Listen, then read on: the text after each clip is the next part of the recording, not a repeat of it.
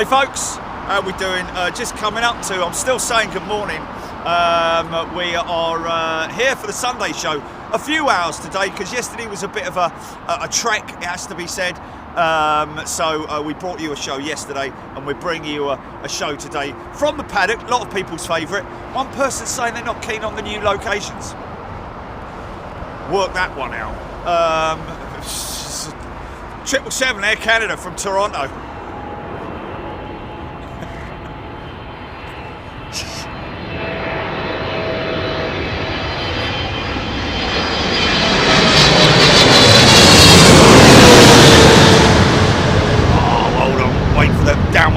Downwash. Hat, might lose me hat. I might lose me hat. Whoa, easy, son. Nice. Listens for the wash. That was me, but that's the sort of person we're looking at. No, I know. I don't want to moan, folks. And I know. I mean, even if we get 10,000 people saying, brilliant, fantastic. Love the new locations, brilliant. But even just one person, it's just I'm not peed off with that person. I'm just curious as to why. But it also is a little bit upsetting for me because if you even knew the amount of effort and the amount of work that goes into doing these to getting those new locations, man, like it's just, you know. Just for someone to say, yeah, don't run. Yeah, no, don't worry about it. It's just stick with what you've got. Okay, thanks. Beatrice. Listen for the downwash, folks. Hey, Qatar 320. Oh, what? Amiri? It's got to be Amiri, isn't it?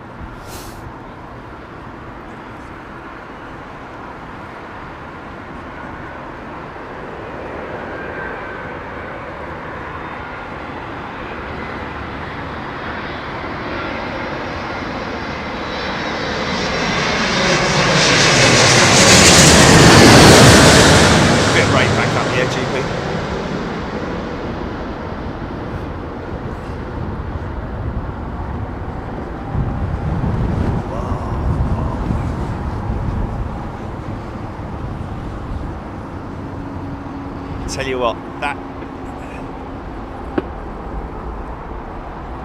taking off, not a problem, but taxiing with the rudder pedals up to 7 degrees, absolutely no problem at all. I've sussed the whole thing of keeping her in a straight line down the runway now as well. Don't have a problem with that. I'm not in any way sort of like concerned about that, but and landing, not a problem with that. It's just the taxiing with the use of the tiller. It is one of those things, like I said yesterday, that you have to get used to, like anything new. So it's just one of those things that you kind of. Well, we're going to be doing another one. Put it that way.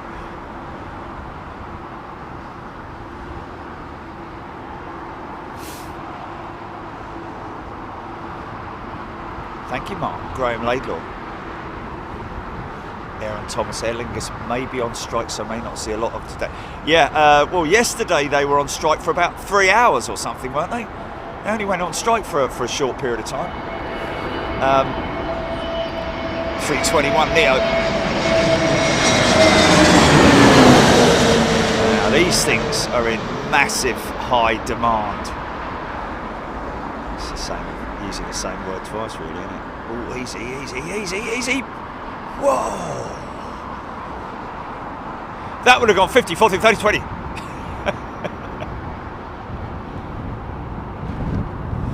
But I'm really grateful to our friends at. Hold on a minute.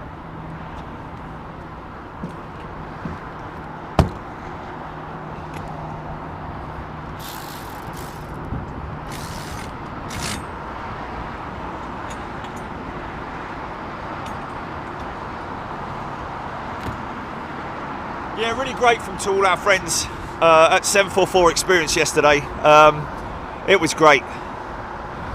And I learnt a lot from Simon as well, especially regarding the flight management system, the readouts, the panels, and all that kind of stuff.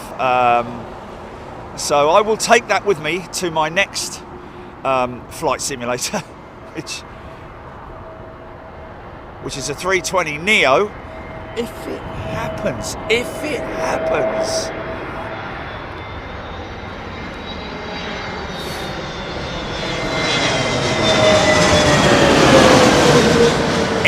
NEO.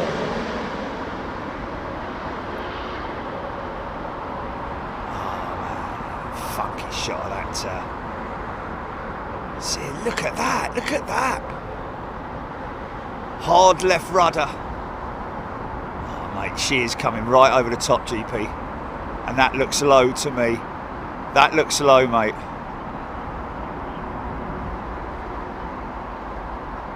Oh, the Wimbledon livery is arriving at 2:13, folks. She's in the air, so it's not like we can say she's delayed. That's brilliant. Richard Dalgleish. I live 10 minutes away from 744 and never knew it was there. Well, you wouldn't know it was there. I can tell you that for nothing. Even when I was outside the gates, I still didn't know it was there. I kind of figured it from the little, well, I say little, pretty decent sized hangar that they've got there. I'd like to call it a hangar, not a shed, because it's newly constructed as well.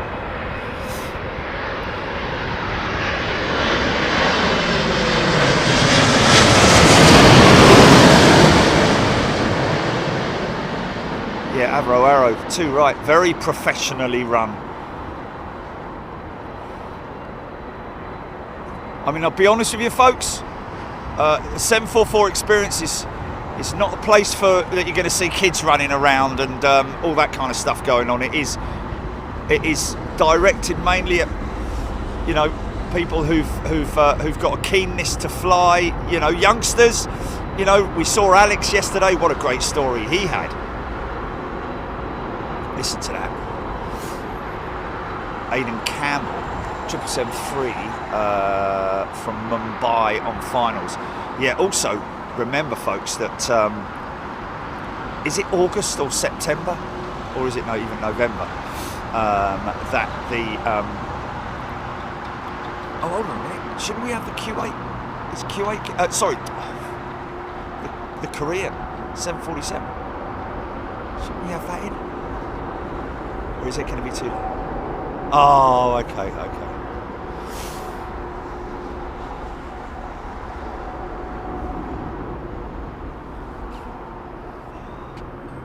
Yeah, luckily for me, when I went up there, well, unluckily for me, when I went up there, the M40 was closed. Is he starting his?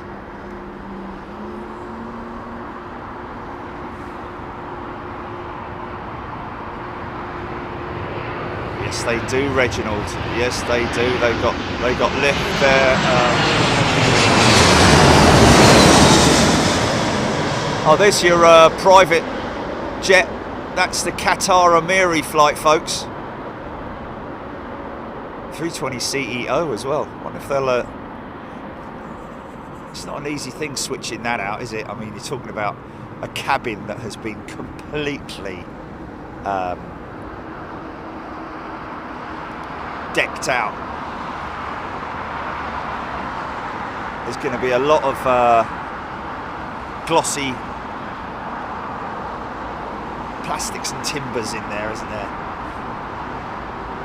Bit like the dashboard of an old Daimler Benz, but all over the gaff.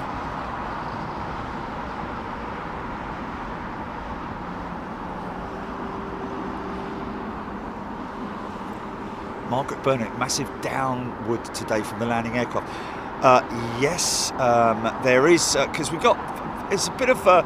I'm imagining that the dew point. There's so many things I want to talk about. The fella that I met yesterday, who's who watches us, 777 captain, I won't say who he is, just because that's just out of respect and all that. But what a great conversation. Could have talked to that bloke all day long yesterday.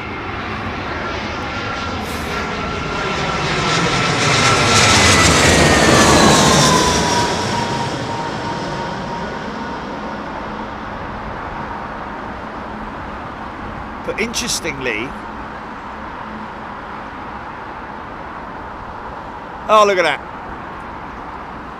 Dano, 744 Experiences gifted 10 memberships. Thanks, mate. That's very kind of you. That's 10 people in addition to all the other first class and super class members going to be joining us in Honolulu next month. And when I say next month, it's the first tomorrow, isn't it? 3 weeks tomorrow. Blimey, is it?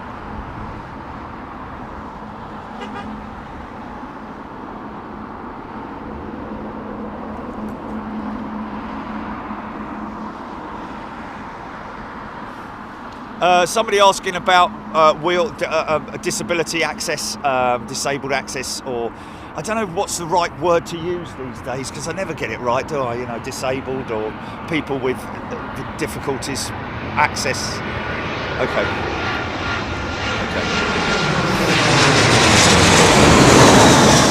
Yeah, they got a lift there and everything.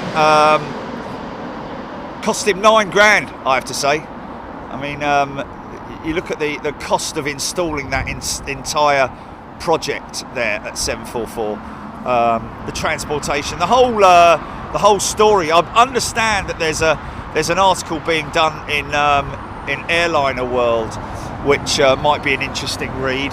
That lands on my doorstep every month, so that'll be an interesting read. But I mean, I kind of know everything about it, but it will just be interesting to sort of like refresh in terms of the logistics of it, getting it there. But Tom, what he has done in terms of getting that thing live is just incredible.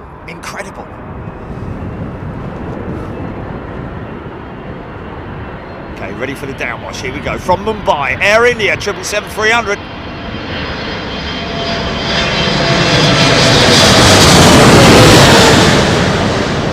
To your hat, boy. Wow, there it is.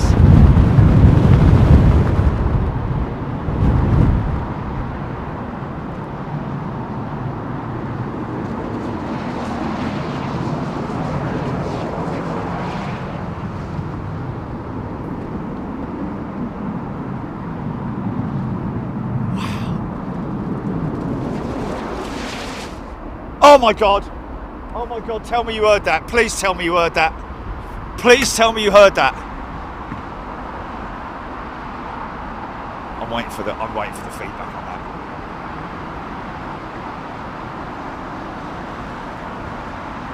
Unbelievable, man.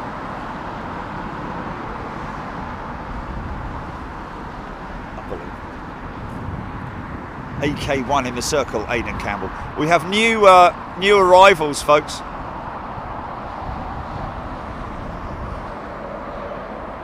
Look at him, all legs, look. Heard it. Lloyd Bell, Deborah Davies, Avro Arrow. Oh, George didn't. Okay. Nick Holston. No, just a straight no. Just like...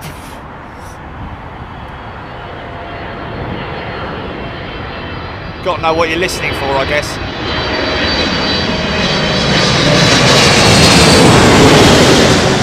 Mind you, if you're just watching it on a device without a headset or... Oh, there it comes again.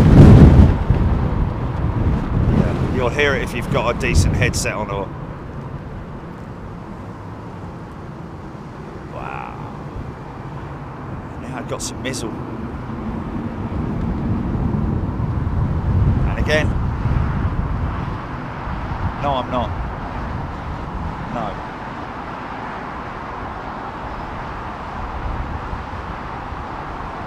Sam Brown definitely heard it. Algernon sour gravy, Margaret Burnett. CPR thought it was the sound of the reverse struts, but then I heard the secondary noise, which I think was the one Jerry referred to. Yes, it's a rumble. It's a rumble of turbulent air that literally, if you could visually see it, it swirls off the wingtips. Crazy, man,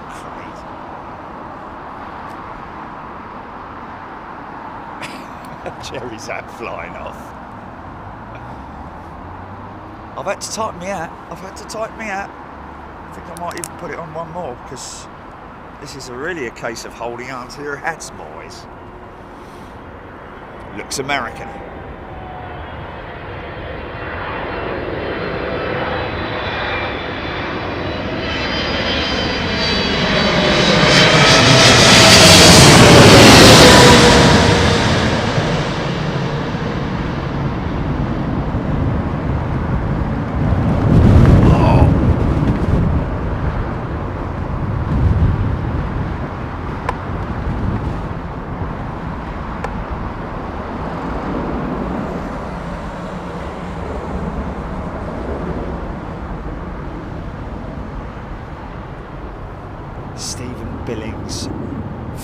Anniversary with Big Jet TV yesterday, so he's gifted 5 channel memberships, and Jules Harris has gifted 5 channel memberships as well. Thank you, Jules.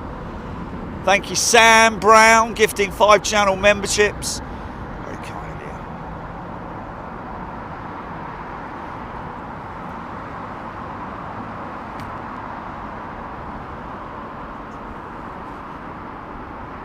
Lump.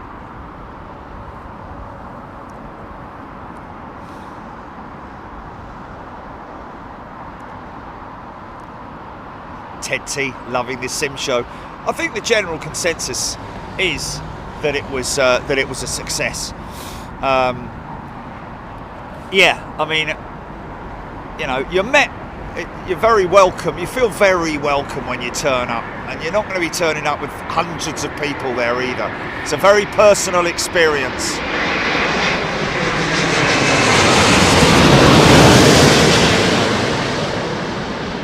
It is really a bespoke service that they offer.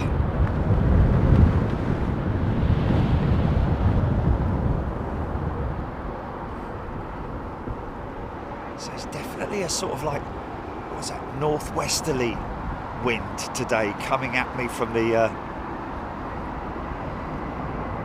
it's the old Amiri flight parked up. See the sock.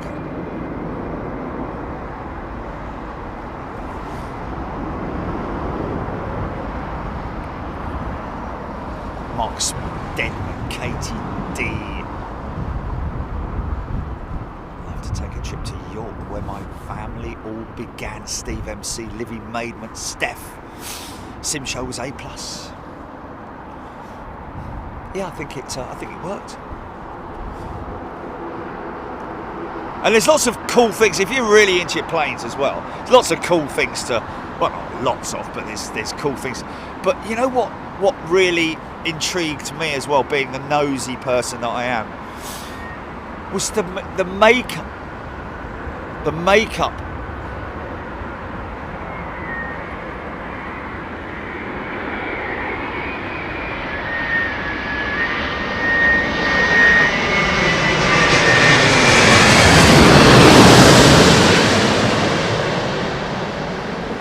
So we got somebody today, 80 years of young today.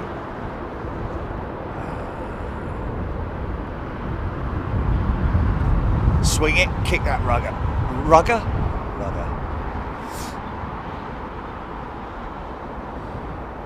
Yeah, I tell you what was interesting was yesterday.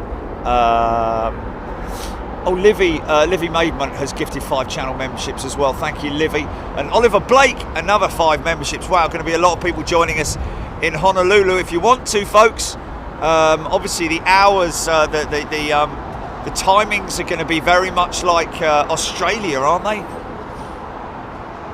Kind of. Nick Gray, downwash much more noticeable today.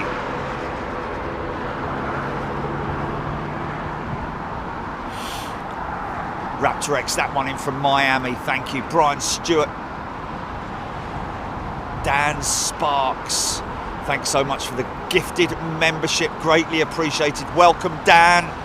Welcome, everybody. Yeah, what was really interesting, and it's difficult you can't see it unless you're right up close to it, is the upper deck of the jumbo jet and the way in which it's constructed with the skin. Absolutely amazing.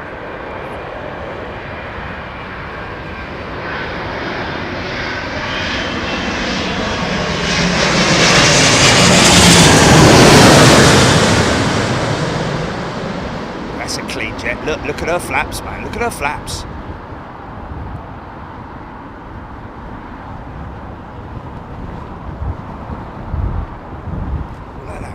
Out about right, because 9 a.m. we're going to be going live about 6 o'clock on one day, aren't we? Isn't it the ANA, which is the one that lands at 6 o'clock in the morning?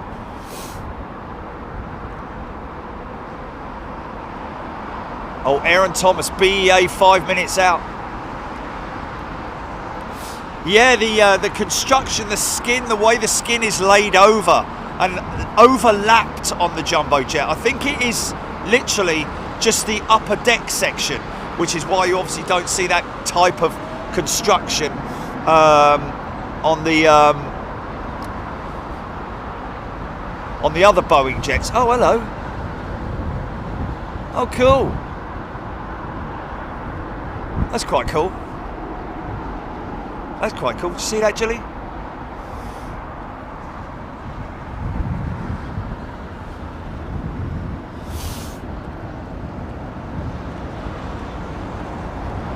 Dimitri Spirou, watching with the kids. Hello, all the kids, and everybody who tunes into the show on a regular basis. Any new viewers today? Lovely to have you along with us. Sit back and enjoy the ride. Going to be here through till the switch over at 3 p.m.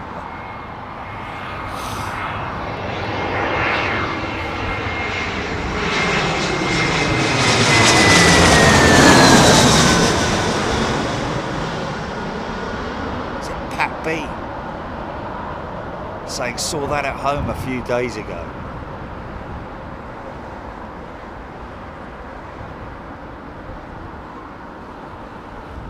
Stephen H has gifted a membership. Thank you, Stephen H.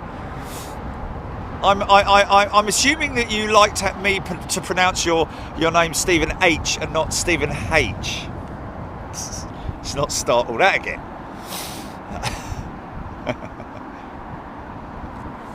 He's going to come back. Well, I would prefer it if he said that.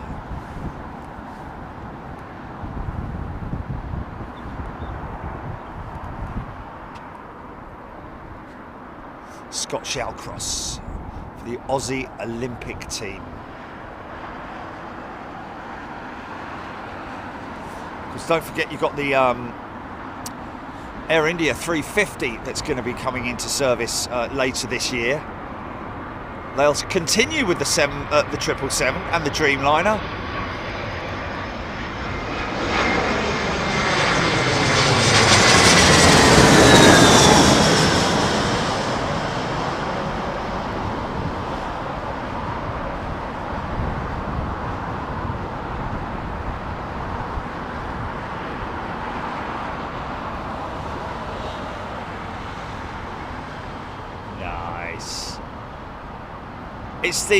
It's the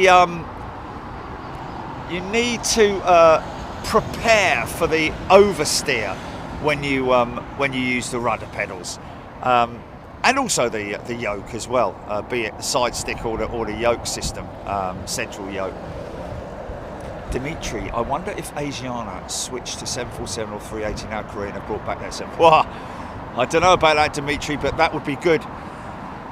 That would be very welcome indeed. Cheryl Howard, those little flaps, is the pilot working them or are they just flapping in the wind? I know, no, Cheryl, all those sorts of questions. The little flaps that you're seeing are flight surfaces. They are all critical to the control of the aircraft, and yes,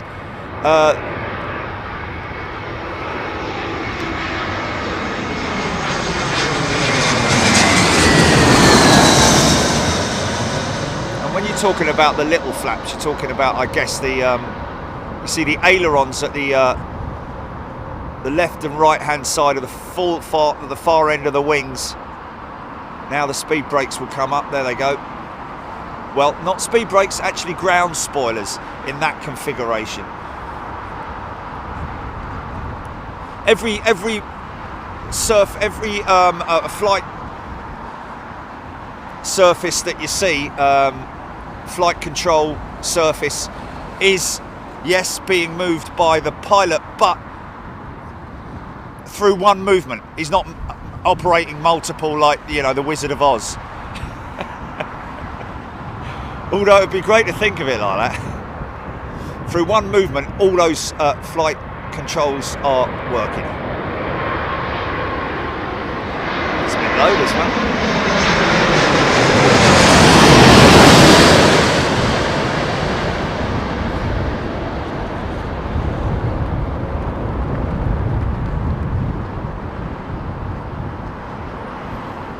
Yeah.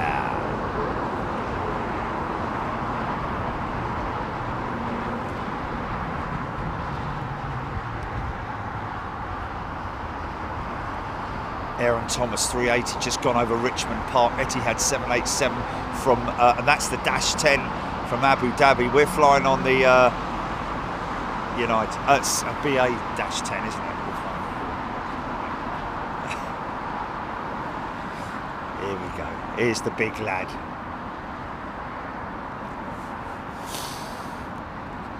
Ooh, a couple of notes that I want to read out next time. Next time we're live. I didn't bring them with me today, but a couple of lovely things. Flo flew the Comet. Wow. Has gifted a membership. Thank you, Flo. Graham Hasty.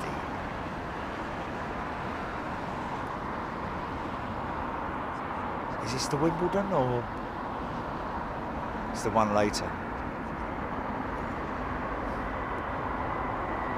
Look at that spread of main undercarriage at the back. They're just unbelievable.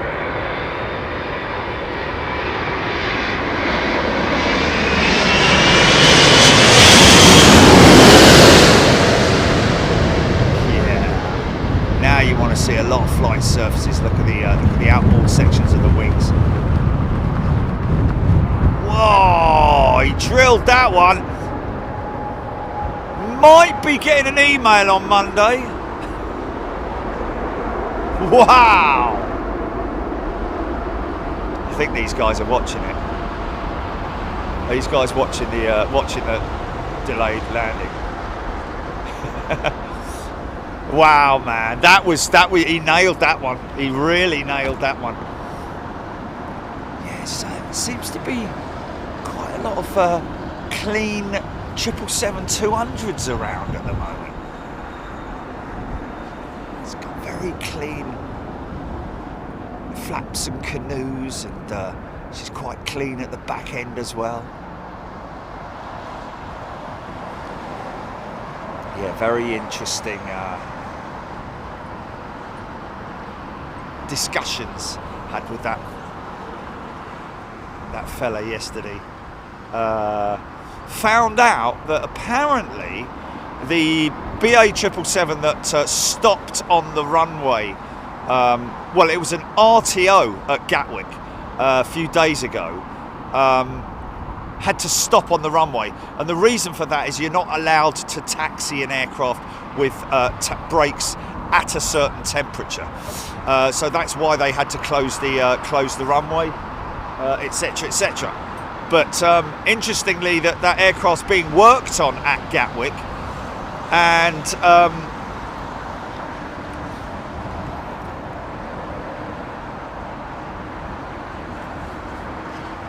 I'm imagining that it's an ancillary or an on-wing repair, but to RTO at 140 knots. I mean, you're talking about 7 knots away from, or thereabouts.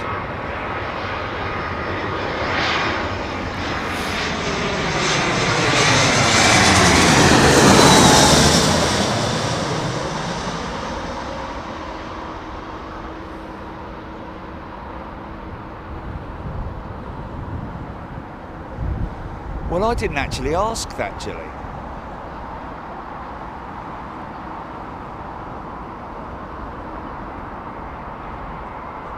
Oh, okay. Okay. Wow. You can tell me, man. Fast approach on that 380, very possibly a little bit too high speed.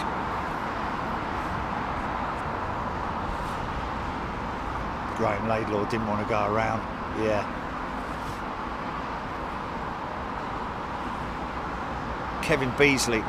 Kevin, I think the mix of the sound and the fact that they come over us so fast. I mean, they're landing, you know, at somewhere in the region of 100 mile an hour plus.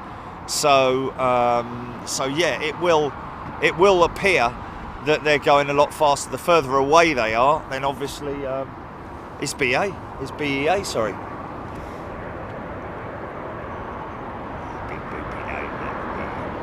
Retrojet. Look out for her, folks. They zoom right out.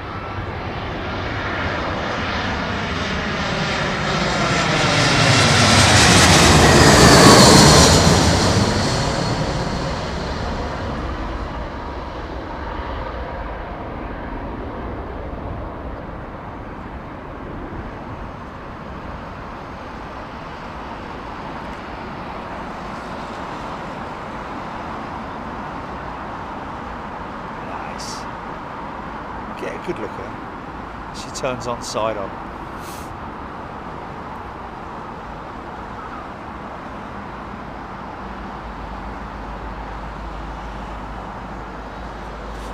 Aaron Thomas, that one in from Manchester. Red Robin, good day to you. Kathy Williams.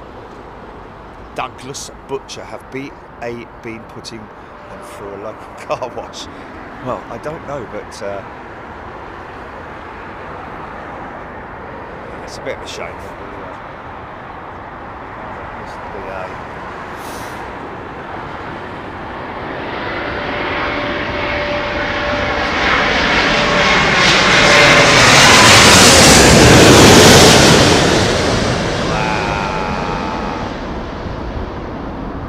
So these are inboard flight surfaces that you see moving. Oh, flared it. Wow. That was quite a steep flare, methinks. And those speed brakes, the spoilers that come up on the wings, they are normally set to auto, so that as soon as the wheels themselves have sensors in them,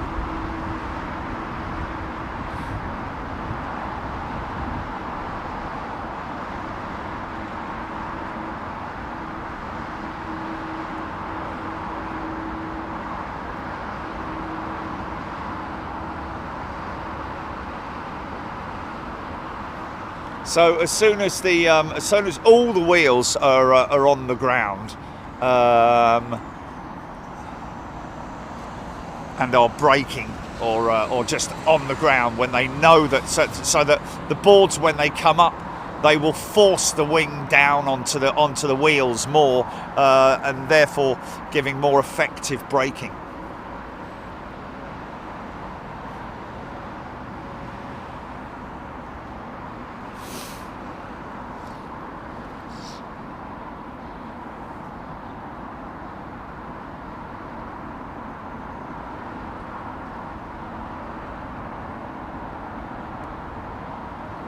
Nathan P, that one off to Perth, yeah, non-stop, mate, 17 hours. I don't think the cabin is, you know, the premium cabin is that much more legroom at all, really, than your standard long-haul flight cabin configuration.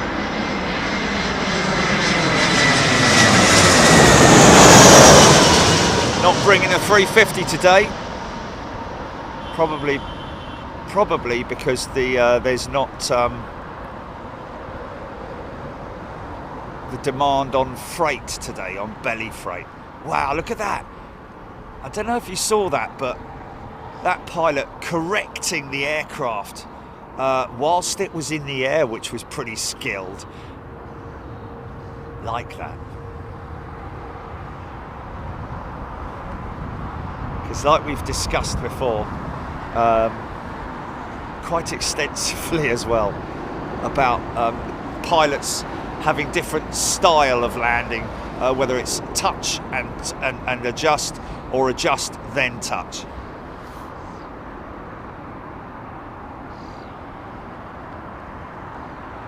Simo Sakari, yes. Well,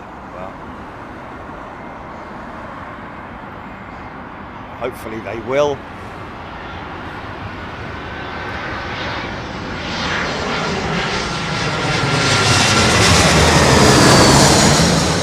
Hopefully British Airways will,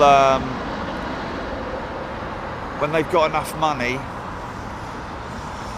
and they can justify it to the shareholders, they'll spend some money and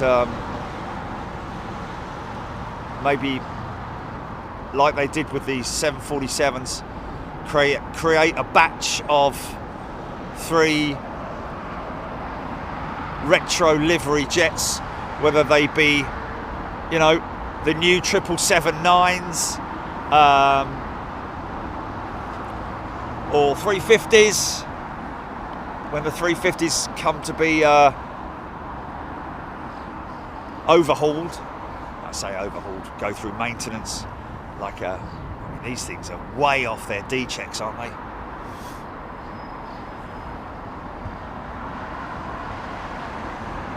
Room is off to the Lurkers Lounge for a drink. Sit down and a drink. Hey, Peter, KWJ, George 350. Diesel 1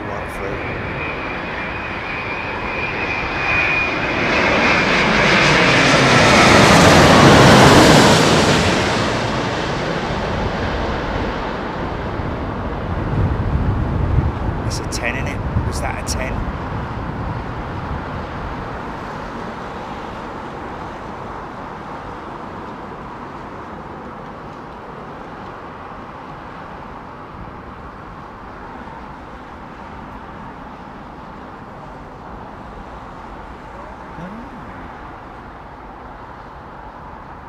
Sci-Fly. Well, it has the appearance of being the same diameter, but I can assure you that it is not.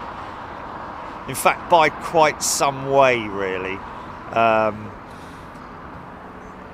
The outer casing, the outer cowl diameter of the GE90 engine is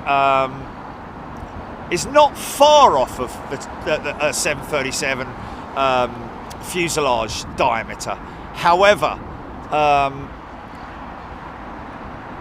I've discussed this on a show even, didn't I? We did the whole calculation and everything. You cannot fit 6 abreast and a middle aisle inside a GE90, I can assure you.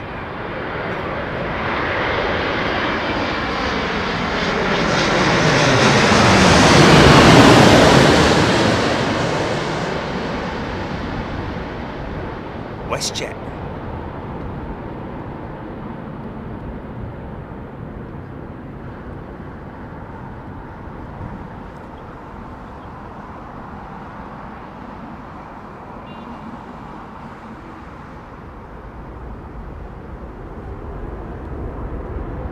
That's an insane piece of news.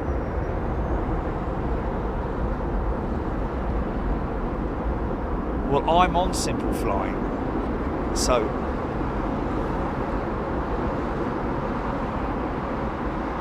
oh my goodness me, that's hilarious. That is hilarious. What a U-turn that would be. That would be the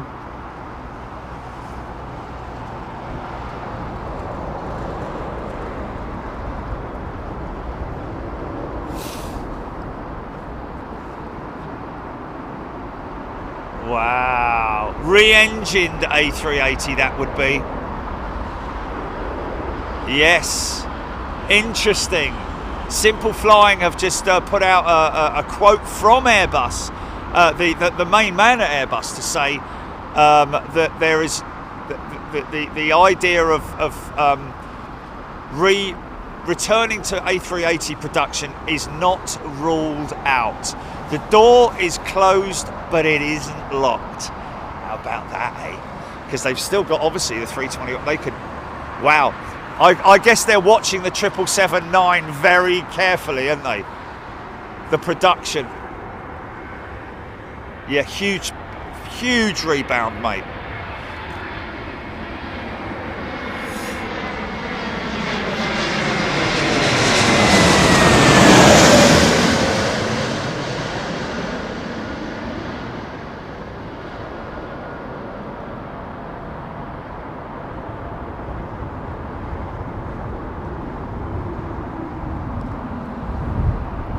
Yeah, but that would be a re-engined 380, wouldn't it? That would be with the Trent, probably with the Trent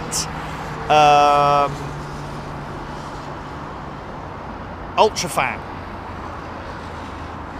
or a variant of it. Aaron Thomas would love an A340 Neo.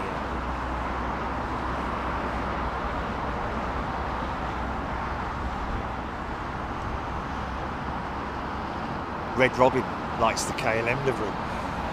KLM just took delivery of their first A3, was it 2021 Neo?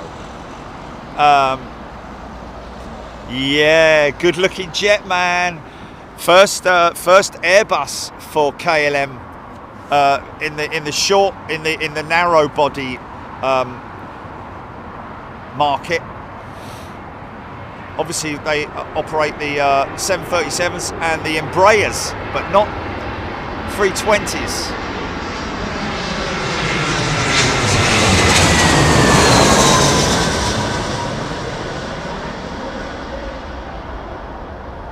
First of many, I think.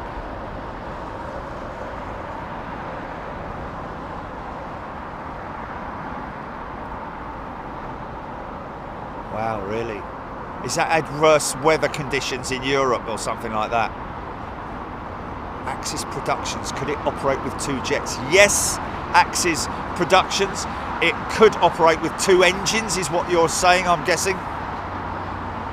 The answer to that is yes. This looks like another retro jet, and I think, no, it's not. I'm completely wrong. It's a 220. Yeah, why?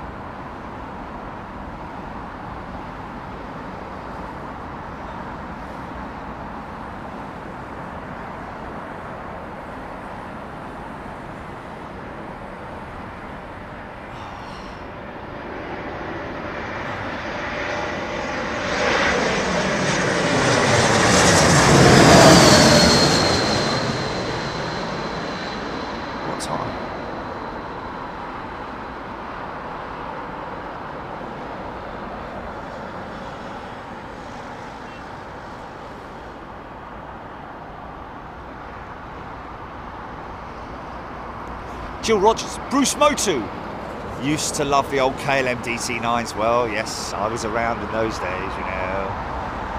DC-9s, KLM as well. And not only that, but I think that would have been in the old retro livery as well. I think they went as far as the sort of like current blue fuselage livery with the DC-9, didn't they?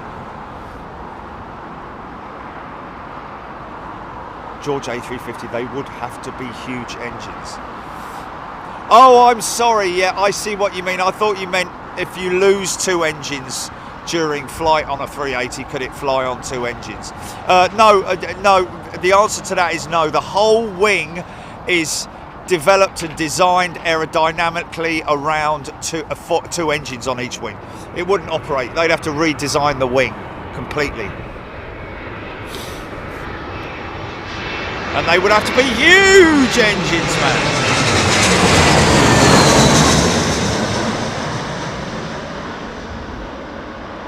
Have to have like a 50-foot tall undercarriage to accommodate the engine.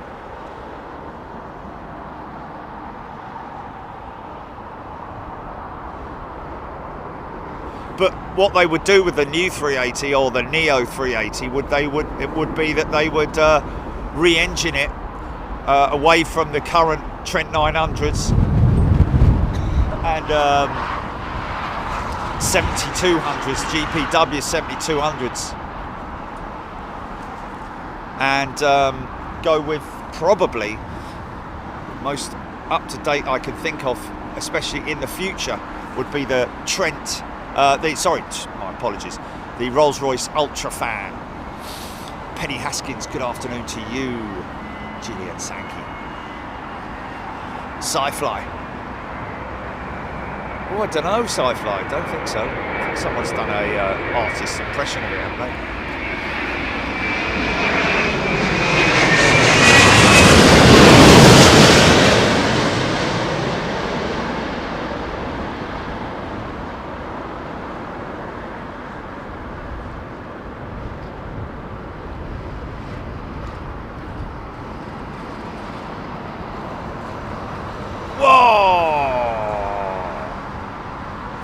Play, man.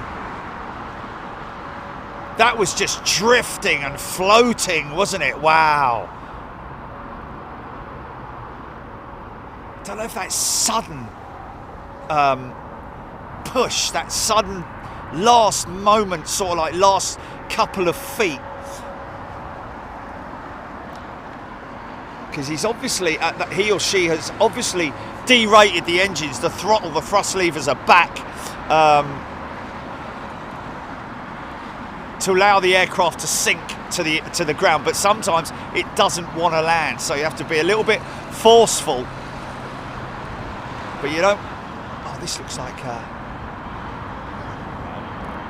thinking, is it my eyes playing tricks, or is this a Saudi 777 new livery? No, it's Air Canada.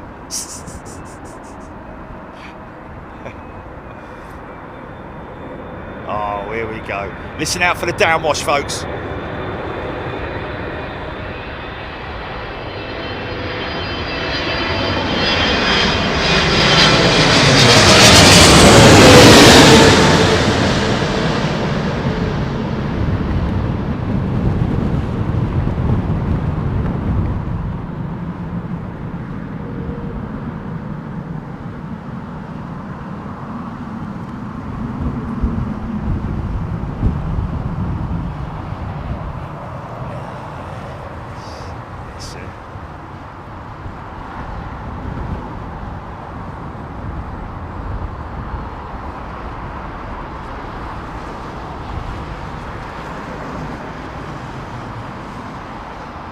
Yeah!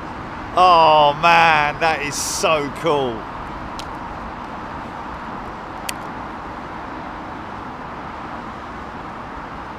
Nick Gray, minty, fresh, scented downwash. I like that. Freddie Laker. Thank you, Freddie Laker.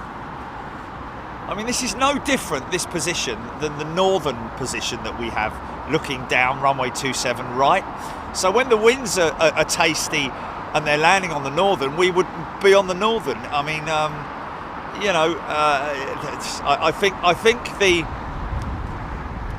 think the favouritism, should I say, towards the paddock is because of its heritage, Gilly. I think that's what it is, isn't it? It's the heritage of the paddock. It's where it all kicked off, in it. Beverly George has gifted a membership, thank you. Red Robin, streamlined and elegant with the K livery. Shaky fingers, totally. Don't worry about it, Red Robin, I've got you. Yeah, their latest, most up-to-date livery.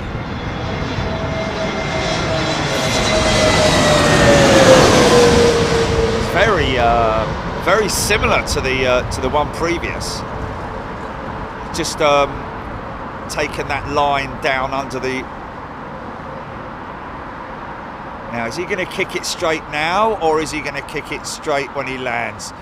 Okay, feed the rudder. Little bit of left rudder. No, there it is. There it is. Yeah, it's very small. Such a small increment. Listen to me trying to sound like a pilot, just because you flew a sim for a couple of hours.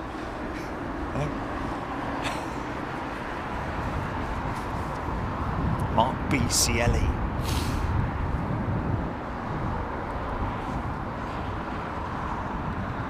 What? Part of my trial. That's brilliant. That's brilliant. Bless him. Bless him, man. Sanxion. Love the little picture of Jerry and the horse. Oh yeah. That's. Have you got that up? That banner, Jelly? Yes. Yeah.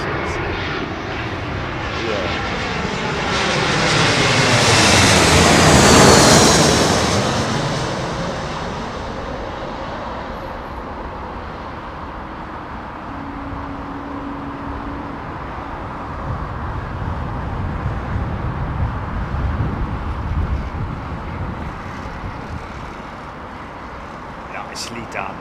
Beautifully executed. Yeah, I'll tell you what, Tom likes a good chat as well, technically. Tom likes a good chat. Simon, who I was flying with yesterday, he likes a good chat. So anybody who's going to visit that 744 experience like me, that likes to just know everything, just like massive overload on information, trust me, you're going to get it when you get up there. Especially if that other fella that I talked to, the 777 pilot, he likes to talk. It's like going to a museum and speaking to enthusiastic volunteers.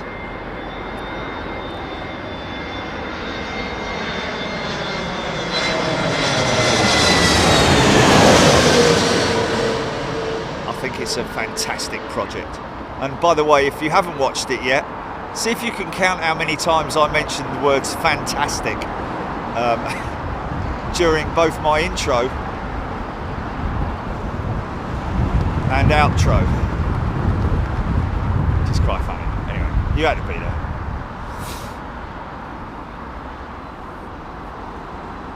Thank you, Beverly. Mr. Singh is a returning member. Welcome back, Mr. Singh.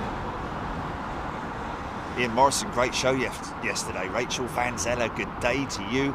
Tuning in from Australia. Laugh it up, fuzzball. Love all the positions. Still my favourite are the rooftops of the hotels. I like being that high up shows. Yes. Well, everyone has their own favourite, don't they? And we make of them what we do, because that's why it's great to have the positions that we do. John Goodman is a brand new member. Welcome, John. And Joe Croydon's gifted a membership. Thank you, John. Good to see you, John Goodman. Engine start. Neo.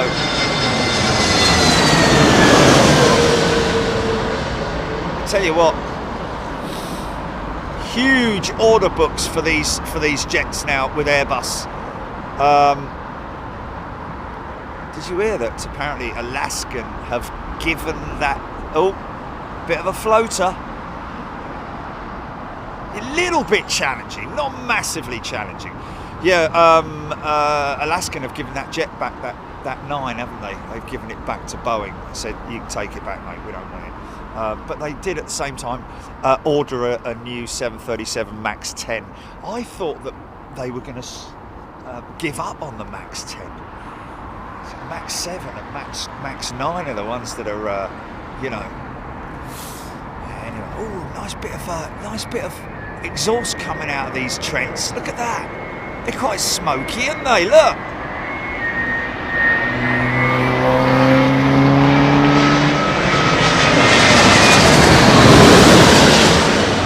It's another 10. See the flight surfaces working on the wings. Outboard ailerons. High-speed ailerons. Behind the engines there, and up come the boards. Speed brakes up. Decel. Reversers up. And either auto brake. We were talking about the Dreamliner yesterday in terms of its vulnerability to electrical issues. Let's just say that, shall we? Oh, look at the little one being picked on by the big one. Gotta move on, will you? Going as fast as I can.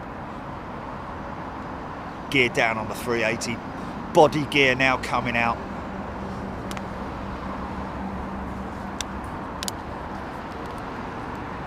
Gethin Jones. More close-ups, Gareth Allen. Oh yeah, you know I love me close-ups. Flapper on action. Yeah, the two inboard flaps that you see moving on the Boeing, the high-speed ailerons. They're the ones that you'll see moving during the cruise if you ever hit any sort of like turbulent air. The outboard ailerons also very marginally move during the cruise, but generally, you know, they are linked together by computers, which is really cool. These guys with the Airbus, just the outboard ailerons.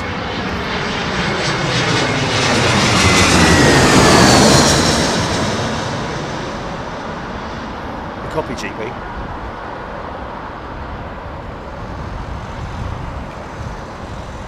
Just doing a crossword. Oh, eating a croissant. I thought, yeah, I'm just doing a crossword. 7 down. Not to be discussed. Eh? Just doing a crossword. That's a new one, isn't it?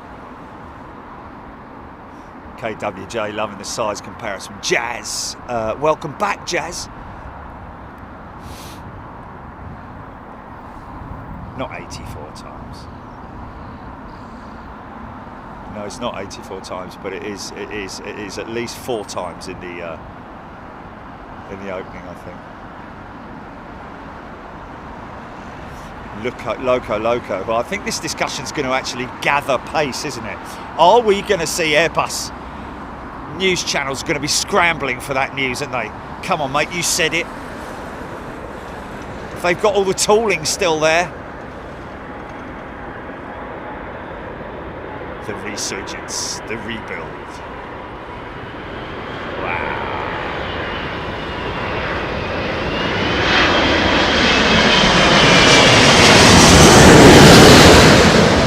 Wow, look at the outboard ailerons, man. Look at the end of the wings.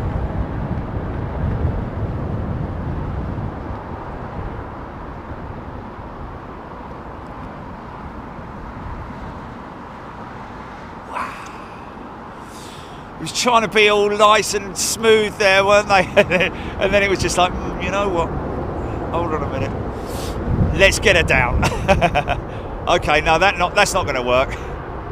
They're going to feel this one. Boom! Charlie, boom!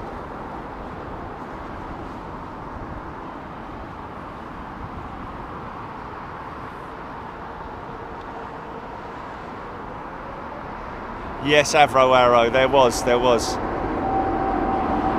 there was a day when we were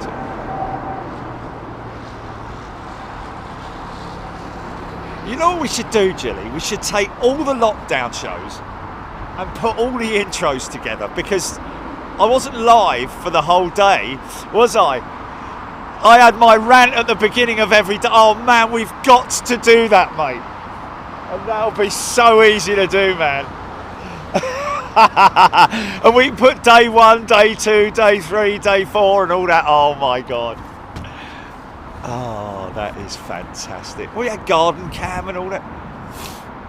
Supermarkets and Sainsbury's. Use your knuckle. Don't be a knuck. Or don't be a schmuck. Use your knuck. Yeah.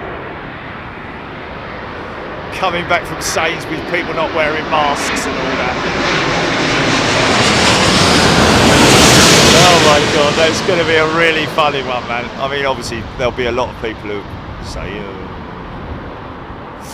big ailerons on the outboard sections of the wings there, folks. See the big, long, dark panel on the outboard section of the wing there? That's quite late, isn't it? In terms of the touchdown zone. And like he said yesterday, what you need is a nice, smooth 50, 40, 30, and then when you're at 30 you pull the nose up just to flare it and let it continue to descend, and then hopefully you're not going to plot on it, which I did on a couple of occasions. Oh mate, we've got to do that, Jelly. We're going to do that.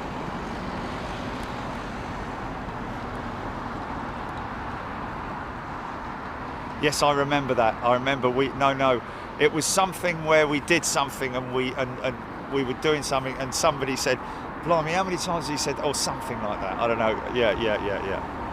Felicia Pekia. Good day to you, Felicia. Watching from my office in Cape Town. We flew out of Joburg yesterday, didn't we? Thank you, Felicia. I hope you're doing well out there in Cape Town. I imagine that Table Mountain is looking resplendent today. What are we doing? It's still, they're coming out of, in South Africa, they're coming out of winter, aren't they? It's sort of like autumn time, is it? Or, I don't know. But I know it's summer, it's the opposite to here. I'd imagine that the Table Mountain has got a big tablecloth on her today.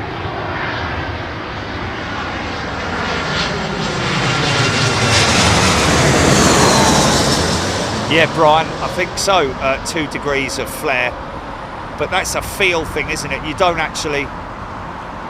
It's something that you just do automatically. It's muscle memory, isn't it? There's the adjustment, the kick of rudder. Yeah, don't kick the radar. What's he done? Look at me, innit? You're always picking on the radar, aren't you?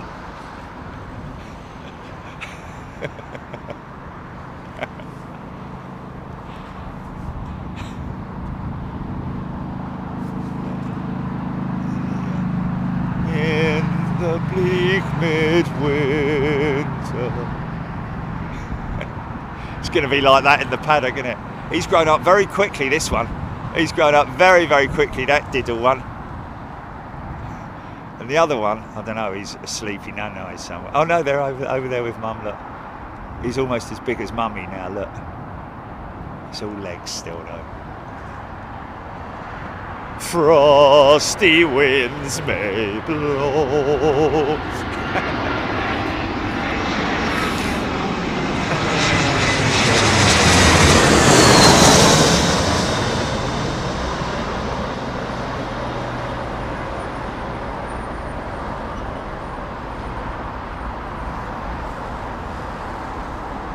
Yeah, but they're coming towards the end of winter, aren't they? In the southern hemisphere. No? Okay then. Gary Lyon. Be interesting to see what comes out of Farnborough. Yeah, you know what? It's going to be a little bit of a tongue-in-cheek sort of like a little bit awkward, I would say, mostly for the people who are representing Boeing there, because the amount of people that don't read the newspapers or don't read, because you're going to get you got a public day there as well as the, because it's mainly a trade show is what Farnborough is. Don't expect to go there and see the BBMF flight and all the usual crowd of displays. They usually, it's very commercially led. So I dare say that Airbus will be taking advantage of that because Boeing are not bringing their 737 MAX or their 777-9, understandably. It's a little bit awkward, isn't it? Hello, mate. How you doing? Yeah. All right. So,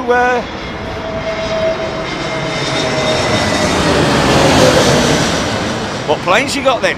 Oh well, we got spaceships and things like that. Because I think they're concentrating more on possibly the military programs and space as well. Space technology in terms of. Is that Thai? Hold on a minute. Oh, no, it's Cathay, sorry. Yeah.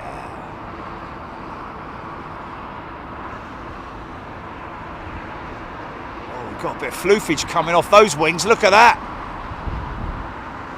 Yeah, man. I can see it on my monitor, so anyone watching that on a big screen is getting a... wow, a lot of floofage there, man. This dew point must be quite high, man. Yeah. 777. Big heavy.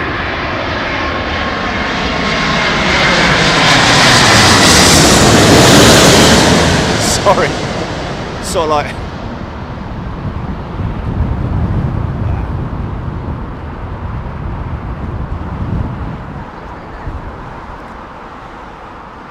Oh, that's hilarious. Got it. Wow. Butter wouldn't melt in that pilot's mouth. What's that, GP? Go on then.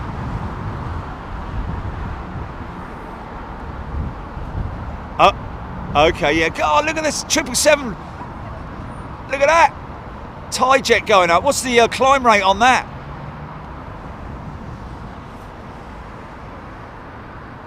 (3,200 feet per minute, I'm saying.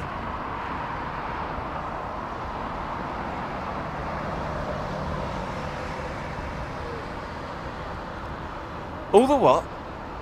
Oh yeah.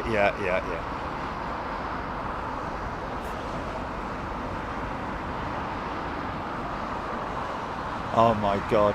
Did he really say that? Oh my goodness me! Come on, Donald, man! Don't. That's very ignorant. They want electric planes. What will happen if the sun's not shining?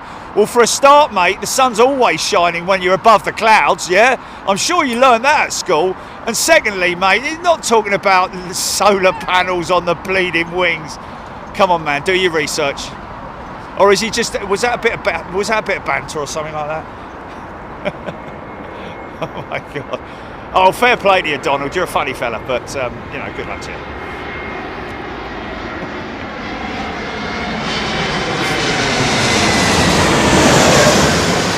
Surprised he didn't say, well, I can't fly at night. Yeah, he needs to do his research. If they're saying they want electric planes, he's obviously meaning the other party, yeah, I'd imagine.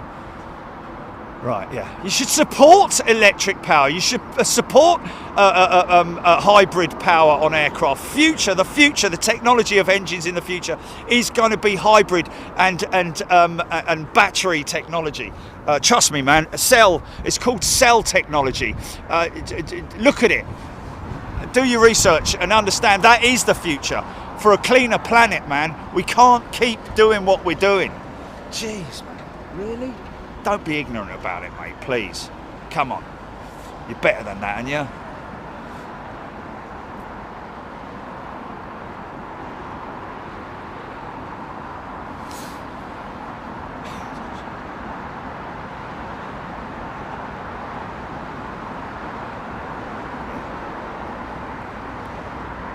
I'm just saying that to anyone who says that.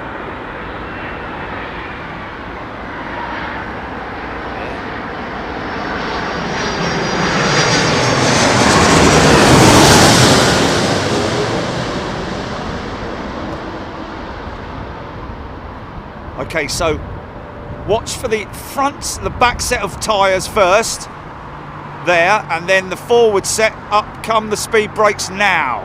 So they've got sensors in the wheel set, so that as soon as the weight is on the sensors, then that automatically deploys the ground spoilers, so that they can get maximum braking.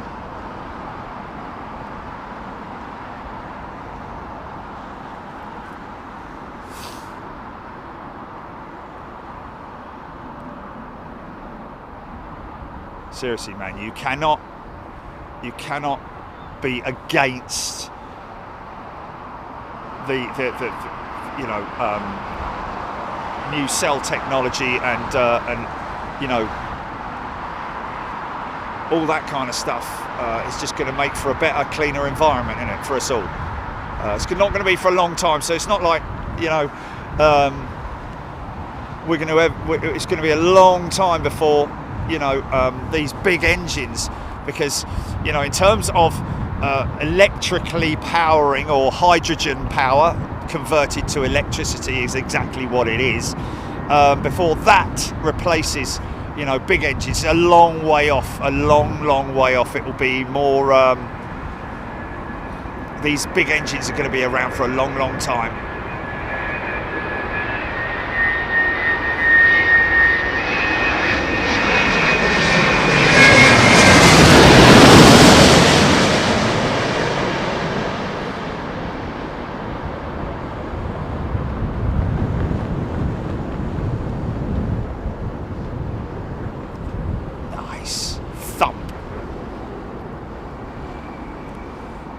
There will potentially be a sort of like a trade-off in the future where, and this is my opinion, it's not derived from somebody else's speech or anything like that, but in terms of technology, the way you think about it, obviously you cannot use electrical power to fly that aircraft off the ground, to take off due to the weight, and also you can't land them either, because if they are suddenly in need of power to do a go around, for example, the electrical power would not be good enough. However, if they had a hybrid system where they could utilize the cell power when the aircraft is in the cruise, and that would all be based on the speed of the aircraft and the winds as well, whether or not that, because it would be a case of the hydrogen.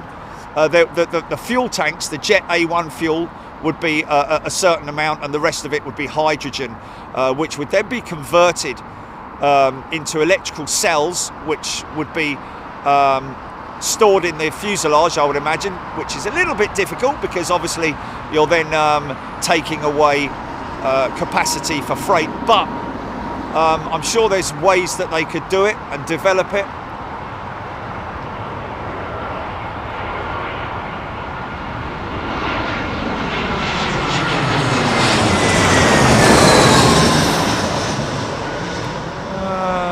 I beg to disagree with you, actually, Steve B. With current technology, the electrical power, hydrogen-powered engines have already been tested. It's just a case of scaling it up. That's all it is. The theory behind it, hybrid system. Utilising the existing, they would look exactly the same as they do now, but it would be like your hybrid engine, but it would need a separate power plant, obviously, to power the engine electrically, because in a hybrid car you literally have two engines, don't you? You have an ICE, an internal combustion engine, and then you have the electrical unit, which are two separate things. That would be the difficulty in mating it in terms of drive. Would the electrical system at altitude, when the engines are throttled back, be able to power those engines as they are, but by basically redirecting the power from fuel, fossil fuel, to electrical power? Great debate, mate. I'd love to debate that.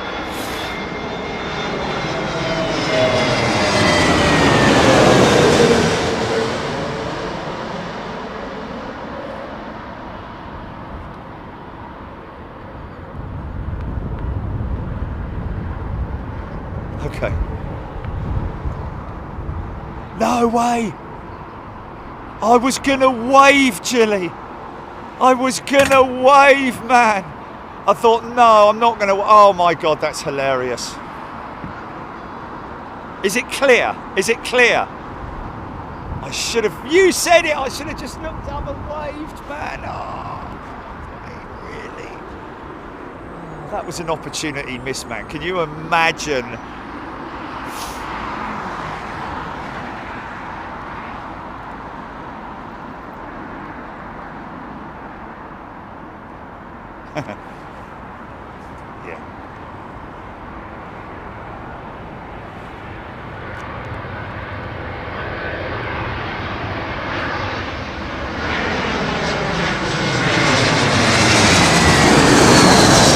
With politics, I don't care whether it's Donald Trump or anyone else who makes a statement like that. It's not the fact that it's Donald Trump. It's like anyone. I would tell them to do their research and say electric planes. What happens when the sun's not shining? And all that kind of stuff. Really, you know, that's not politics. That's just the fact that it is Donald Trump is one thing. But if it had been anyone else, if it had been the CEO of British Airways or something like that, I would have said exactly the same thing if he had made the same statement, because that is ignorance, I'm afraid. Whoever it is, it's ignorance. And like everyone, am I not entitled to my own opinion? You know?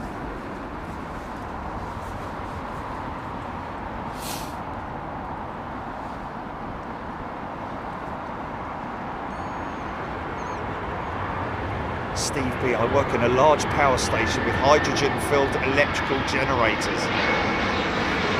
You wouldn't want this stuff fueling planes. Well, yeah, but hold on a minute, Steve. It's not fueling the planes. The hydrogen would be stored, and then it would be mixed with air to create electricity, which is the power. Hydrogen is not the power, okay? It's just... Hydrogen is converted into electrical power, which is stored in cells, which is then used to power the engines. It's already been done. It's not like, oh my God, that's such new technology. It's been around for quite a few years now, but on a small scale. So the plan is to scale it up. You can't halt progress by just saying, nah, it's not safe. You've got to show a bit of positiveness about it. Stevie B. Can't see that. Oh, why can't I see him? He's right. Oh, mate. There she is. Watch out, mate.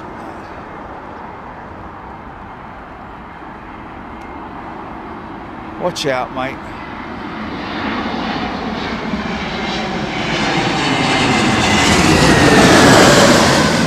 Yeah, it wasn't far off, was it? Yeah, I wouldn't suggest that bloke watches our video of my rants, Julie. Probably better off going and someone else. Aaron Thomas here. Lord Geeker. Yeah, crazy. That picture of me in the paddock, taken from somebody on the. If you look, I'm looking up. I'm looking at it. Or is it behind, or is it behind, or is it in front, or sort of like below?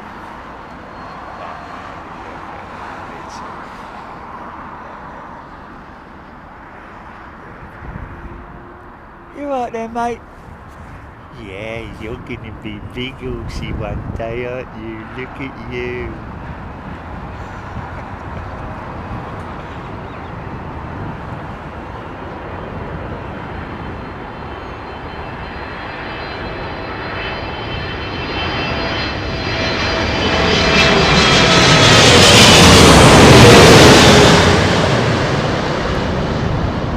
Yeah, Green Acres, that's what I said about 10 minutes ago. That's my whole theory, is to use the electrical power when the aircraft's at cruise,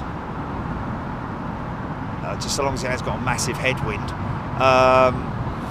And obviously the engines for takeoff, because you will never ever be able to generate, get an engine, an electrical power plant to generate enough torque and power to get those fan blades moving as much as what they do. When you consider the technology inside those engines, the power, you would never get 90,000 pounds of thrust out of, or equivalent of, out of an electrical power plant. But obviously at cruise, when the engines are wound back, that's the one thing that I haven't quite got at the moment is, and perhaps any pilots on here could tell me, how much are the engines wound back once the aircraft is in the cruise? That's the question. I mean, is it quite significant? Are they? I mean, they're obviously not on idle, but they're obviously the engines are controlled by a computer to make sure that they. Oh, look, it's Bambi. Look.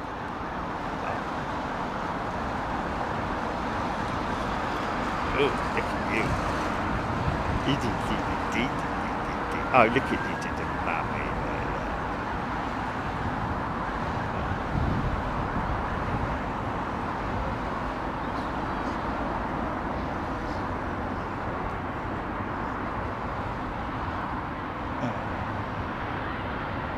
Oh, look at you. This is my mummy, that is. It's my mummy.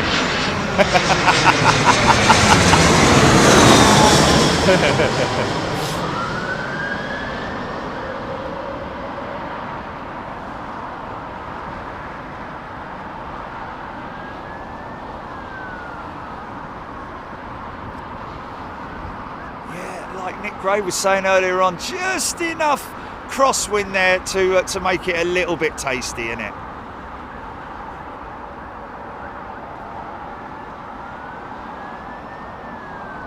Hello. I don't know why I'm there.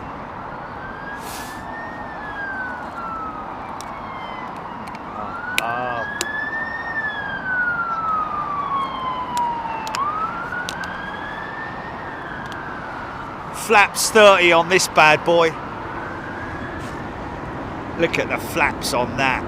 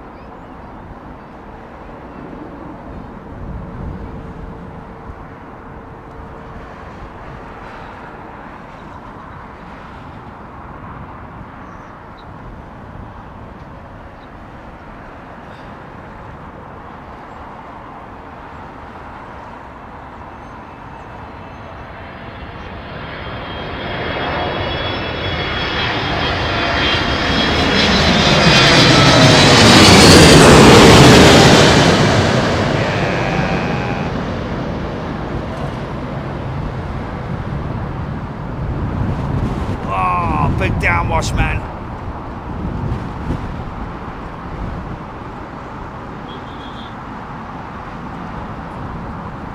Wow. Here we go. Get ready for the whiplash. Are we going to get it? Look at what the downwash causes, man. Look, that's the downwash, mate, from that 777. It's pretty gnarly, isn't it? And then it'll all calm down in a sec. Watch. Hold on. Actually, I don't know. Yeah, maybe it's mixed. Oh, mate, you can't park that there, mate. Leave it out, son. No, that's actually not the downwash. It's just coincidentally the wind started blowing. Fantastic.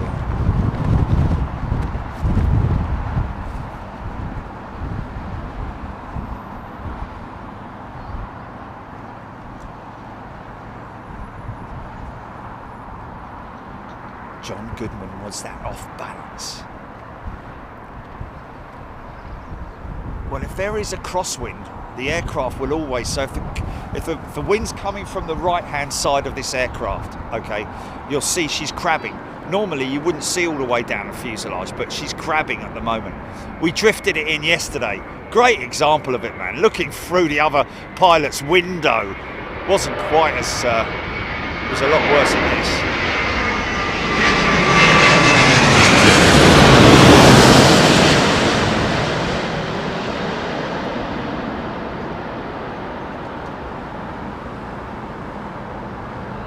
Oh, mate. Oh, you...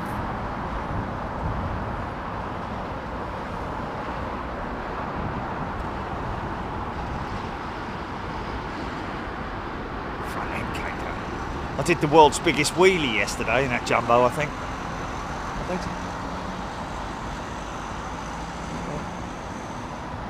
It's the guys that just went down the road. Must be some kind of an incident or accident. Bootlad, Jules Harris.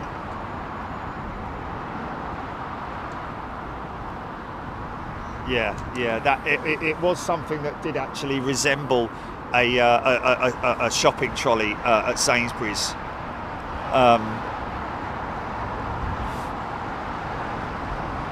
It's one of those ones where you go over too far, and then you come back to correct yourself, and you get yourself into, well, I guess you would call it oscillation, wouldn't you? You kind of start oscillating. There was quite a bit of oscillating going on yesterday. Oh, well, bless my soul, what's wrong with me? Oh, it's like a fuzzy tree.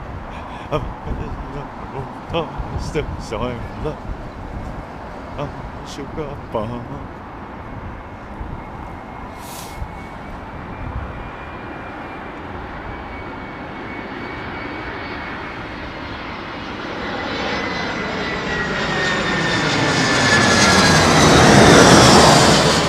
What time's he flying out tomorrow, Jelly, that guy, on his inaugural?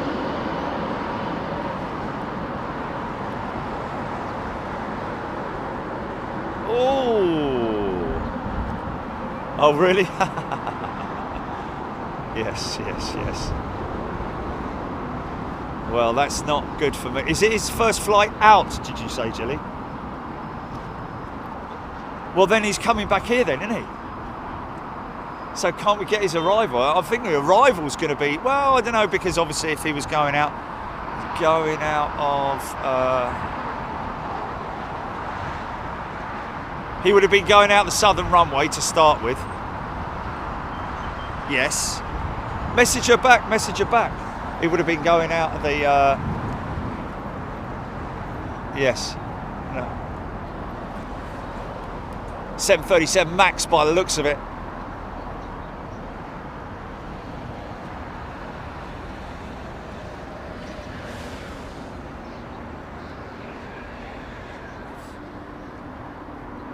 Yeah, it would be southern runway. Oh no, Monday. Sorry, it'll be northern runway. Yeah. Oh, she's all lit up. Look.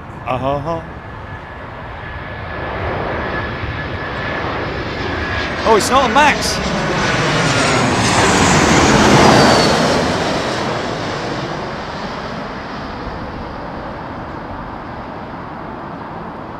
Sorry about that. It's just sometimes when you look at it in the little monitor. And you're, that was quite heavy, wasn't it? They seem to land a little bit faster, don't they?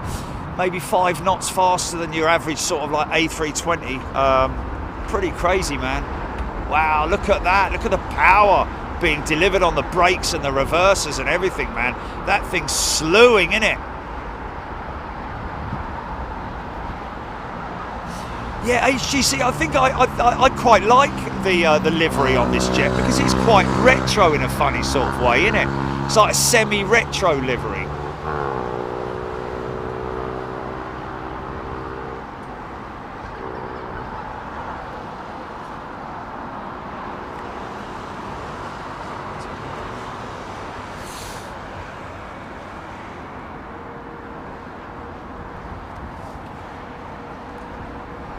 Heavy Denise Canning, Scott Thompson hard. Yeah, Thomas, nice rare 737. 700, 800, something like that. Listen to the engines.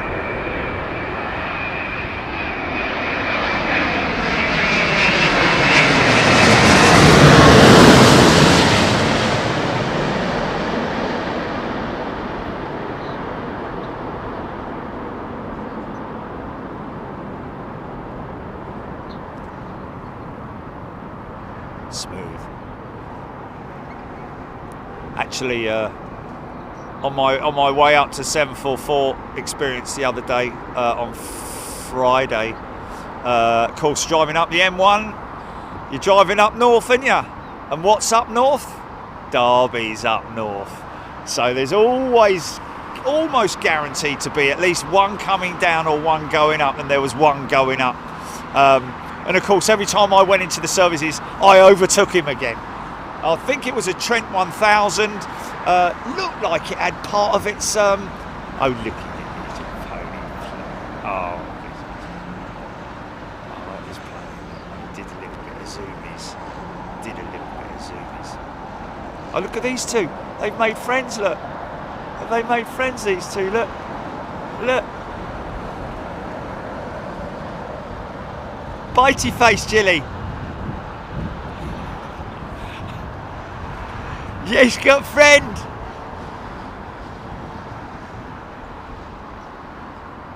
Oh, got an itch.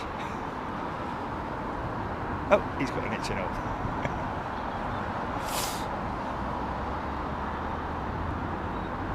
Oh, go play with him. Go play with him. Go play with him. I know.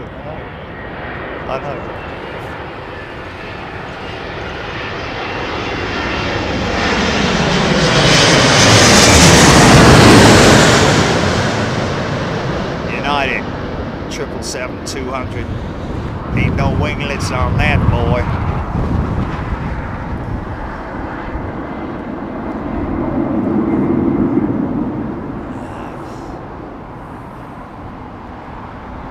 Yeah, look at the elevators. Look at that, manipulating the elevators, just fluttering them to bring the front end down nice and smoothly. Otherwise, if you just let it drop, if you just let go, the whole thing, the front end will just drop quite dramatically, and you get a hard landing on the front.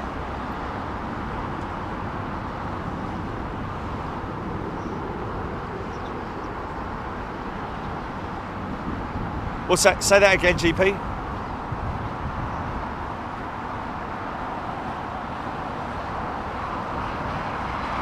Oh! Wow! Well, we've got a British Airways one, haven't we? Yeah, folks. Listen, man. Be very, very aware of imposters pretending to be airlines. You know, like British Airways, Virgin Atlantic. You've probably got it over where you are as well. Customer service. Just be very wary of those, because they're scammers. Basically, they're scammers, and if you know information about your flight or something like that, be very wary. And the one thing to do. Hello, mate. Come and say hello. Look. Bring the baby over. The one thing to do is check the email address, folks. Check the email address.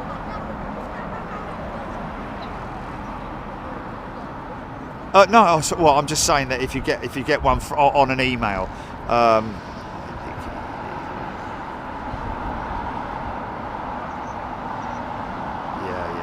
an email address can be made to look very, very genuine, can't it? Look at these three here, look. Following mum, look.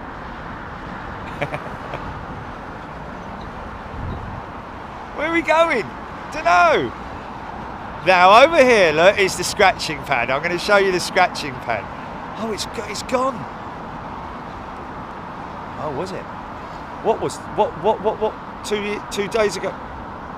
Oh yes, no, I saw it. I saw it yesterday on.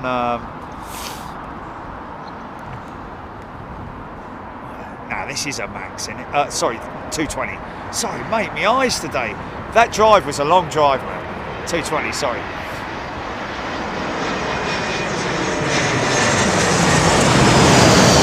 It'll be the thumbnail to start with, won't it?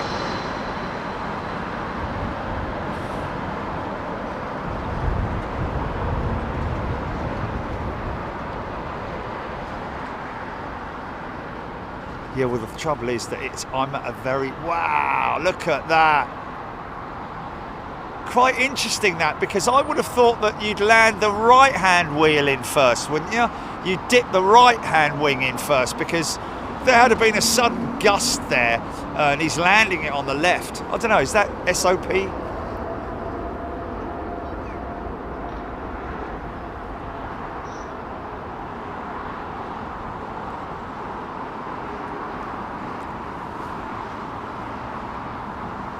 Yeah, looking into the option of putting up an electric fence around me, just enough to deter the horses from nibbling on the van. Milk bar. Oh, look at him. He's even cuter, this one. Oh, yeah, look at that one.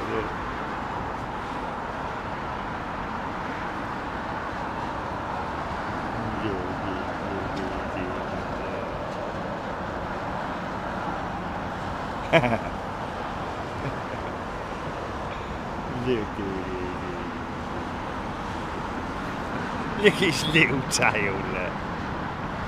His little tail, lovely. Sorry, folks, sorry. I think there was possibly a little bit of an inspection or something there, because it's quite a big separation.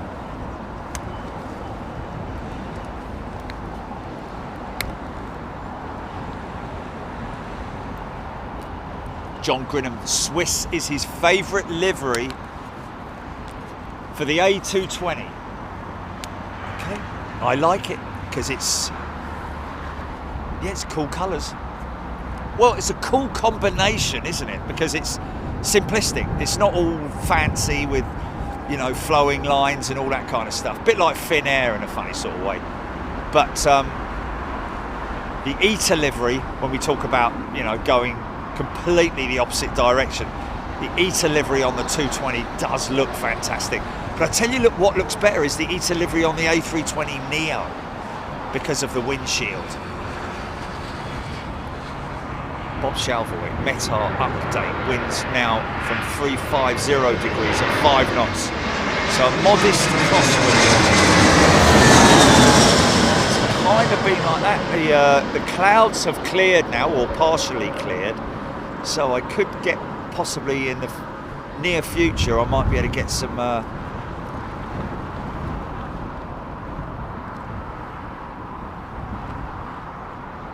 overhead cruises if it happens. Aerocentric, personally, ETA livery hard to beat. Gillian Sankey, very true. Ooh, Declan Dolan. Qatar triple. Nice. Thank you, Declan.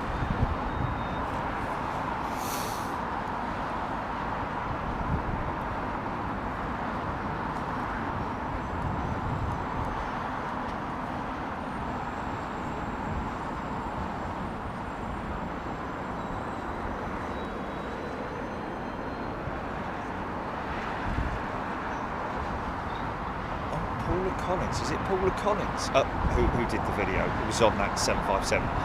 Post the short video clip. Oh, okay. Thank you, Paula. I'm sorry, I should have waved, Paula. I was looking up though. I was like, no, it's a 757. Jilly was like, yeah. Didn't want to tell you. Oh wow, how cool is that? Yeah, and when Julie said, yeah, there's somebody on it, I was like, no, why didn't I wave? Wow, nailed that one. Here comes the downwash.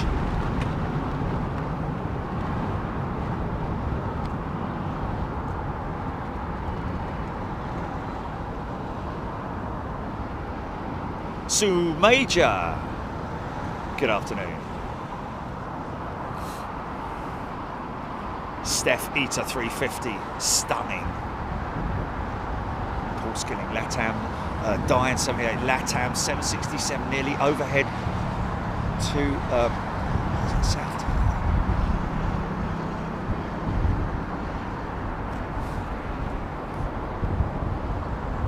Oh yeah, no, it's clearing from the north. Oh, I tell you what though, there's one there, look. Oh, I saw it. Come on, son, where is it? Which segment of cloud is that in? Wait a minute. I did see it. It's very high. It appears to have disappeared. Okay. There's definitely something there.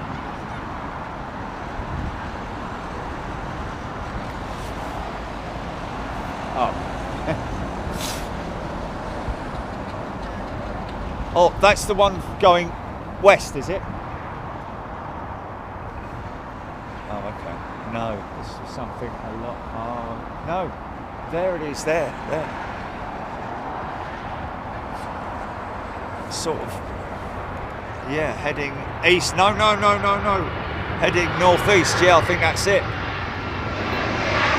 Oh, sorry, heading southeast. Sorry. Oh, just missed it then. That would have been a good one again.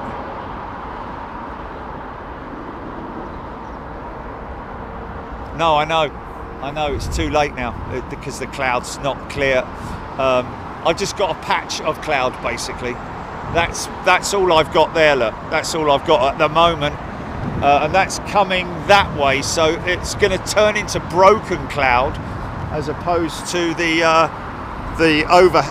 overcast, sort of like 10/10ths.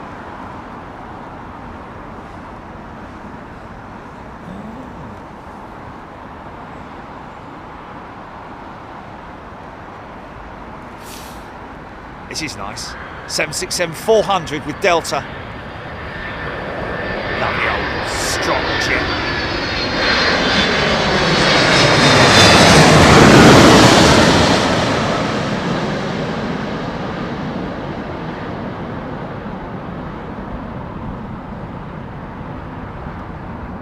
Boom! Wow! Watch the elevators shudder. All that turbulent air over the top of the spoilers.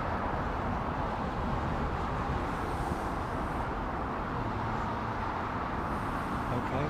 Oh, is that? No, that's not it there, is it? That's not it there, is it?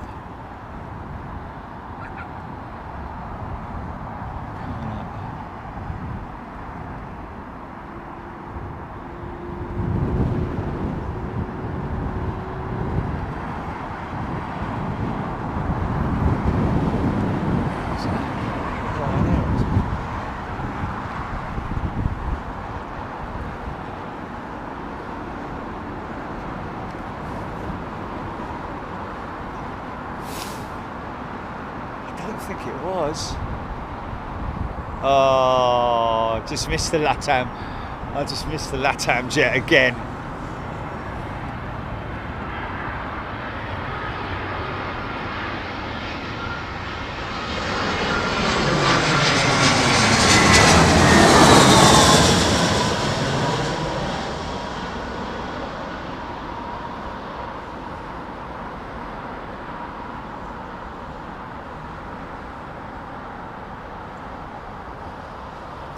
There's the swing. Nicely controlled landing.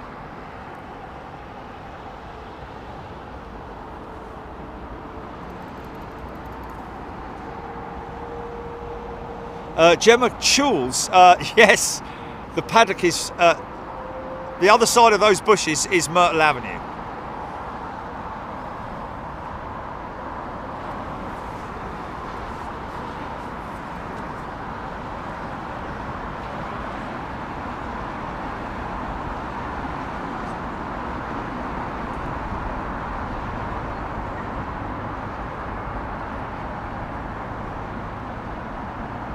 Oh, nice bit of Vortex gel there. Did you see that? From the heat from the exhaust mixing with the Vortex.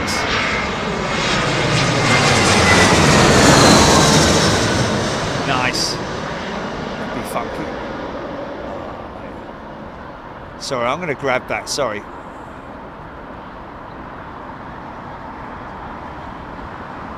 Ah, that's a shame, mate. Yeah, that's a shame. Oh dear, okay. Yeah, that's quite late, isn't it? Early, sorry.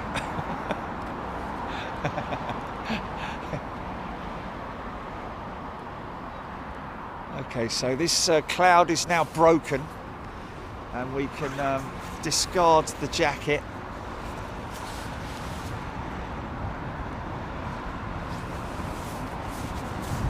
What's that? Is it a bit? It's a bit early, is it?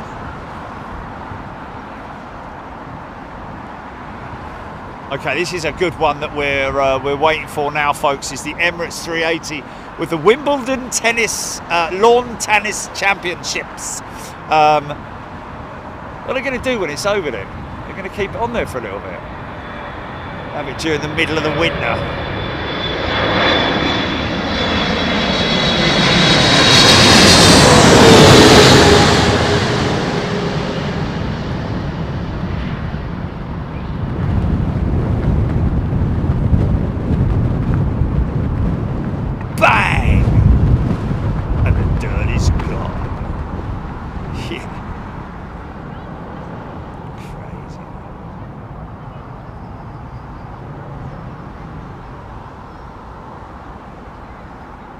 Join a bee. Darren Dalby, yes. Hatton Cross tube station and bus station, literally just over the road. Oh, bless the little lad. Oh, he's got his Big Jet TV shirt on, look. Look. How cool is that? Bless him. Ha ha ha, brilliant. Hello.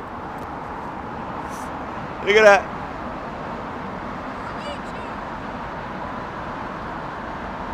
Give us a wave, son. Bless him, bless him. Bit shy, yeah.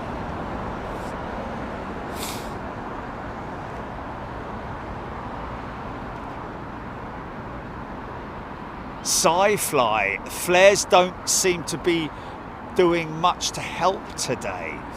Yeah. Well, that's the one thing yesterday when I was in the sim, Simon called it out. I'm sure there are different standard operating procedures for different aircraft types, lengths, all that kind of thing.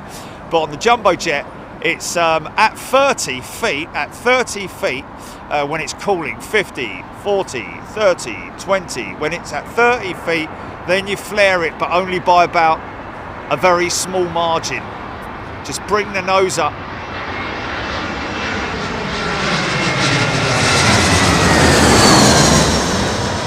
Normally, so that the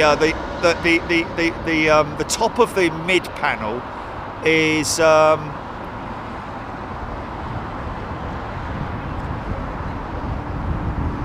level with the end of the runway, kind of thing. I think that's what he said.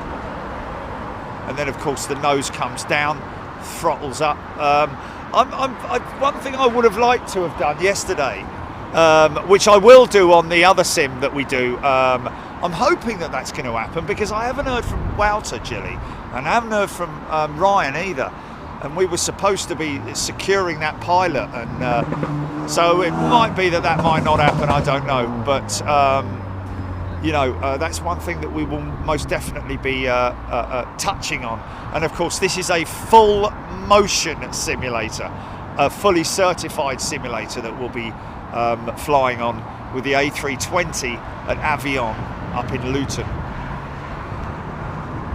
LX2259, good afternoon to you. A firm, Alan.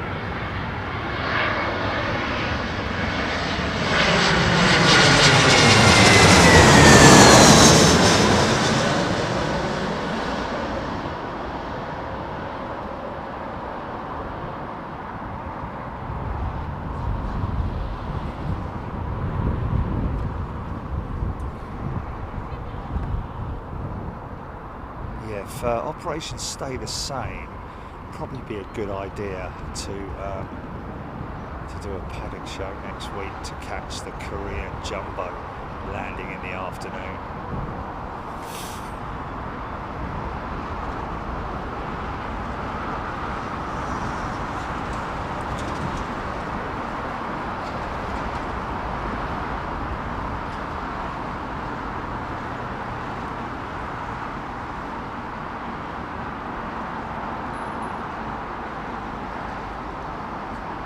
Dan Dare 146. So Gemma Chul's, by the sounds of it, Gemma's keen on visiting. Oh look, this is the private Amiri flight, isn't it?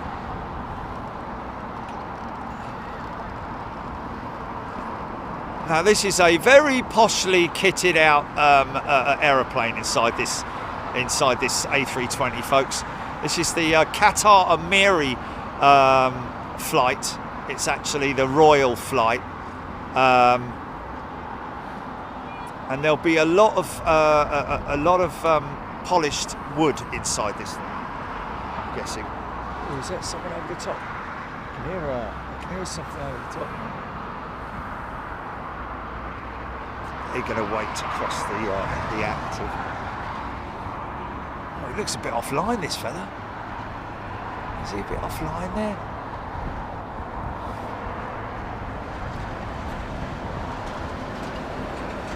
Minimums.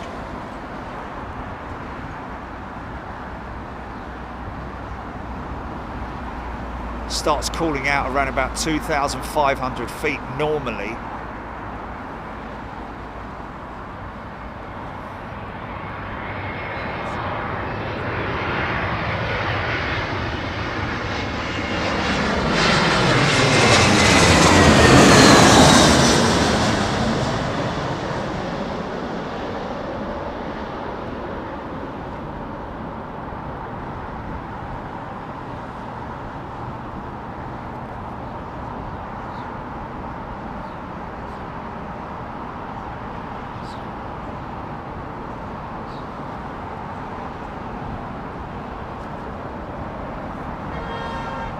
Mine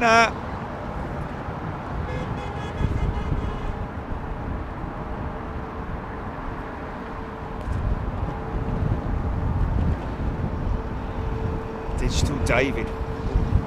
2016, really. We were the I was the pioneer of live stream aviation. I hold that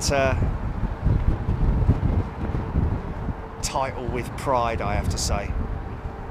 Many have come and jumped on to bandwagon, but we're the Google of live stream aviation. I'm guessing you would say.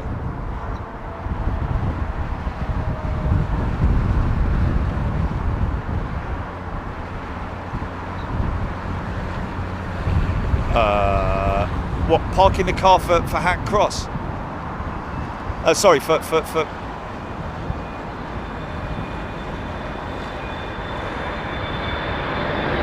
oh, we're going abroad. Oh, blimey. Yeah.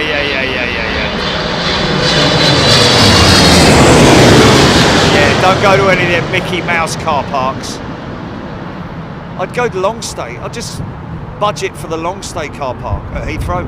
Then you walk straight out and up to your car, don't you? Nice.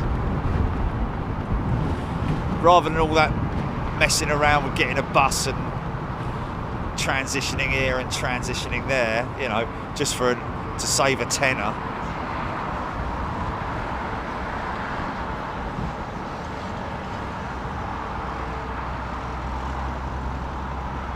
Hell's Bells enjoyed the simulator stream. Will we be doing any more? Indeed we will. That is the plan. This looks like a KLM jet. Someone mentioning how much they like the KLM livery earlier on. Looks like a E2 jet with KLM. This is a great looking aeroplane, isn't it? Funky looking, almost insect like. She's got a very skinny fuselage, even compared to the A220 or certainly the 320.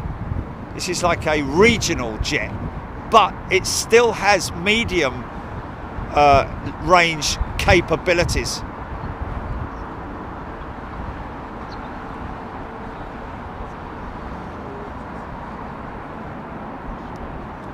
You just got to budget it into, unless you want to get the train, just get the train then.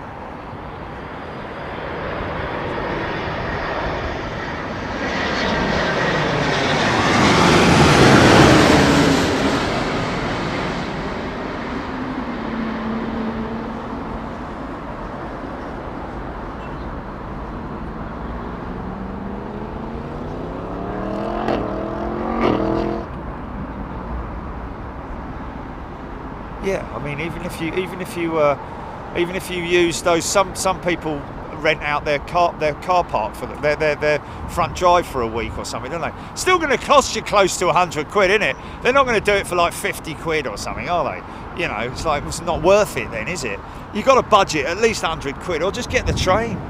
But then look at, but when you do get the train, make sure that, no, they're not reliable, number one, and number two, there's there's logistics involved with getting a train, isn't there?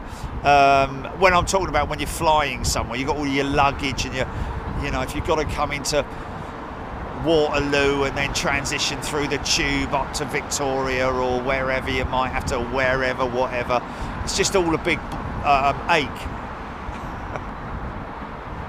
No. Yeah. There's no secret parking area or anything like that around Heathrow, I can assure you. Your car won't be there if you think, oh, that's handy, I'll park it there. Won't be there when you come back. Total nicked you. Or you'll come back and it's sitting on bricks.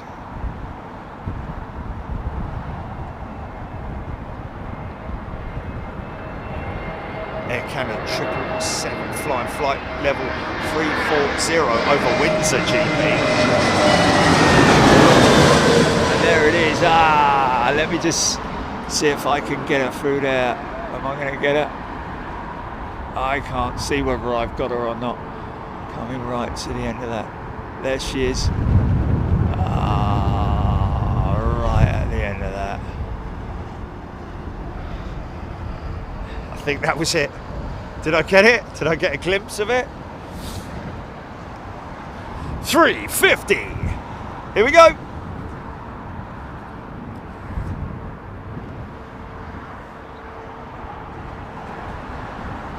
No, Air Canada apparently. Or is that not over us yet? He said it was over Windsor. Gina Graham, yes, get a friend to drive you there. Offer them 20 quid plus the petrol or something like that. I don't know, it depends on how much of a friend they are, really.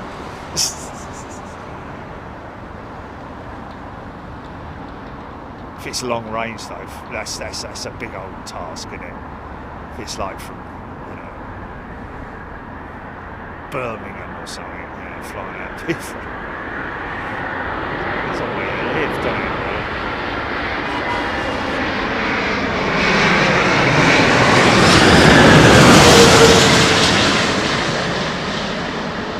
All carbon aeroplane, that, ladies and gentlemen. Bar a few bits and bobs like the undercarriage, some of the stringers, the front nose section is alloy as well, but other than that, really,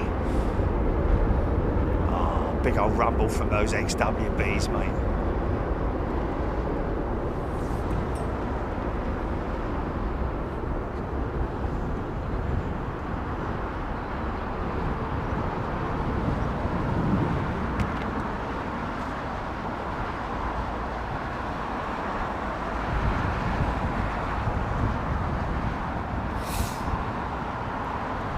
RDUK, years ago I paid to stay in a Novotel.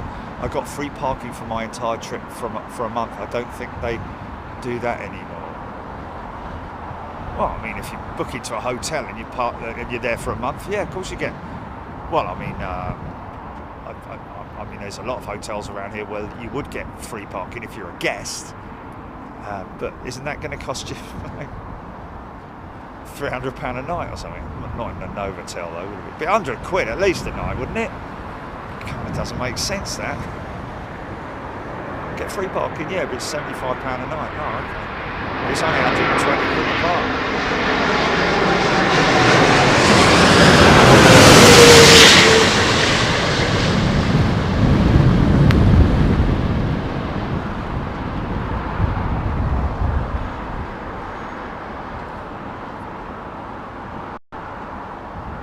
Wow!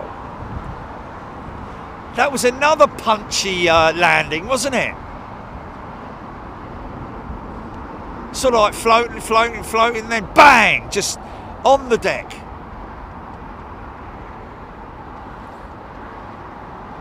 That must be a case of sort of like...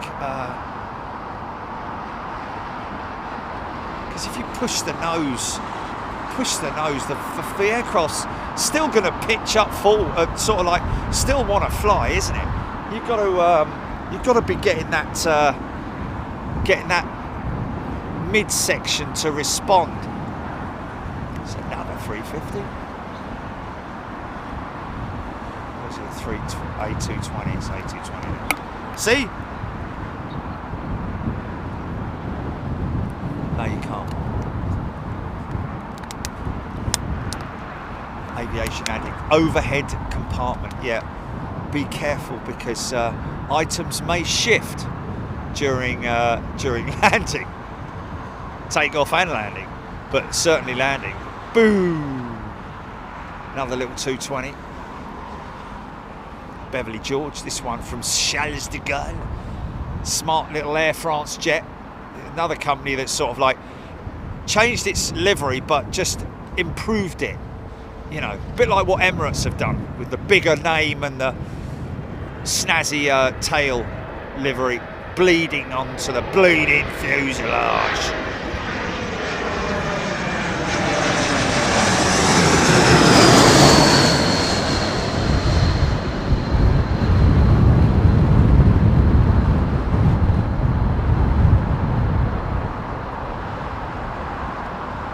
Wow, man. That was 50, 40, 30, 20. Retard. Poor old computer couldn't even keep up. 52, hold on.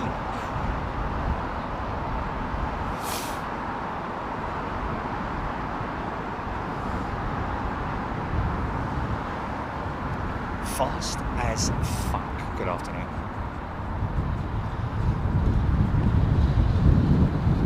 Martin P. There you go.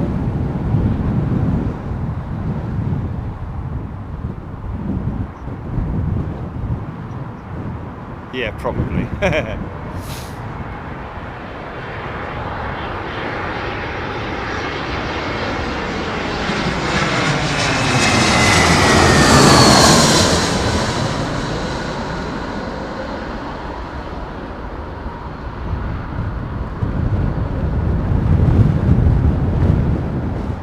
Avro's gifted a membership, thanks mate.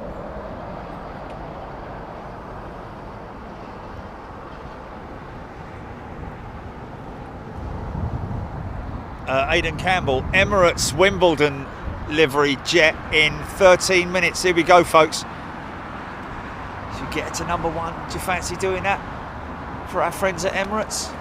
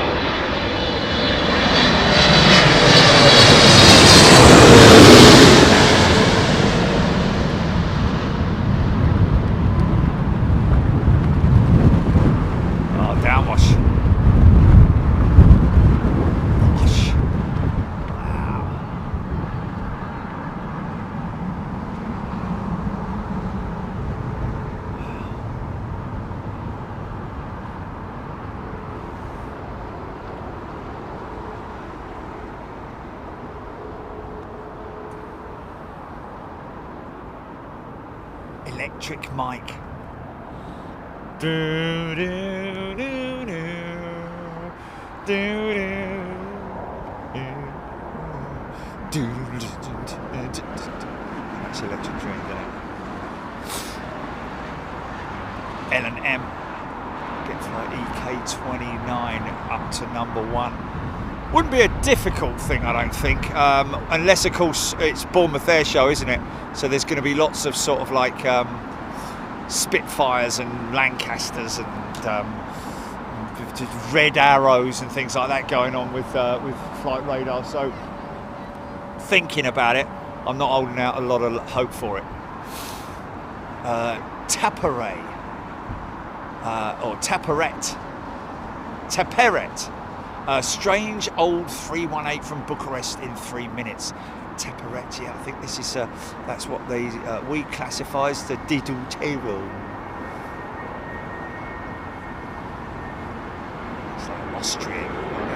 this jet.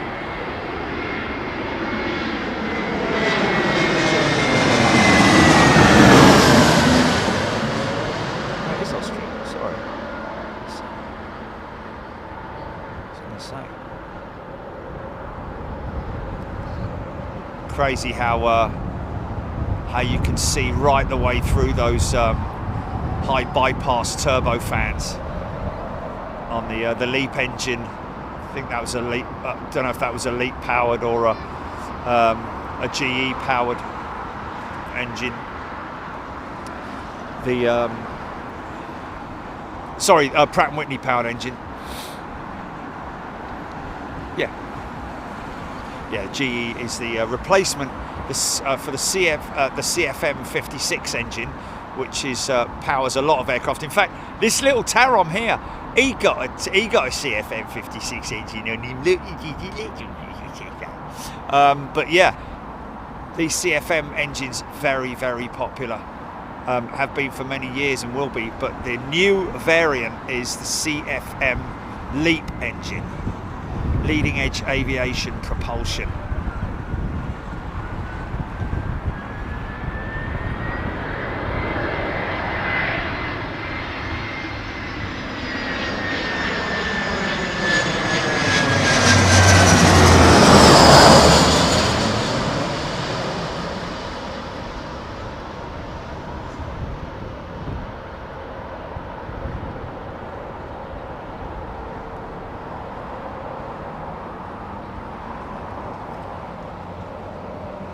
Look at that floating, man.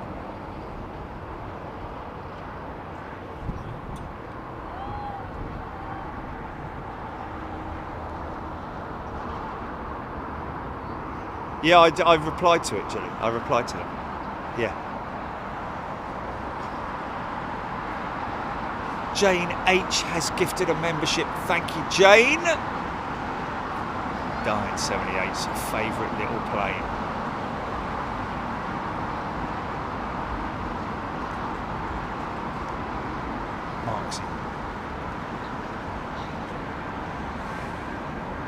Oh, gotcha.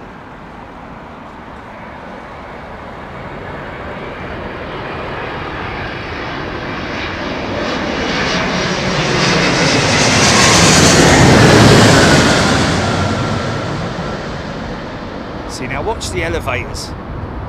Watch the elevators. As soon as he lands it, just... Oh yeah, cheers, mate. Okay, there we go. Now the elevators, just little fluttering, and then now just keeping the elevators up ever so slightly, see, just to bring the front end down nice and softly, and there it is. You don't want to be sort of like, you know, oh, look at him. He's in the sun with his friend Jimmy, with Mum looking up. He's so sweet, mate. They are mates, I think they are mates, you know. He's had a very busy day and he all sleepy and nice there, look.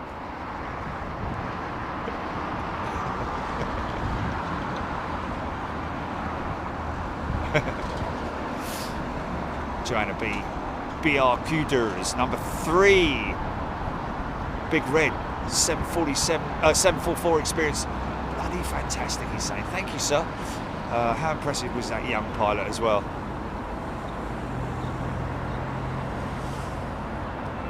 Okay, there we go. Flight Radar 24 in the house, folks. Telling us that nothing airshow wise is big beating track. So let's get it to number 1.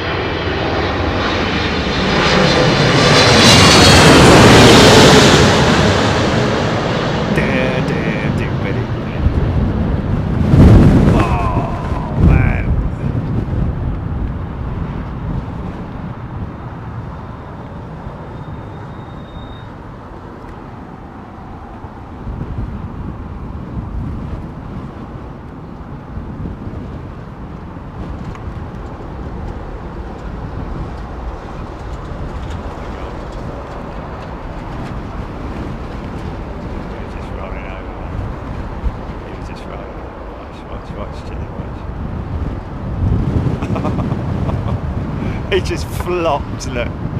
It just flopped on the ground. It's all worn out. Yeah, big action, big action.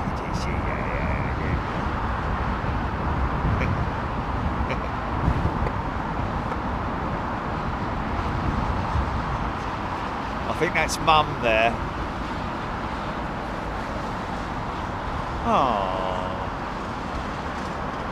Oh, there we go.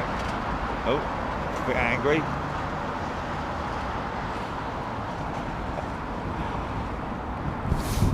Sorry, folks. I know you like to watch the planes, but you won't miss anything. You won't miss anything. Yeah, you know, the whole Boeing thing is sort of like it's a bit boring now, isn't it? I mean, I know it's a bit crazy to say that, but it's like, you know, every day someone's pointing their fingers at Boeing, man. Just get on with it. Let them get on with it and do what they have to do.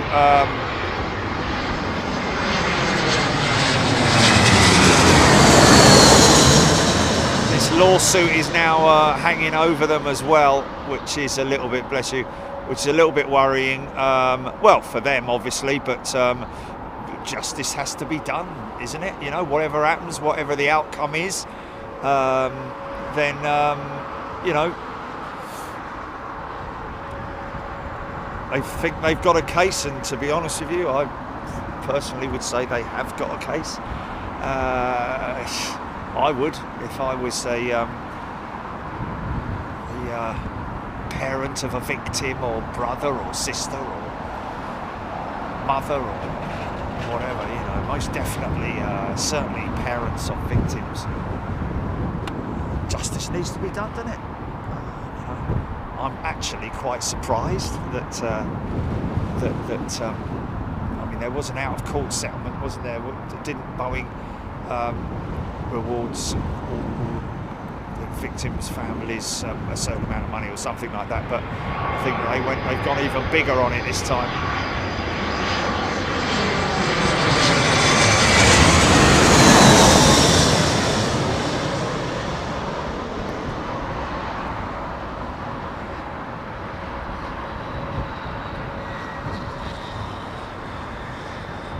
Okay, we need to get this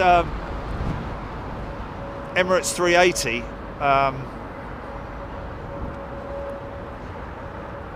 She's number 3, but where is she at? What's her position? Oh, she's come out of the Lambourne hold. Right, I've got her. Oh yeah, looking pretty smart, man. I mean, it will be a vinyl sticker, I would imagine. I don't think it will be airbrushed. I don't think so. I might be completely wrong. I'd like to say that it is an airbrushed. So I remember that heading yesterday. Sort of like heading 260 or something. Or actually, well, it is about 260, isn't it? Or 280.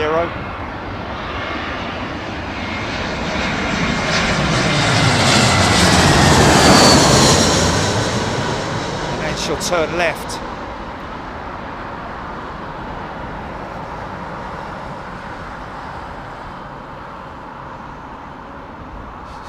She should turn left quite soon, I would have thought. Here she comes now. Here we go. Changing the settings, the speed settings, heading. Now she's on a southerly track. Probably around about 180 or just thereabouts. Continue speed, probably down to around about 200 odd knots now. What is she? 6,800 feet. Around about the 240 mark, something like that. And come down through segmented descent.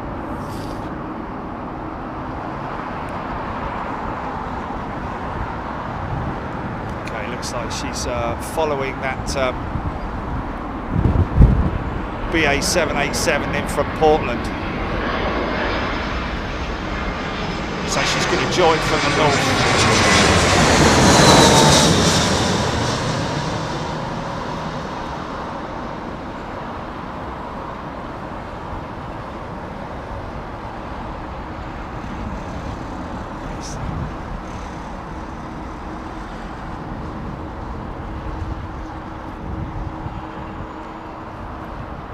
6,000 feet. Hello. Hello. He's having a wee look.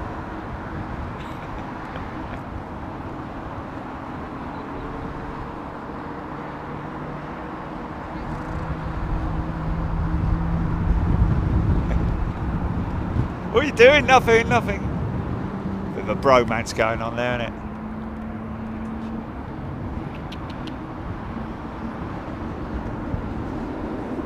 – 5,500 feet. Still continuing on that. I think it's about 030 in it. That heading.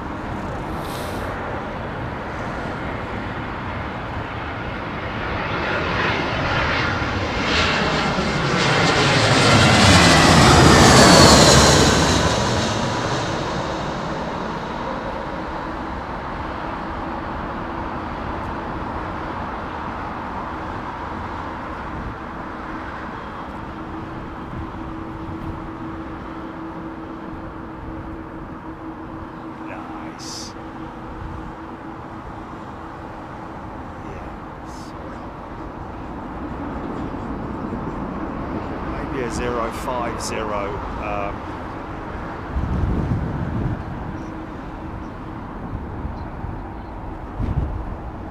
There you go.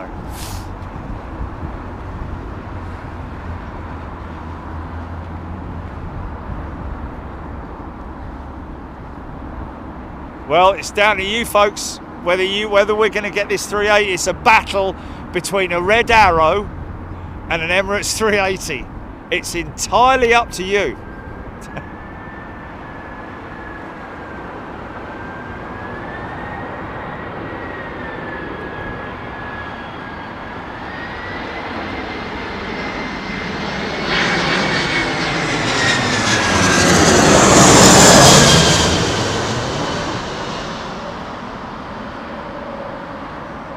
So can we get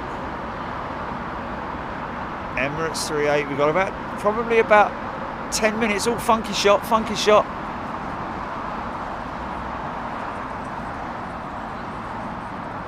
Nice. See, you got to have eyes in the back of your head, mate, when you're doing this. That's if you're interested in doing it, if you know what I mean. Rather than just landing, pan back, landing, pan back, landing, pan back, landing, pan back, landing.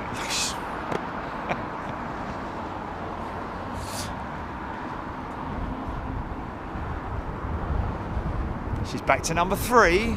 Well done, ladies and gentlemen. She's now establishing her. Oh, she's dropped from 2 to 3. Right, okay. She's just established herself 10 miles out on the ILS.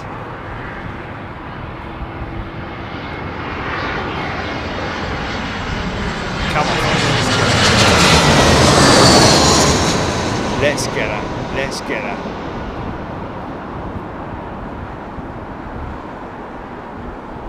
Oi! Mate, please. Hello. Hey, thank you. Flipping out, he's rubbing his head on the van.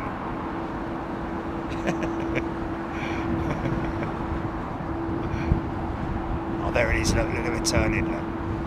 Look at that. Look. It's coming to get you, son.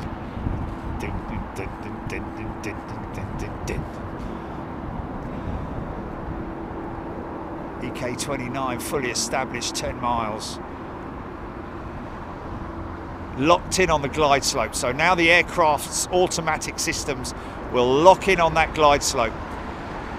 But and still on autopilot at this stage. Just adjusting, making final landing checks. Gear will come down at a predetermined point as well.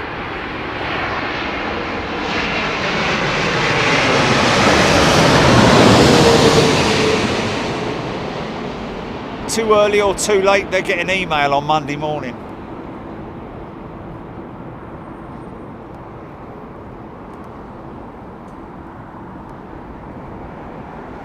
Flap selection also a key area that's watched. All the profiling of the aircraft. Flaps are now, looks like 2, maybe 3, maybe even, I don't know what the full flap setting is on the 380. But with this wind, obviously there will be, the aircraft will indicate on the flight management system, on the guide, it will basically tell them when, at what point they need to select the next flap setting. Oh, there's another 380 pulling in behind that one, Jilly. Look at that. Oh, this might be a pretty, this is going to be a great funky shot, man. Look at that. Yeah. The boys are back.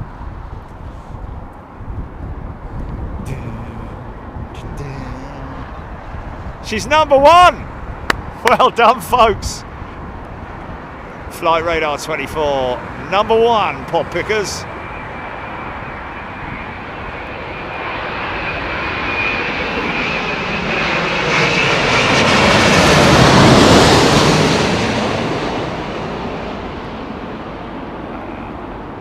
Nice bit of gel.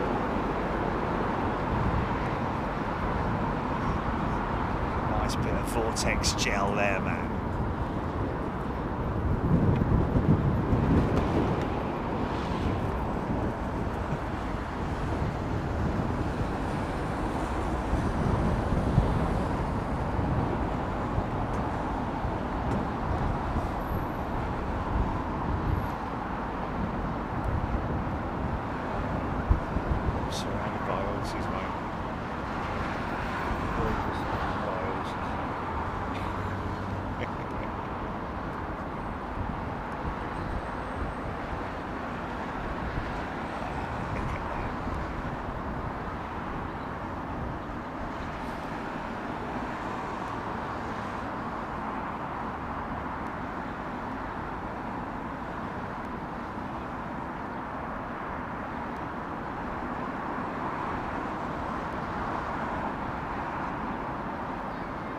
She's about 500 feet now.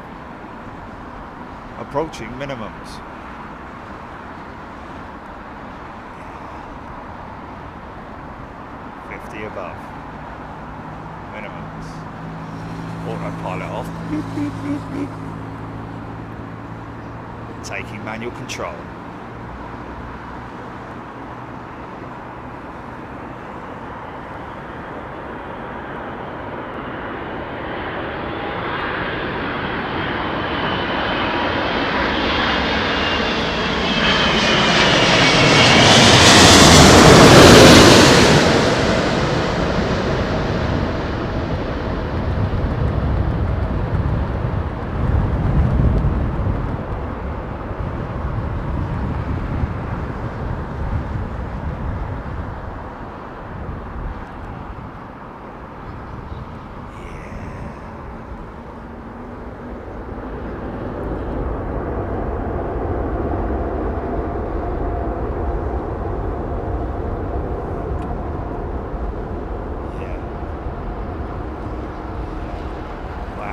How cool was that, folks?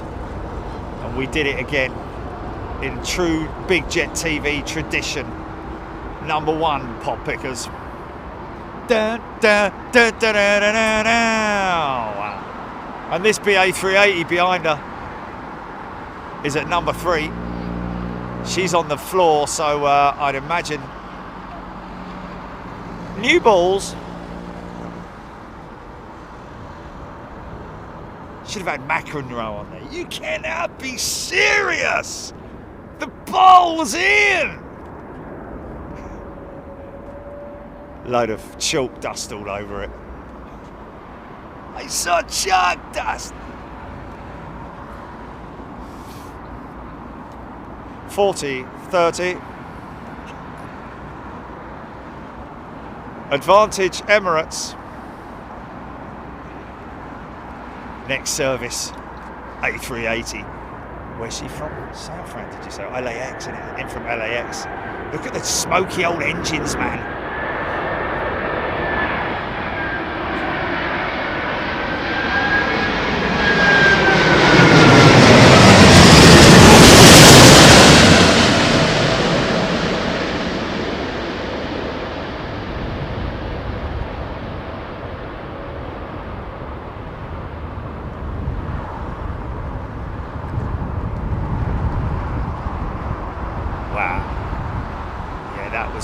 was actually quite creamy, wasn't it, that landing? Those boards, mate, are massive, aren't they? Speed brakes, ground spoilers.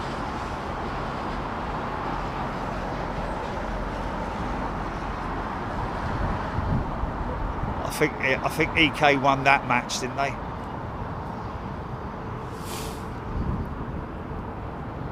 Chevrolet, a clean machine. Gareth Allen, age of those 380s. Well, the A380s span anything from 2012 through to, I don't know what, I mean, obviously Airbus,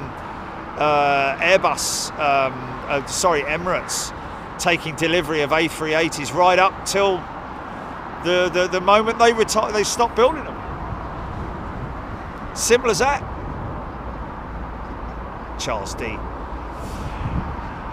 Yeah, that's actually what you call the Doppler effect, Charles. Love the sound of the engines getting closer and further away.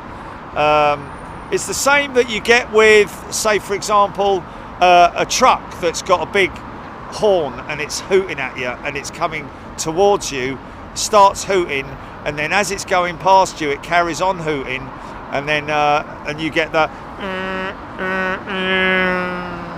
sort of thing. Or the Doppler effect could be like the emergency services and all that. But yes, the sound of the aircraft is flat out done for. That's it.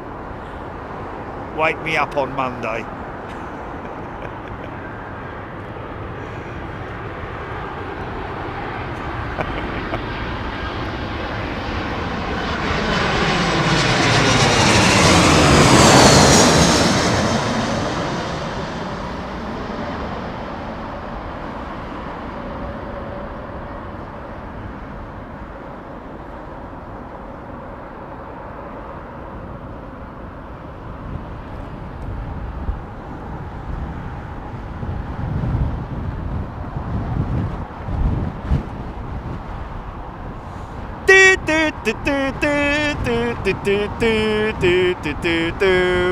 Is Sue Ryder still doing it? She's about 140 now, isn't she?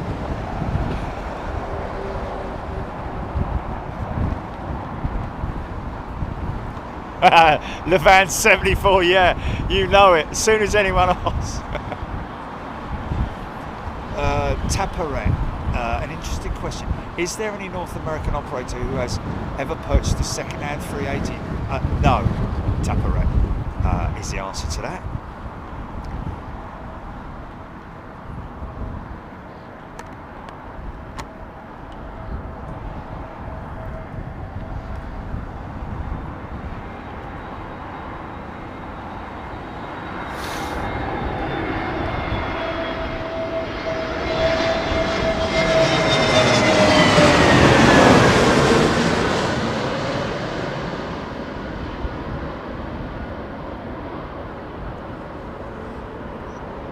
Sue Barker, sorry. Who did I say? Oh, Sue Ryder, yeah. Sue Ryder's. Steve Ryder. Yes. Haha. Sue Ryder is a charity shop. And do you know how that all started? Leonard Cheshire. Commander Leonard Cheshire with the RAF 617 Squadron. He took command obviously after Guy Gibson, but Leonard Cheshire after the war started a charitable organisation, and that turned into the Sue Ryder. So what you see on the high street these days dates all the way back to Sir Leonard Cheshire. Well, it's not Sir Leonard, I don't think, but it was Flight Commander. Wing Commander, sorry.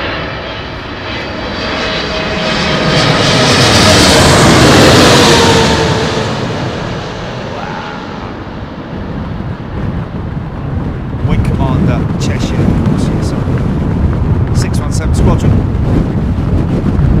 Wow. And old Leonard Cheshire dates back to flying do you mind? This geezer just wiping his head all over. What?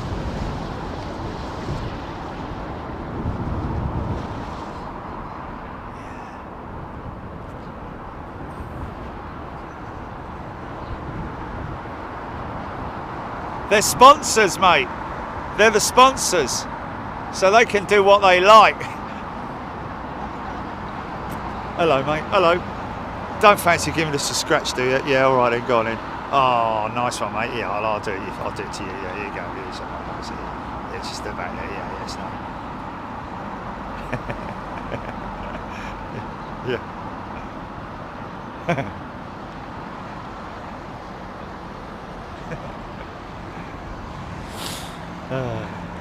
Still there, look.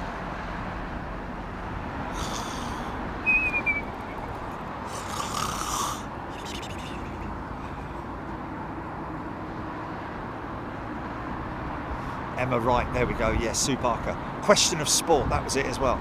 I think she's retired from it now. Maybe I don't know. Maybe she's but okay, yeah, she finished last year, right? Okay, gone to retire, which she deserves because she's put a lot of hard work in. His old Sue Barker.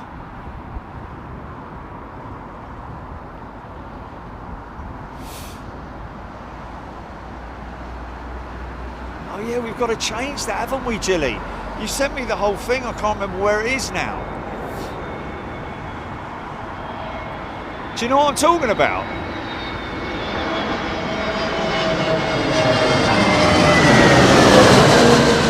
Did I create? Look at that, all the way through that engine, man. Look at it. You can see all the way through that engine. Look.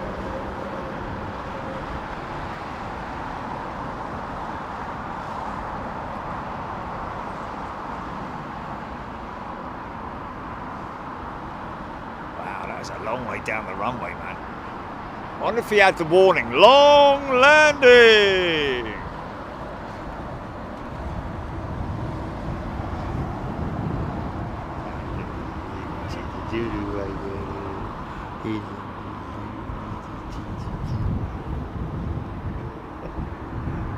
It's got quite just horses everywhere around me.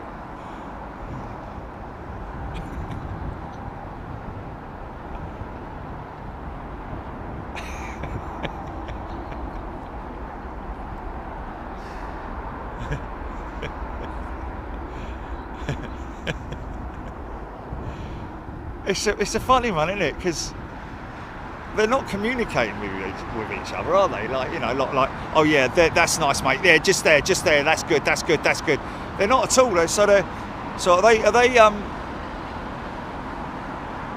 they literally itching the bit that they feel that they're being itched as well? Because it is almost identical spots, isn't it?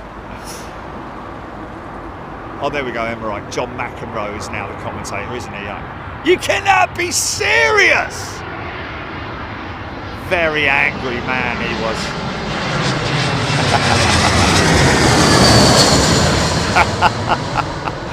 Oh, that would be funny, me trying to play tennis, wouldn't it?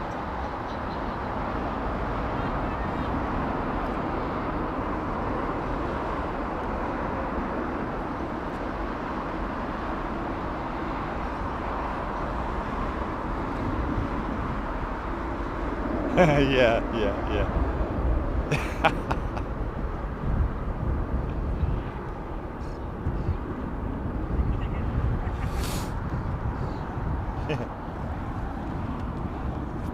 Painted net.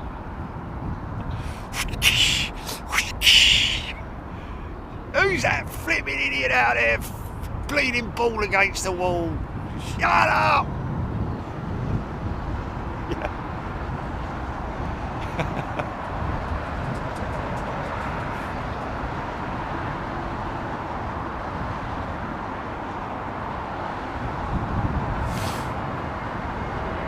That's got no stickers on it compared to my other case though, Jilly, is it? You literally can't see any of the case. Yes, it does. I'm a big sticker fan, me. And you should see me carry-on case that I take with me. It's nicely done though, isn't it?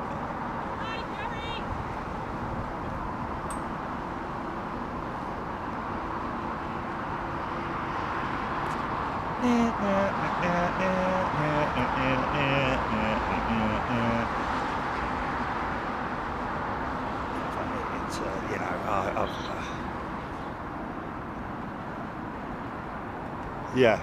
Oh, mate, they'd have to bring lots of spare rackets for me, mate. There'd be a pile of just crumpled rackets.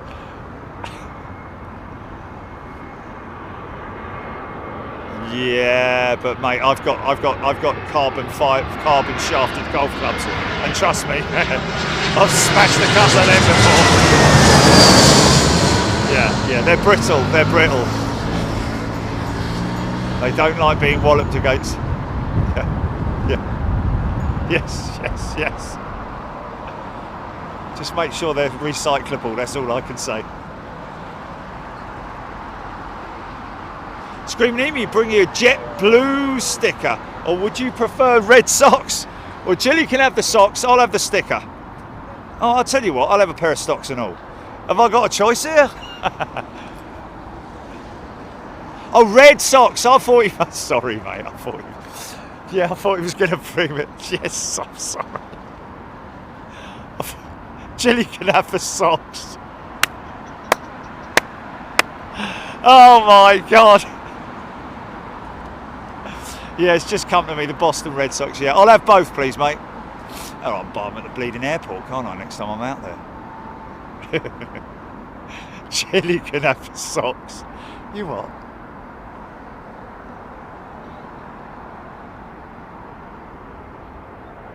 This is Lufthansa.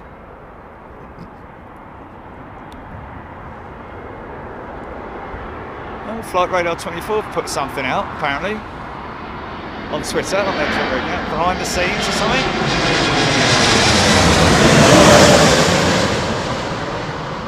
What's that? What is it?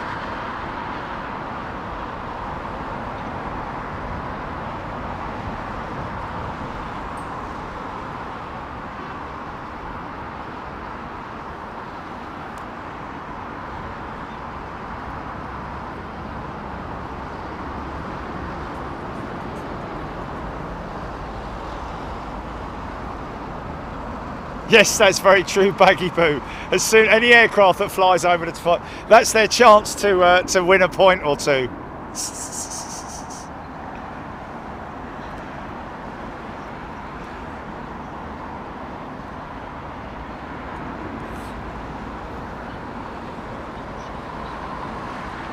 Oh my God, what is going on here?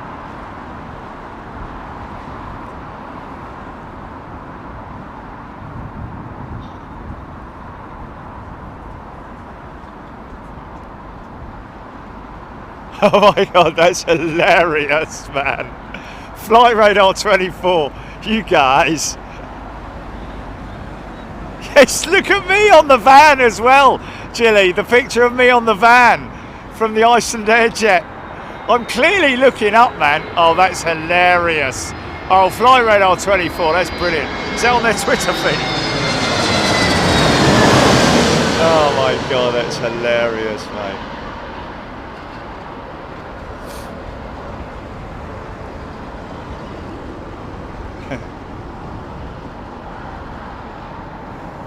Red socks.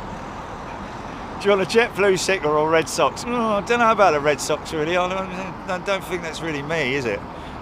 No sticker of the flipping basket baseball team. You flipping. Oh, that's funny, Flight Radar, man. He's woken up like, oh, look, quickly, Mummy's over there. Quickly, run.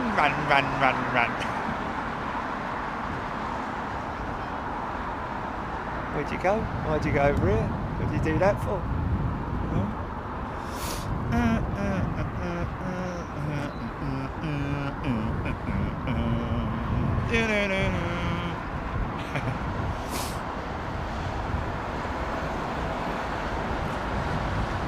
that's a good one, Flight Radar 24. Good one, mate. I like that. Yeah, track number 2, Bleeding Great Halls.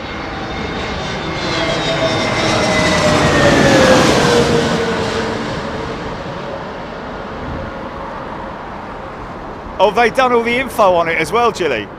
No, man. Oh, that is brilliant. There you go. A little bit of a... Wow, look at that. It's all thermals or heat rising up off the runway.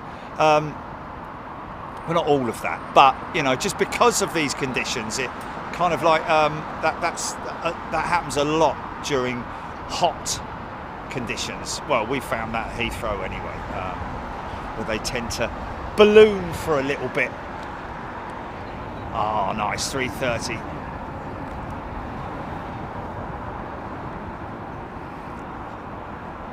This is I think this is a Neo, isn't it? I think this is a Neo. What's it say on the radar, Jerry? A339 DAL20 from Seattle. Trent 7000s.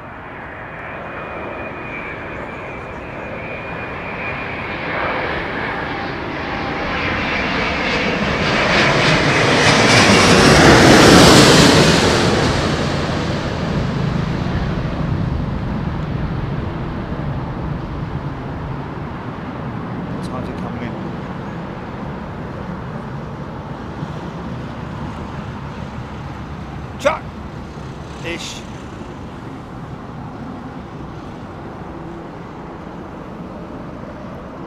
Roger Slater. Nice bit of Vortex. Is it?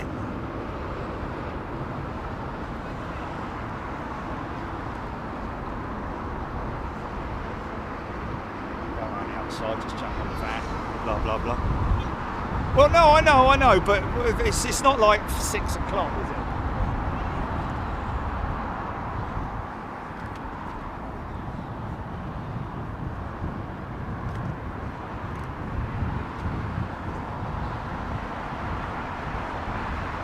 Kev Miller, good afternoon to you. A330 900. A lot of people read their stuff off of Flight Radar 24. When I do plane recognition, I know a lot of people. Oi! Stop it! Boot in the van, man.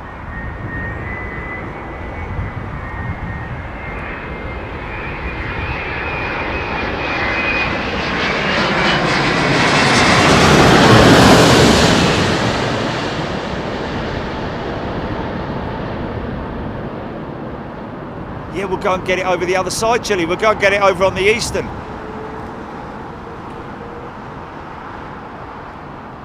Wow! That was pretty heavy, man. He stuck that one. Kathy Williams, slinger due in around 35 minutes. I don't know about being off air. Okay, should we see if we can time this one, Gilly? Well, because the slinger... Yeah, slinger's about 35 minutes away. Yeah, 3:13, is it? Okay. Yeah.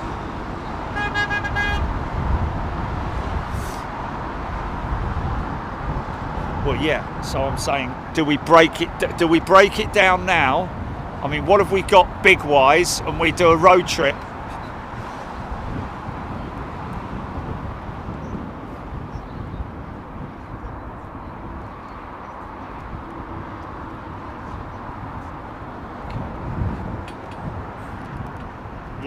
Well, I can still kind of get the slinger. Come on. Sorry, the V8.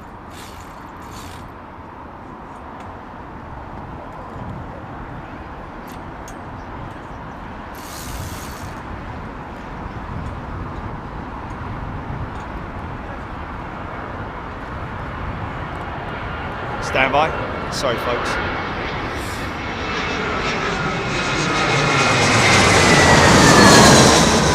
we're just discussing the option, folks, of road tripping it from here over to the other side on the western location, eastern location, sorry. I'd obviously have to, there's a bit of work I need to do. I need to get out of here, you know, all that kind of like logistical stuff. Let me just tighten this up.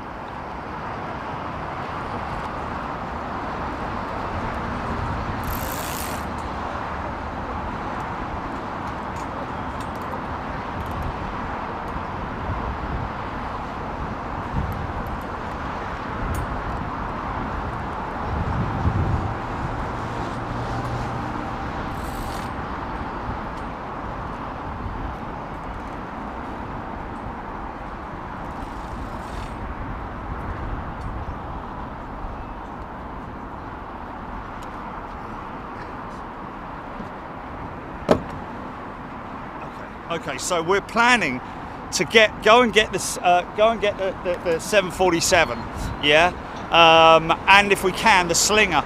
But that's all based on whether the Slinger gets put in the hold and she comes in on the Northern. But there's a couple of things I need to do prior to that.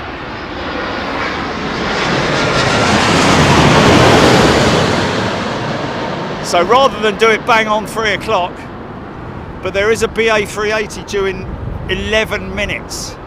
But I think I can sort of like possibly get that by leaning out the window kind of thing, Jilly. Do you know what I mean? Not leaning out the window when I'm here at the thing. So let's go for it then. We're going road trip, folks. Stand by, hold tight.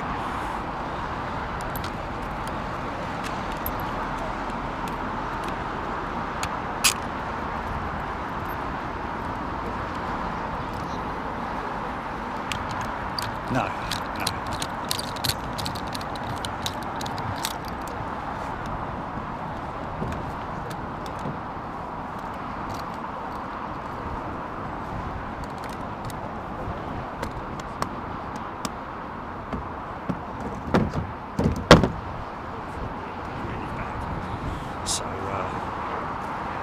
So that's going to be a bit of a technical challenge as well, isn't it?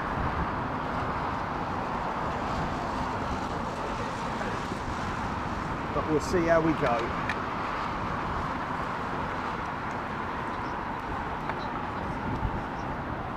Yeah, no, I know you can't, no, I know. Yeah.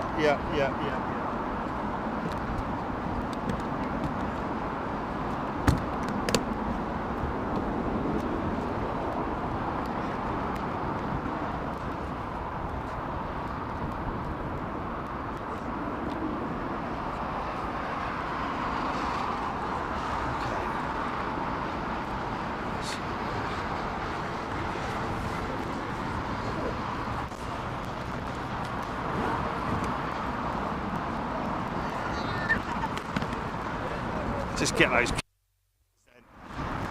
because they're all looking on their phones. Right, look on your phone now, mate. Right, okay, let's get that. Let's do that. Let's get this on. Now they're going to miss it to take photographs.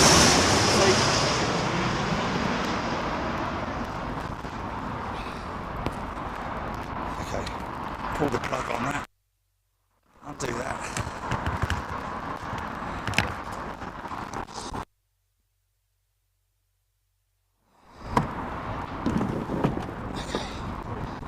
Let's just get ourselves off here first.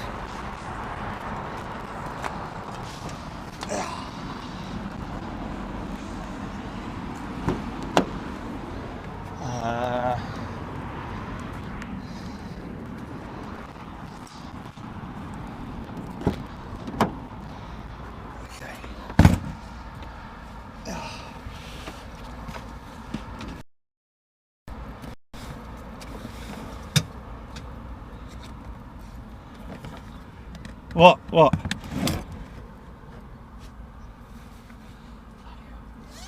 This sweat's got to come off, mate. Flipping boiling now.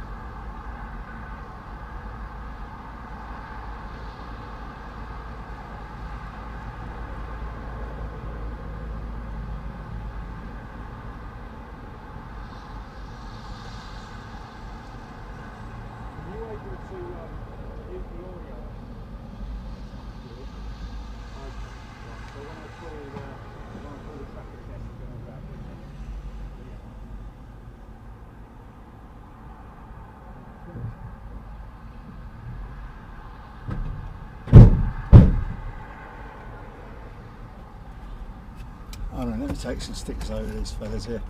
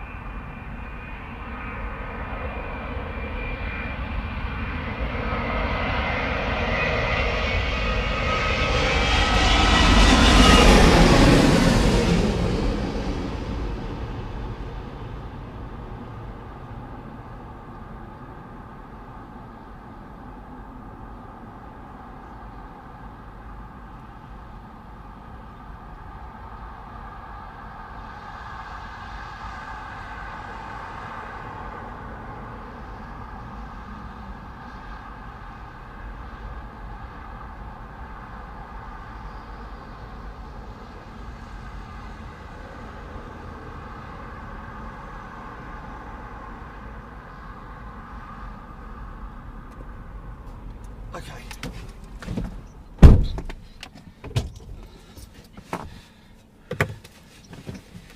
Okay, brilliant. Bloke talking to me, he's got an airline of videos. Fucking cap. Oh dear, you didn't mute your audio there, did you, Jelly? No. Ignore that. He's, bloke's got an airline videos cap on. Lovely cap, it's really nice. Anyway, there we go. Yeah. One of Kevin's hats, yeah. Oh, look at the little Aussie, look. Okay, now this is the critical part. Mind your P's and Q's, GP, because I'm. You're probably on the. Okay, now this is going to be difficult because now all the horses are. Can you see everything, Julie? Everything all right? Oh, stand by. Let me put you on the other headset.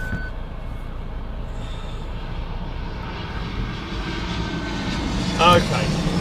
You hear me? Oh, yes, you did. Bye.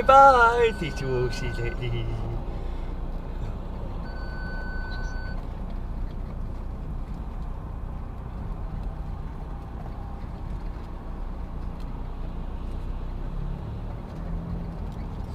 No, it's all right. It's a bit of banter in it. We love Kevin. You know we love Kevin. It's just like that. Yeah.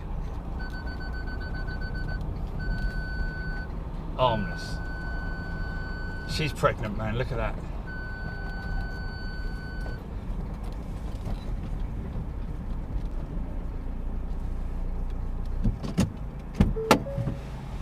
Oh, what?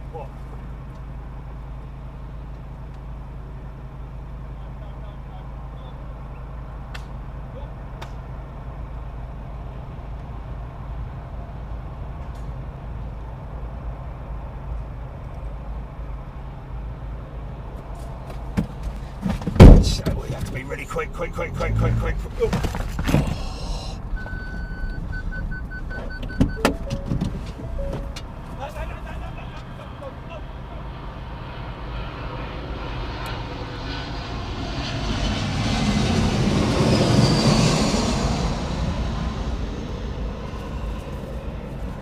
Oh. Literally inches.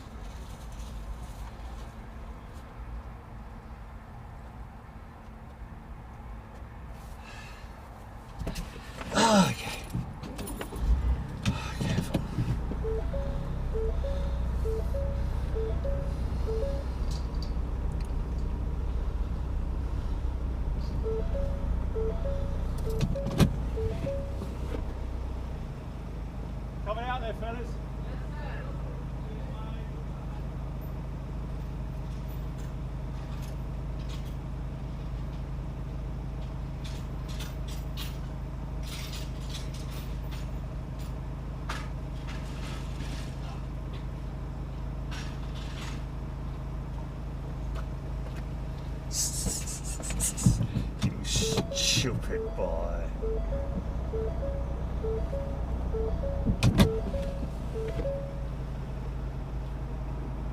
Oh, oh, oh.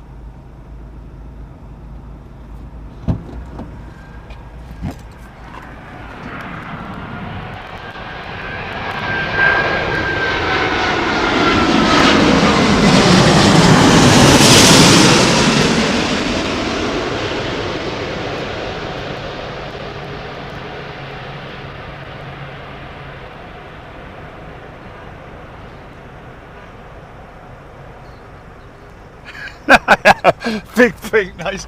It's not even a sponge, mate, it's a salt block. Big sponge.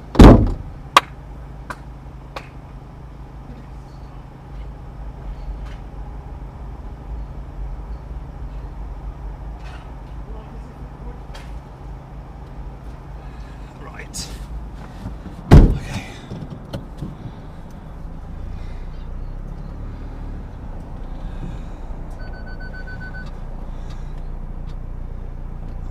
I'm going to have to create a little bit of a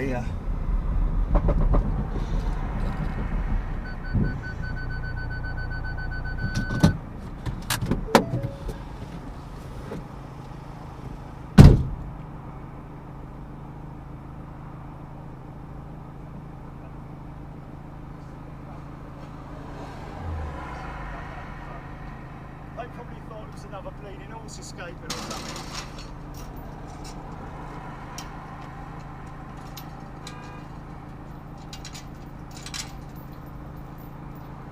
Sorry, mate. What's that? Yes, mate. I'm good, mate. How are you? Have you watching the planes, yeah? Yeah, of course you can. Do you want to do it with the van? Oh, sure, yeah. Nice one, mate. Work hard at school, yeah? Eat all your greens and work hard at school, and I want to see you flying me one day, yeah? You want to be a pilot? I want to get fly. Oh, do ya? What do you do? Oh, Oh, okay, yeah, go work and be a pilot.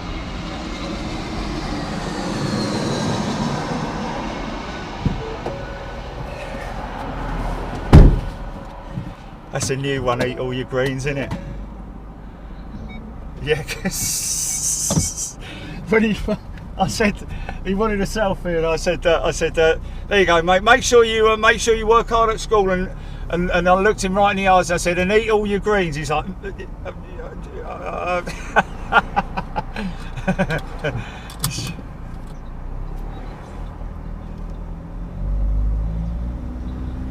yeah, that's cool, man. Okay, we take things nice and easy. We have liquid refreshments here.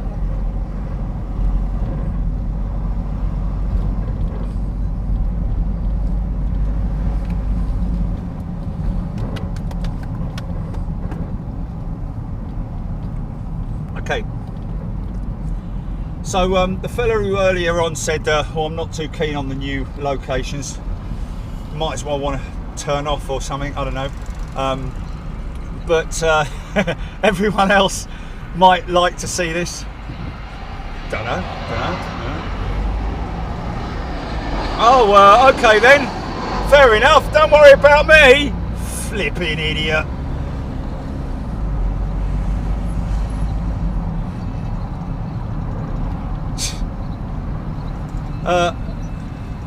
Now this is interesting. Let's see if she's still here, the 350, because Ben Brown said that, you know, looks like she's been fixed, but she's far from it. That she's, I think, it's going to be quite a lengthy time that she's going to be down here, this 350.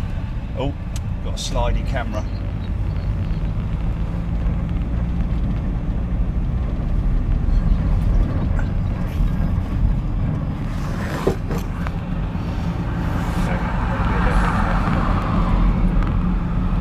So this is fully open, this stretch of road now. Now here's that 350 that collided. Well, actually, was hit by a pushback from a Virgin Atlantic Dreamliner. You're not going to see her. It's gone off, is it?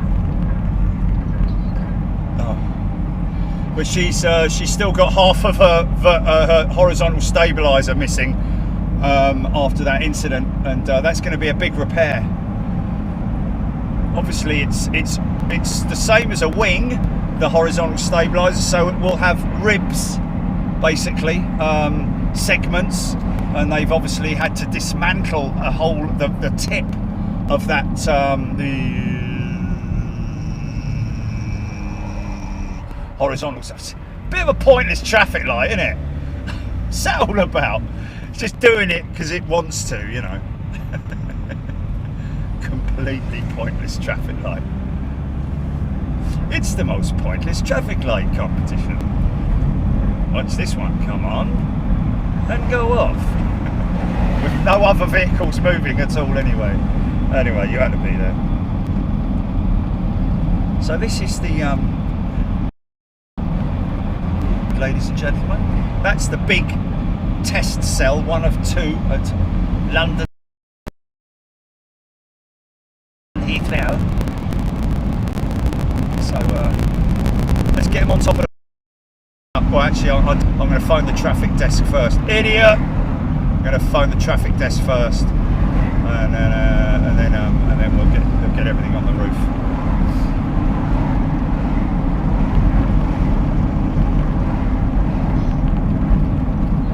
Da da da da da.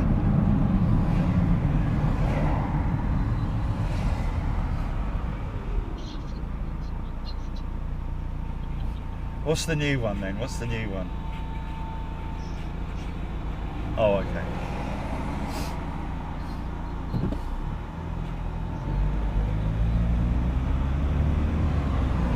Oh, brilliant.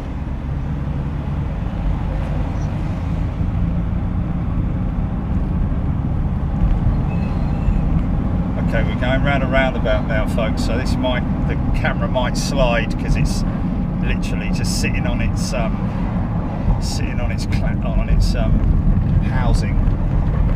So you might slide to the left. Stand by. I'm trying to go very carefully here so as to minimise the gravitational forces. I did it. And now the final segment. Yeah. All right, fellas.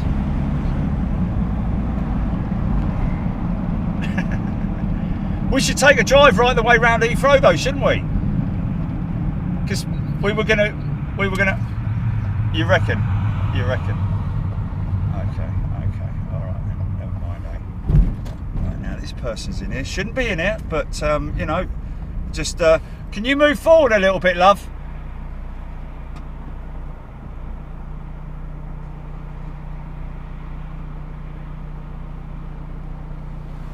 You can go back in there, I'll just need to turn round. Yeah, thanks. Just to let you know, the police will be along in a minute. Okay.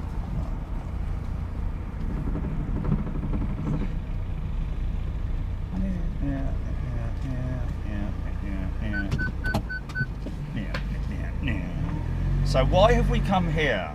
We have come here to catch the approach and landing of both the Cathay Pacific 747 and the Singapore Slinger. How long have I got on the Slinger, GP?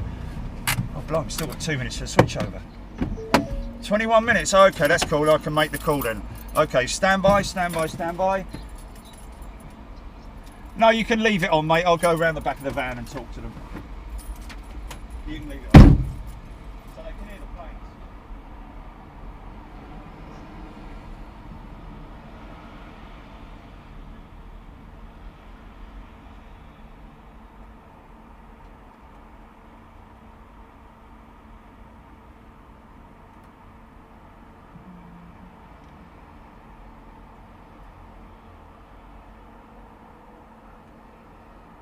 Oh, hello, mate. It's Jerry from Big Jump TV.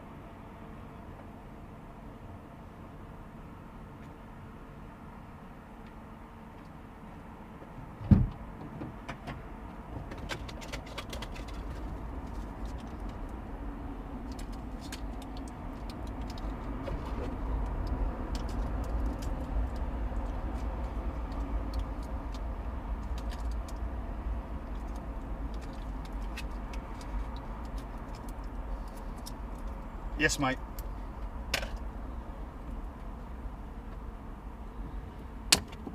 Thanks, mate, and I'll give you a call when we're done, yeah? Thanks, mate. Cheers, bye-bye.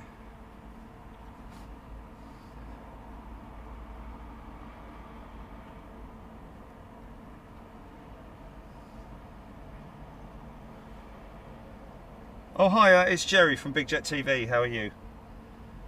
Good, yeah, not too bad, thanks. Just want to get CAD if I can, please. So we're on the Eastern Perry at Longstay, and parked in the lay-by there on the top of. Yeah, it's Juliet Bravo 16 Juliet Echo Tango. You got it, yeah. From now till 1600. My what, sorry? Okay, 078.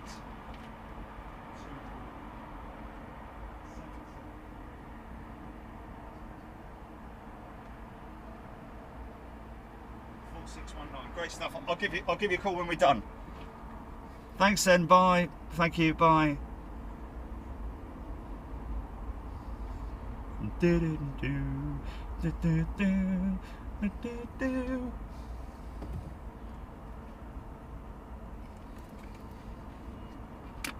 Okay.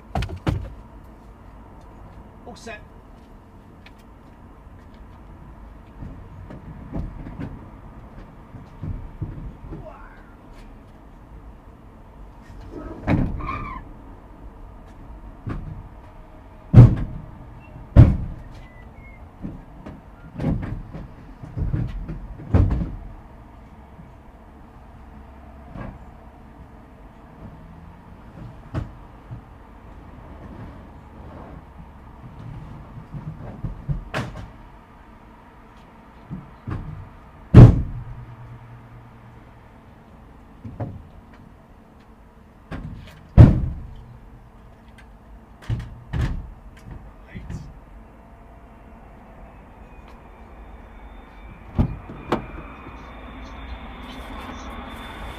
Oh dear, never mind.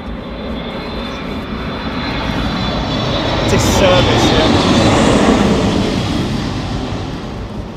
It's not even worth a reply, mate, to be perfectly honest with you. Yeah, there's always one, isn't there? Miserable get. Let's go off and do something else, mate. Go and watch England play football, that'll cheer you up.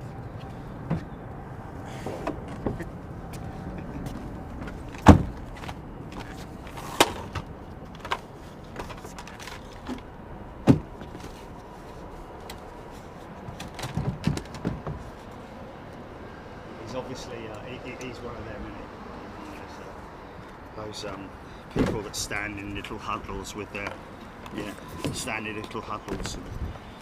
The pilot, yeah, sure, mate, yeah. Sure you are, mate, yeah, you're a pilot. Yeah. A bit like that other bloke.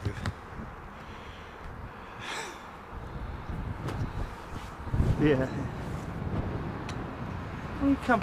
If you're that, if you're local, come and say hello, mate. Come say that, discuss it with me. Don't hide behind your keyboard. Come and say it, so that we can discuss it like adults, not like you, like your little kid, flipping kindergarten behaviour. Whatever. There's always one. Okay, so that is partially. Just make sure that's. Stand by, folks. So everything's still running, yeah? GP?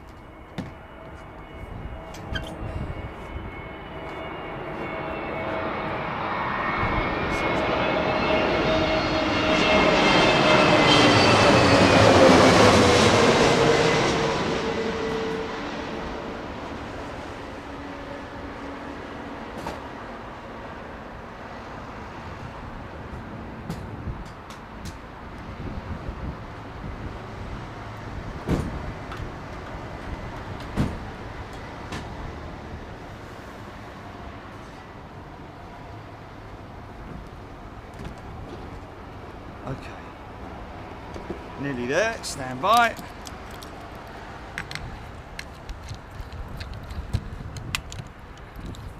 probably an old timer, I'd imagine. Probably an old timer. But there we go. Right. Oh mate, look at this 350 going sideways straight at me. Wait a minute. See if I can get it, mate. Oh, I've got to set the head up, but rather than miss this.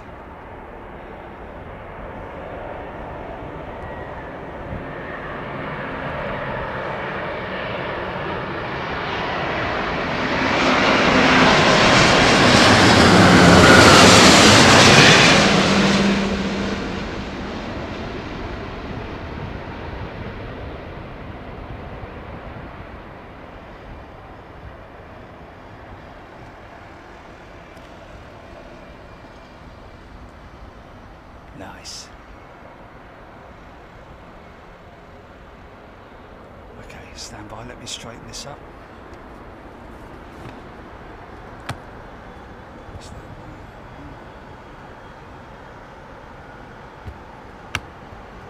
Go. We're done. How are you doing? Are you good?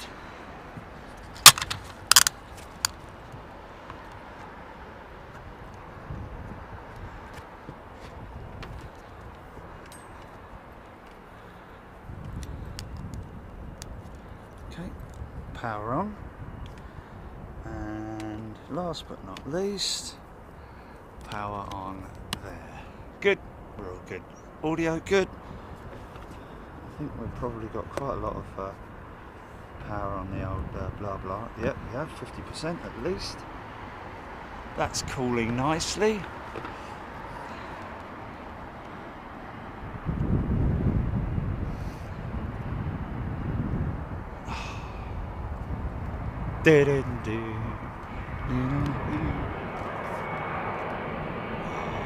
Let's just have a little see like that.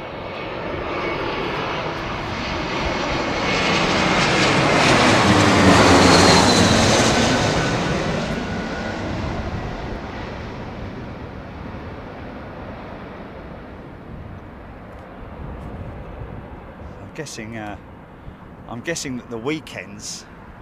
Not a lot of demand for belly freight with Finnair.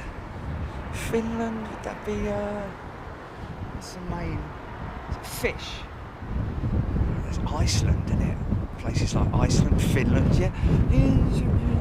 Norway, fields, salmon, all that kind of stuff.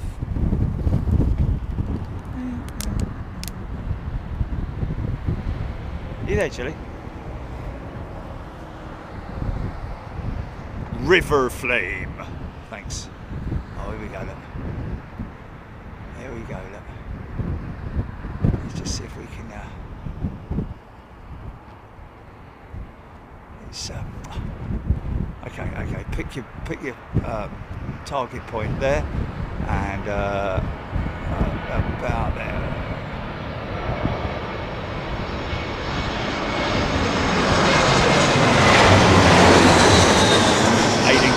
CX7, 32 minutes out.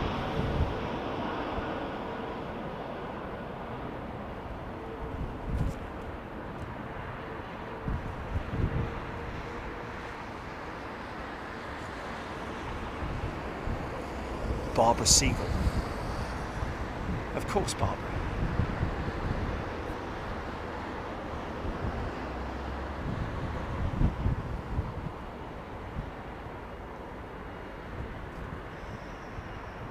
Aero, loving the new location. Well, it's not so new, but it is new in comparison to the other spots. Brian Stewart, Finland's main export includes transportation, electronics, forestry, machinery and chemicals. Interesting. So I'm guessing in that case that's more something that's going to be relevant to work days rather than, you know,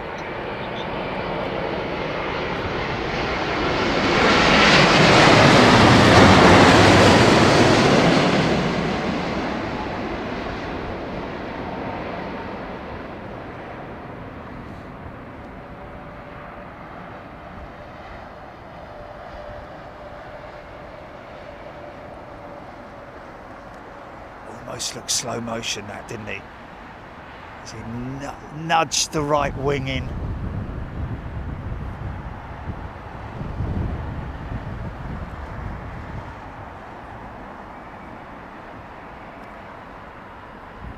Peter Schwartz, Singapore Slinger, just past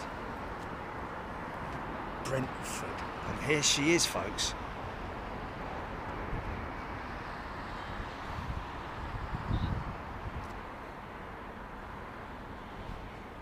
Bob Shalvoy wins 330 at 6. Bit of a crosswind. So no gusts involved in that, but 6 knot winds.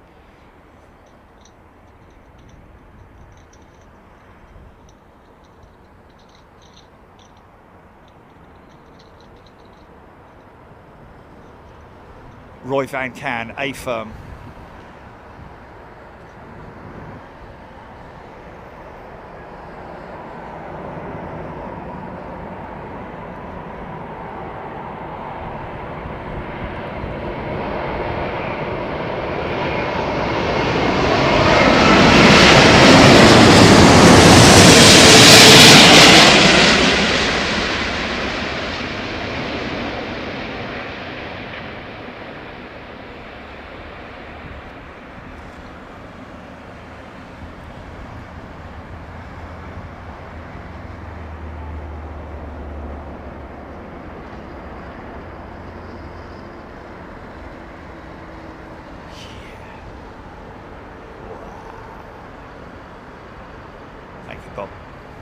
That was pretty gnarly, wasn't it, eh?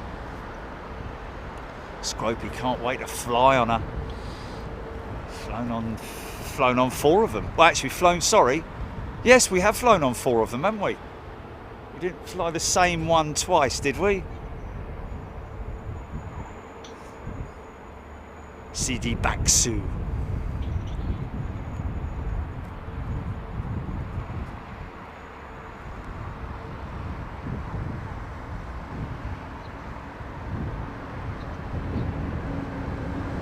Oh, we might have flown on that one. Chili's just checking.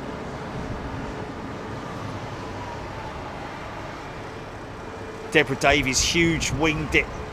Bouncy Bosch, Rachel Van Zeller. Randy Bushbaum, awesome landing. Thank you, Randy.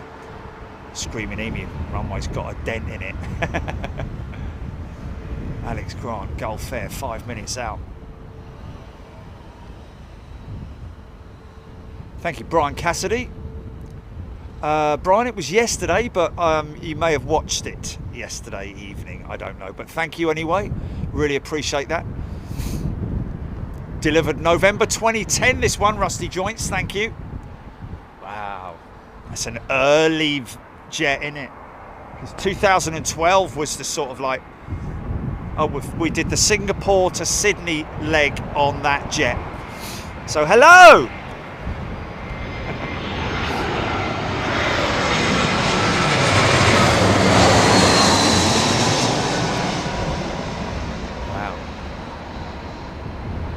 Could it be that, you know,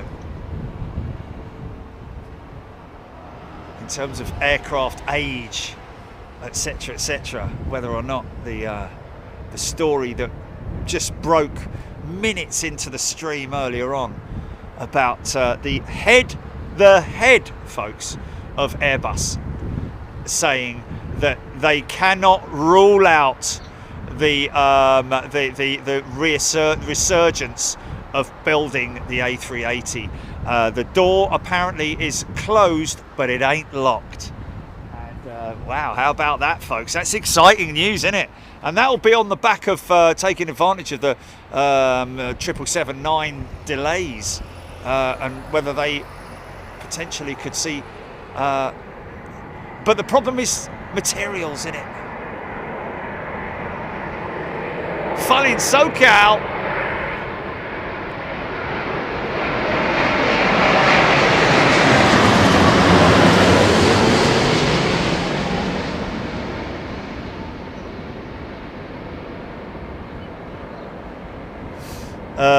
Yeah, in the sim yesterday, I had we had an RTO, which Simon took care of. We had a single engine failure on climb out, on rotate, literally, and we had a double engine failure, which was, oh no, we had the double engine failure on approach, wasn't it?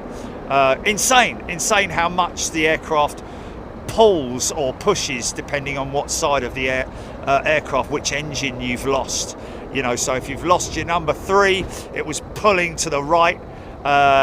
Little bit of help from the outboard engine, but when you lose 3 and 4, then you're going to get a big load of pull. So that involves more rudder input than you normally would do. In fact, a hell of a lot of rudder, especially when I took off out of London Heathrow with that single engine failure. A big lurch to the right. He said I handled it well though. Still continued to climb, but it did veer very sharp to the right. Bootle lad, the beast is about to be unleashed again. Wharf 2000's gifted a membership. Thank you, Wharf 2000. And David Pinder, right there, brand new member. Welcome, David. Bob Shalvoy, obviously not. I don't think they did dismantle it.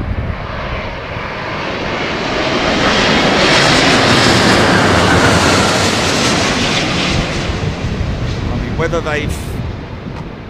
whether they've been able to store it somewhere,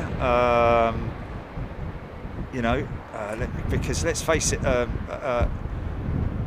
the final assembly line bays, yeah, where there are aircraft in their final stages of assembly, it is literally a conveyor belt in it. It's just an assembly line.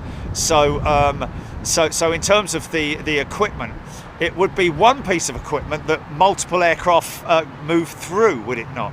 So it would just be a case of storing that. I would imagine that Airbus were like, yeah, let's not break it up just yet, yeah.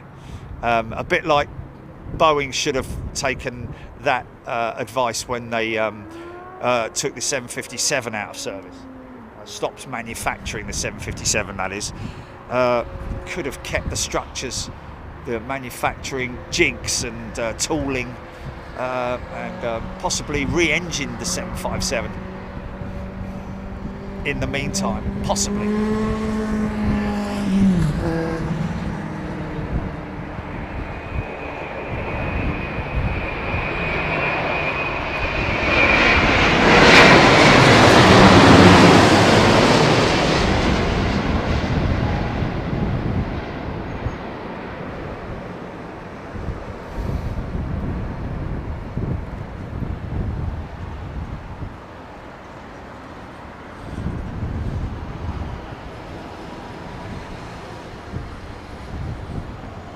BCLE.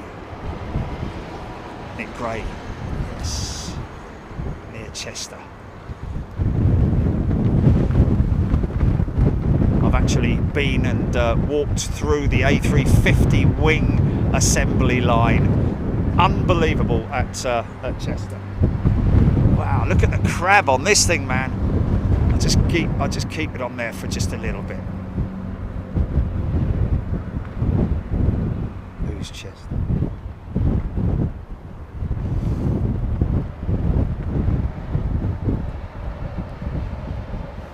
Yeah, it's a fair old slap to Chester from London, isn't it?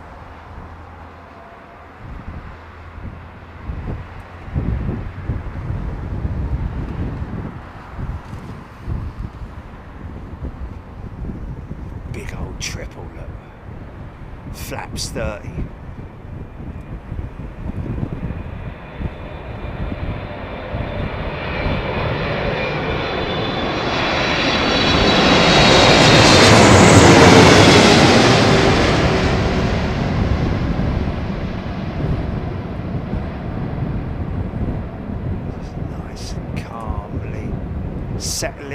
Settle it down, watch the elevators, keep the elevators in a slight upward position. There we go, just to soften the front end coming down. There it is, nice and easy. There we are.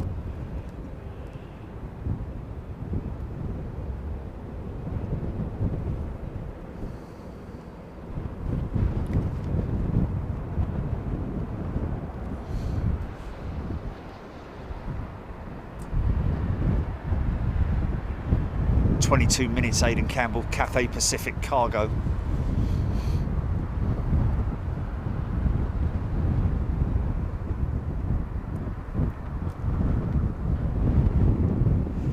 Flyer 93. Screaming Emu. Where's he going? Is he going up north? Mate, I'll tell you what way you do want to go. Actually, this is right near where that 744 experience is as well. So, you know, you might want to pop in there, I don't know. At least visit it, but if you're in that area, also, what was the name of the castle? It began with a B. Beeston Castle, mate. Unbelievable.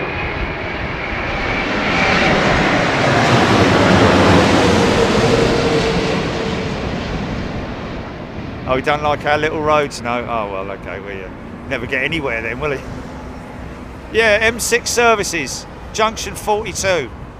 That's a good one. Area of outstanding national hamburgers. Other than that, if you want to visit anything with outstanding national beauty, mate, you've got to drive down to some pretty old school lanes, and they're lovely lanes, man.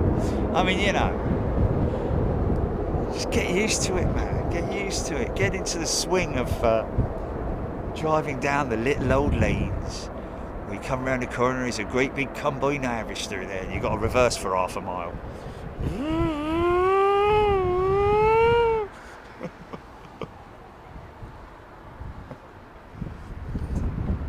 Or unless there's 40,000 sheep crossing the road.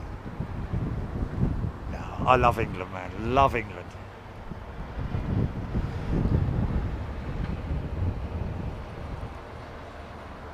There are thousands of places of outstanding national beauty. I mean, Windsor Castle just up the road from here as well.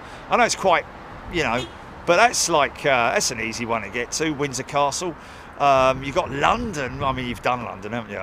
But flipping it, there's just so many. Kent, go to Kent. You know, some beautiful places down there. Have you done Hampton Court Palace, mate? Hampton Court Palace, where King Henry VIII and all that malarkey went on. Just absolutely fantastic. Right next to the River Thames. Beautiful place to visit.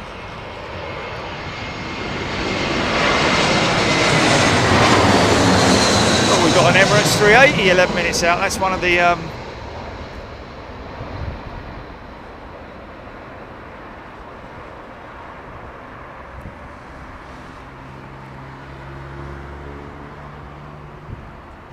is that the Danish Air Transport? DAT. Peak District, Nick Gray, yes. Oh, mate, I mean, if you just go and explore York, go to York, man. Oh my God, York is amazing. You know, or go down the south, go down to Brighton. There's the Brighton Pavilion. There's like, you know, that's about it really. But no, I mean, just all the way down there. You got go east. You got Stonehenge down that way. Oh, it's just a place, man. Thousands of years old, mate. You got too much to explore. You never do it all, and you need to, you know. England, oh England. Snowdonia, bootle lad. Philip Lowry, go visit Emmerdale.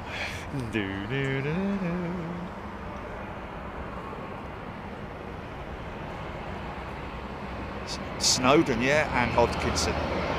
Snowdonia, sorry, yeah.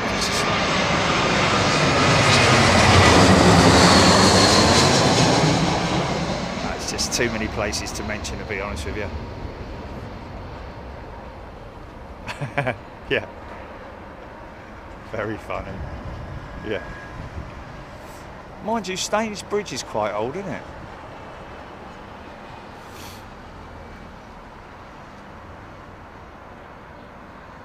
Oh, Brian Cassidy, yeah, Whitby. I've been to Whitby, man. Unbelievable. Dracula's castle's at Whitby, isn't it? Where his coffin was dragged.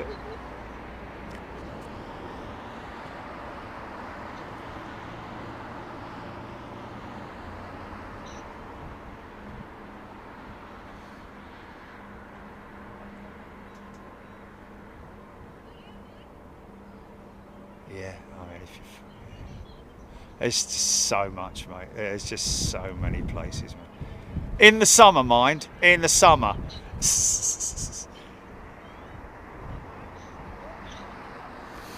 Oh, Lloyd Bell replacement white rudder on the previous aircraft.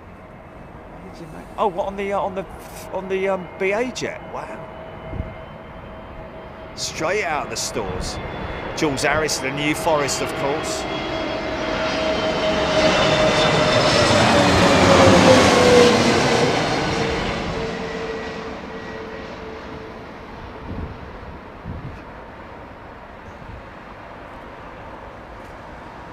Did I call Roxy Simmons out for gifting 5 memberships? Thank you, Roxy.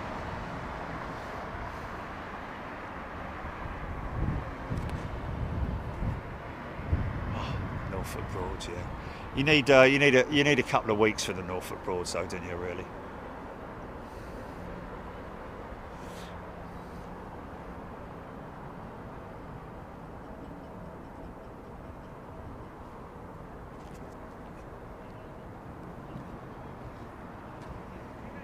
Neo.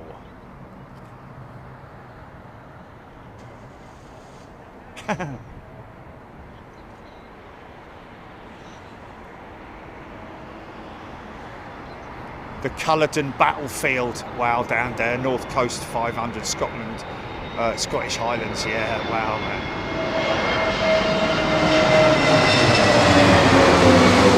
And you can visit so many places in England, where and Wales, where famous battles took place, you know, where kings died and were slain, and you know, unbelievable, you know. Where old matey had his eye taken out with an arrow. Fella with the humpback. Yeah, but I'll tell you what, if you're over this way, and I'd say Hampton Court because it's close by here, but great place.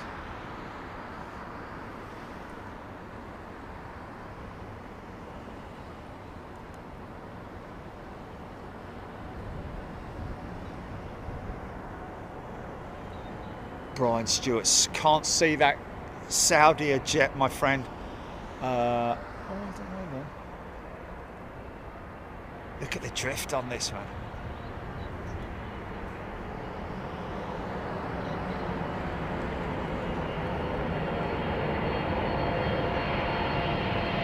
Melody Stratford on Avon, yes, of course.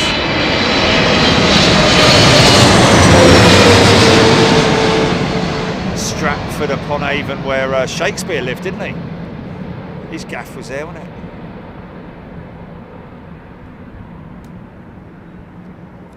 Very smooth, very smooth.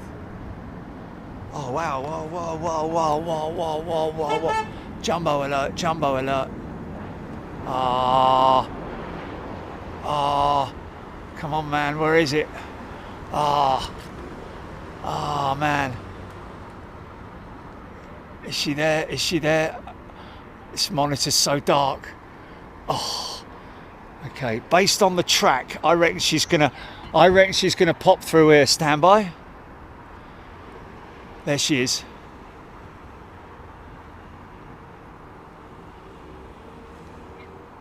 Is that the Saudia?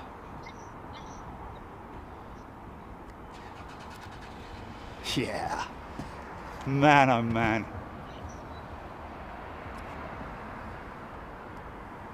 Oh, he was born there, Kev Miller. I thought he lived there as well. I mean, I know he moved down to London and all that, and did the Shakespeare's Theatre and all that sort of thing. But I could have sworn old Shakespeare may have been born up there, but didn't he also reside in Stratford upon Avon?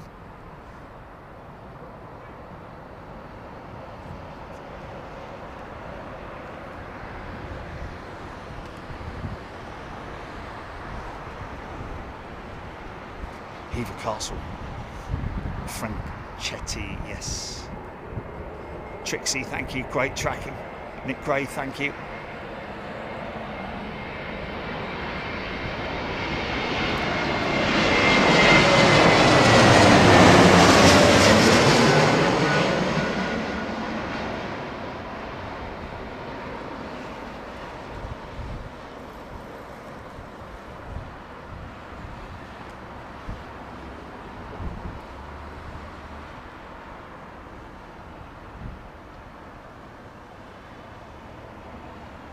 Zach Joseph Travels.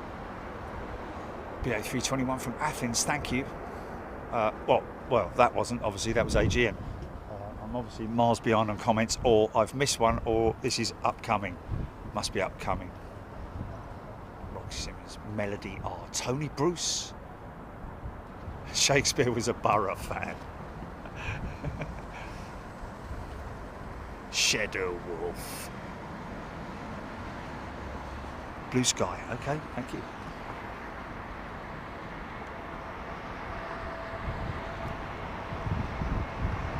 Manon. Chicago to Frankfurt 747 approaching Reading. Might get that. That's that 321, there we go.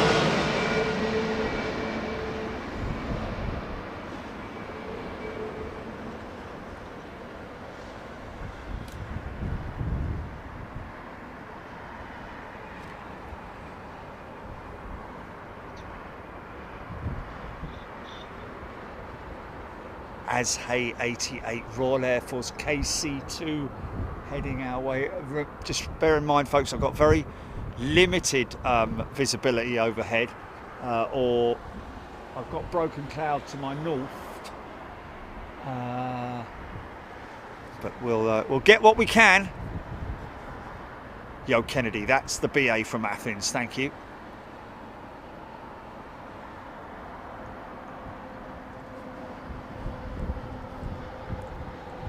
Karina Flaron, Stowe Marius Great War Aerodrome. Yeah, well, it was the voluntary before the RAF was formed.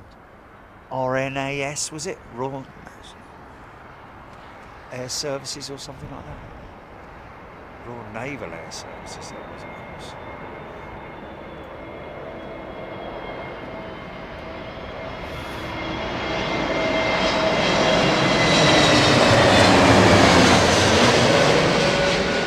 Wow! I've got to read that one out, even though it's a non-member, Jilly, but it's a subscriber. Shakespeare was sued by my ancestor, Thomas Lucy of Charlecote, for poaching deer on his land. Wow! You can't make that one up, can you?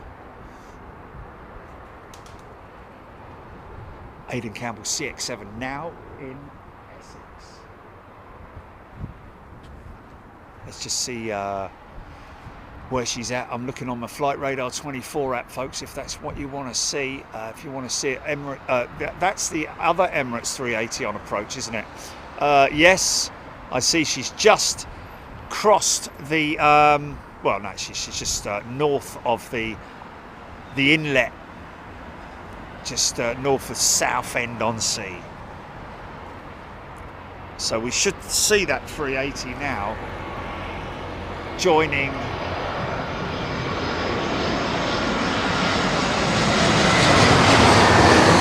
there it is.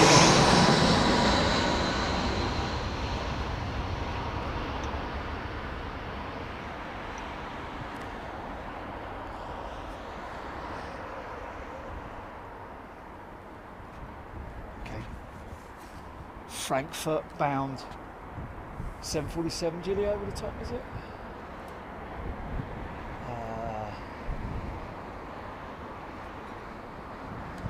Okay, should be able to see that. Scott Cowell, Atlas Air 747 approaching Windsor.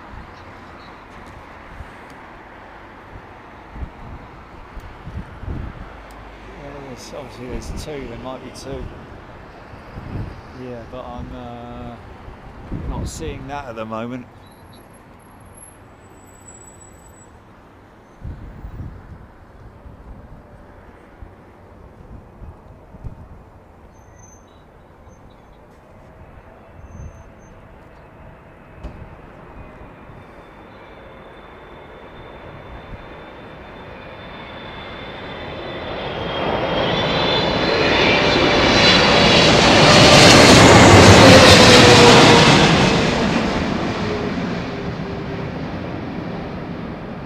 Man, you wait till the winter.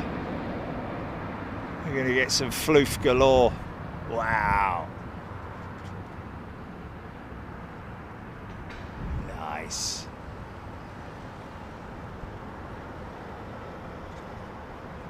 $747 over the top now.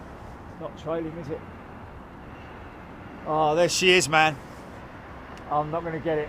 It's just gone into the cloud. No, sorry, folks. That was the Lufty, wasn't it? Or was that Atlas Air? That's the Atlas Air one. Yeah, yeah. Sorry, folks, missed that one.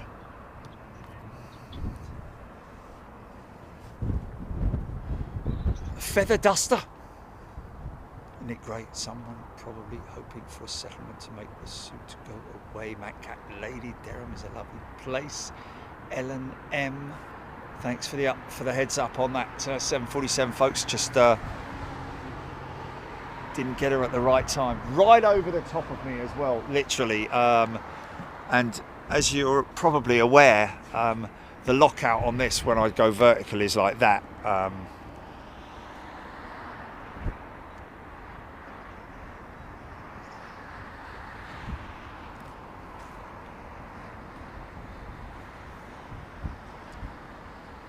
Zach Joseph, Trevline, Screaming Emu. Let's grab this 380, shall we? As you can see, pointing into the wind, so she's crabbing our left, its right, only slightly, great deal.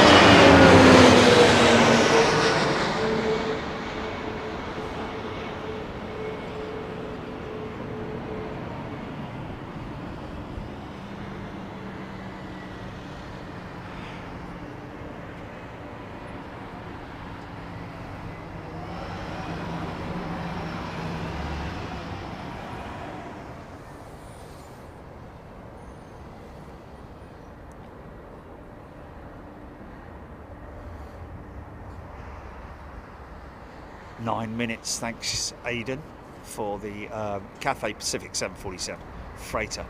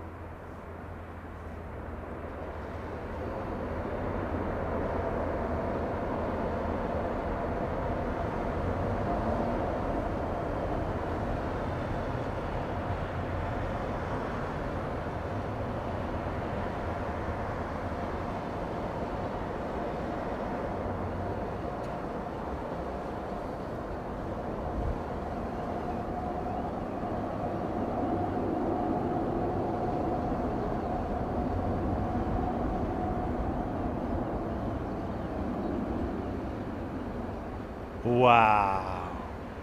Wow. Did you hear that, folks?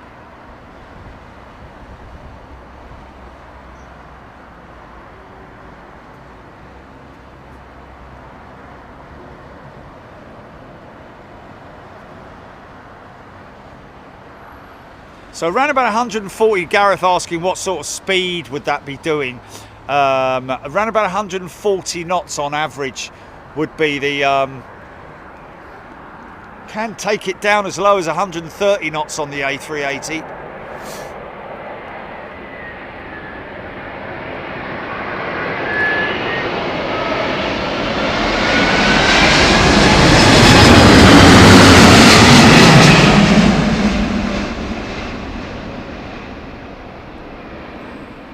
big old rumble there, man. What was that all about?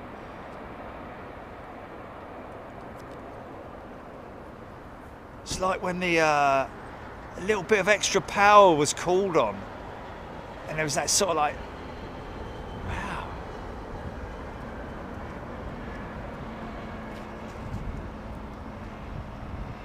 Early turn for that one.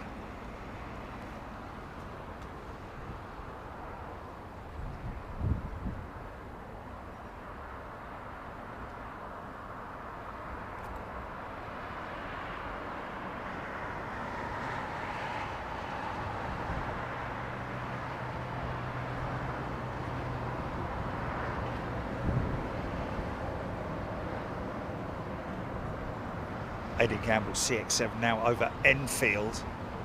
Flyer 93, that was a loud one. Pleasure Gareth. Zach Joseph.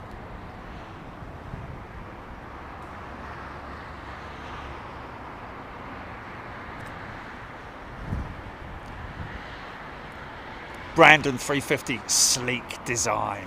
Yeah, it is, isn't it? 161 mile an hour approach and landing speed for the 380. Of course she's got a split rudder, and interestingly the 747 has a split rudder assembly as well, and the reason for that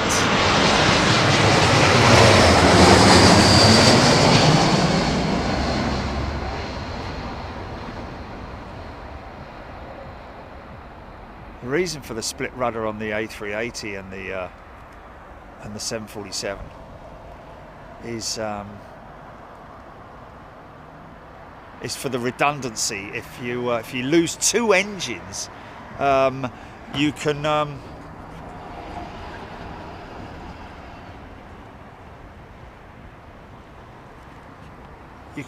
use a lot of rudder without tearing the vertical stabilizer off. I think if you had a twin engine failure on a 747, depending on what point it is, especially on climb out or something like that, you have to feed in a lot of rudder to compensate for it.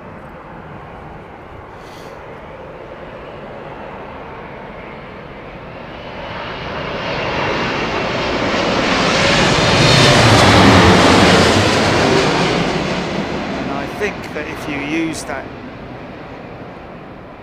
nice.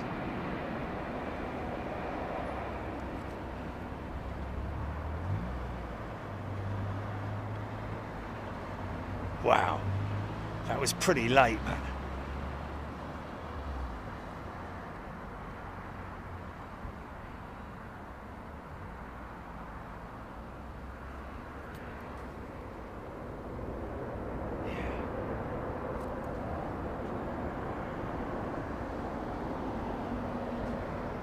Eclectic mix of jets in the meantime, innit?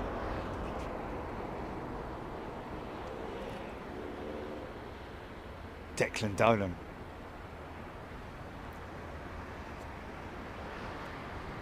.747 lining up on finals now. 10 miles established.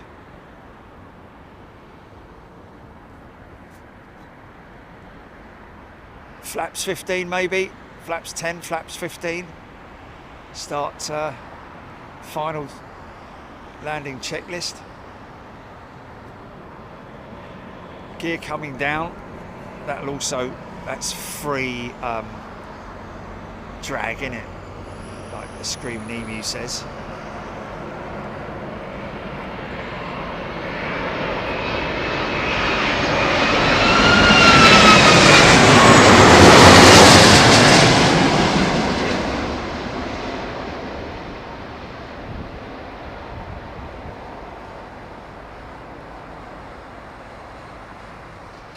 Oh, well, there you go, one truck.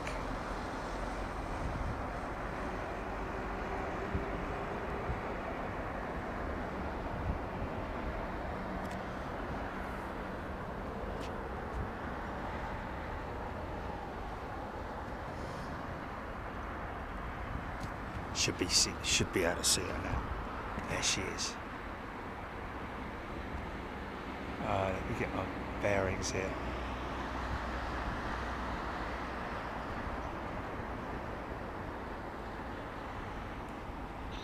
There she is. Gears already down, or just in the final stages of being extended. Quite early for that 747. Tony Seven Crystals Chen. Good afternoon. Kev Miller.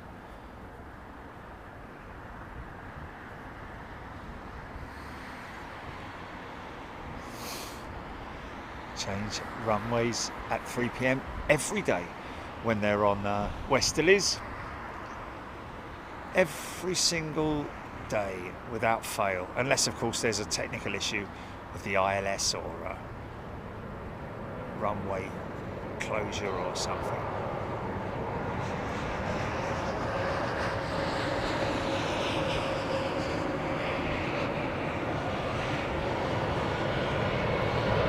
So this is it, folks. For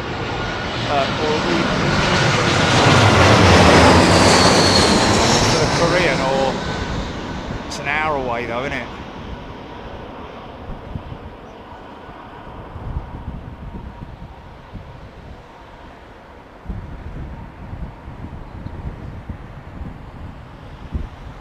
Fly SSC, no, this is the Cathay Pacific Freighter.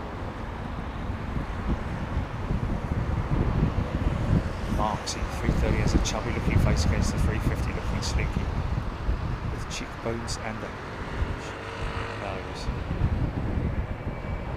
Marksy, yeah, well, we all use our own. Some people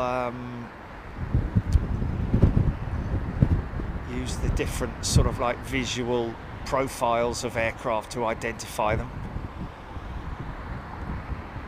330, 350, 330 has a very droopy undercarriage, doesn't it? And it's a little bit longer, I think, the 330 undercarriage. Of course, she's number one in this jet.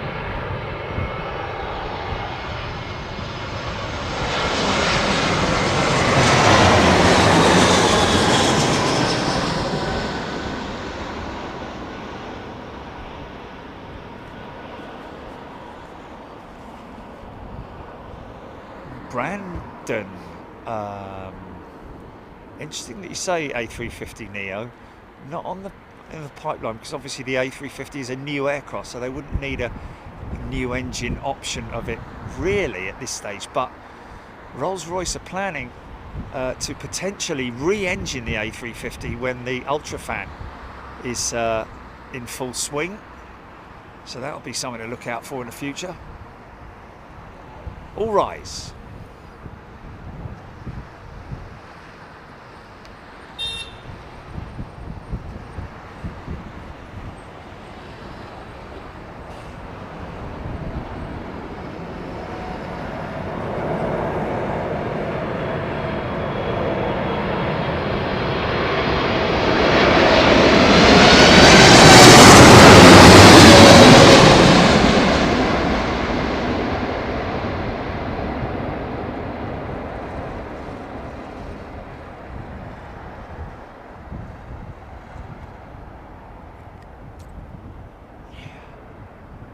Beautifully done.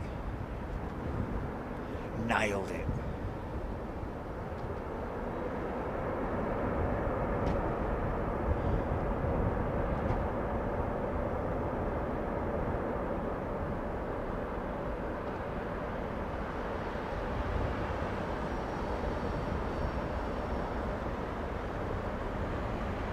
Well, I'll tell you what.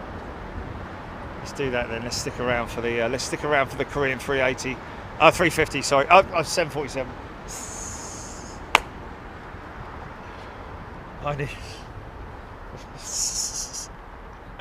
Yes, yeah. Oh, hello. Can I get that? Can I get that?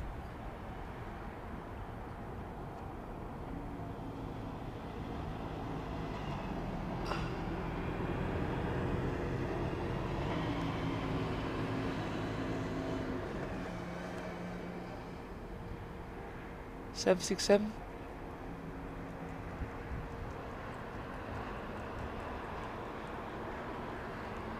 Wow.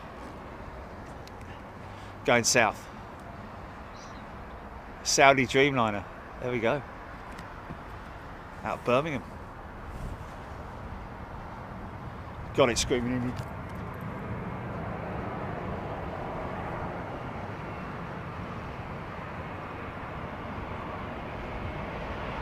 Kevin Miller, Lufthansa and Korean still fly the 747 as a passenger jet. Indeed they do.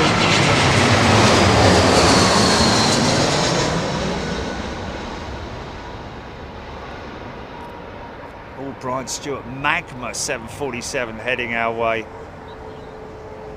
Okay.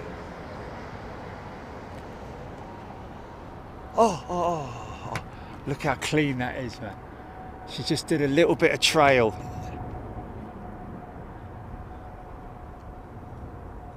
No, there it was, I saw it. Oh, no. Oh, that's right there. Okay. Let's get this triple first, shall we? Oh, wait a minute. I see a trail. I see a trail in the distance there, but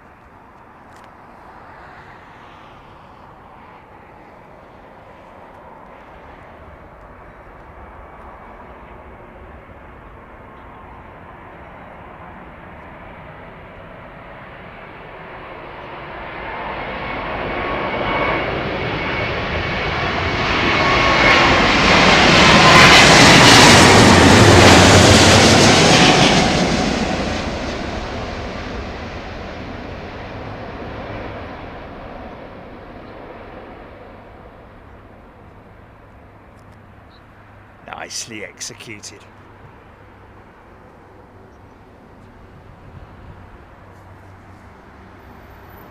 Where's this magma jet? Where's the magma jet?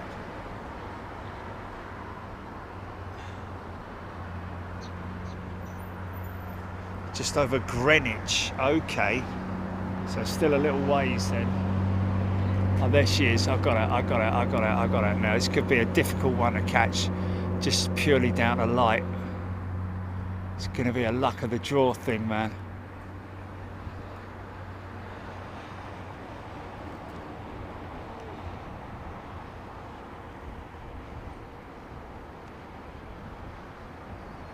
Ugh. I'll keep trying. It is a luck of the draw thing, folks.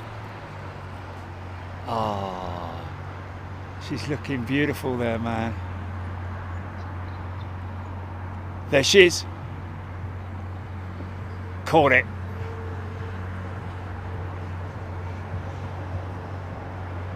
These things are very rarely on the ground, magma. Oh.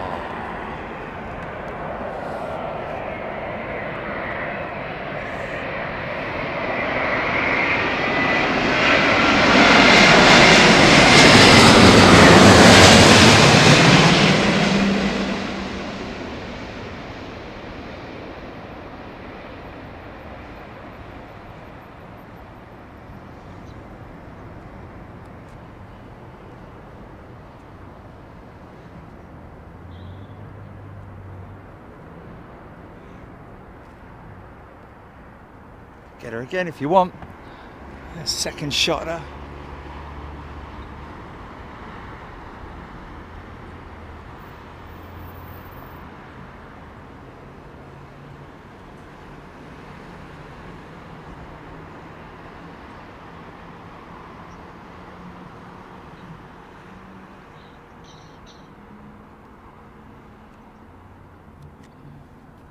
Canera.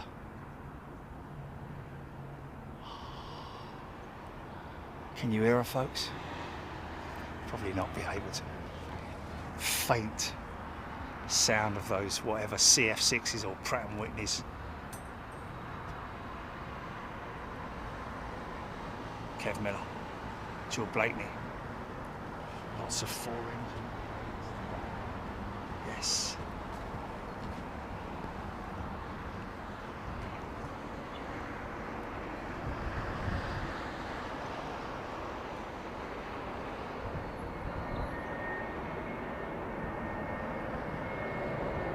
EGPX loving the cruisers.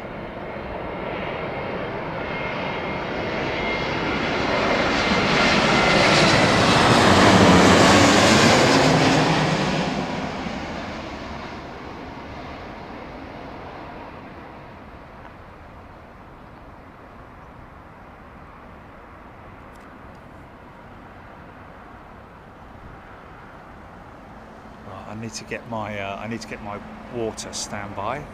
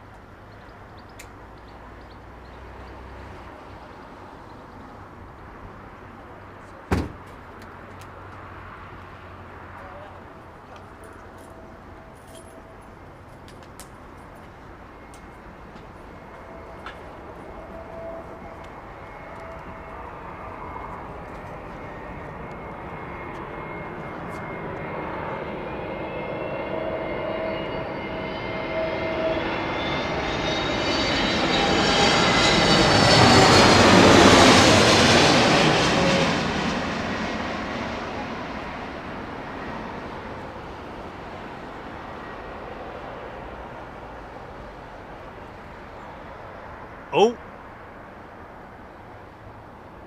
bit of a floater.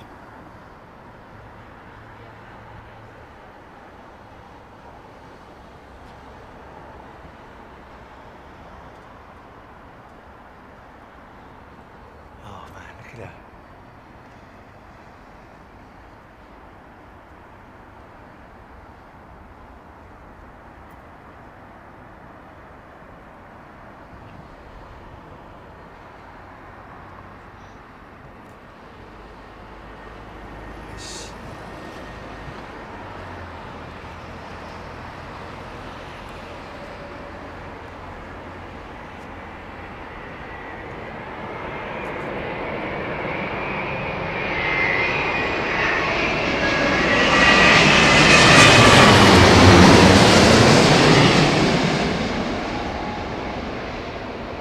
Change the runway, GP. And the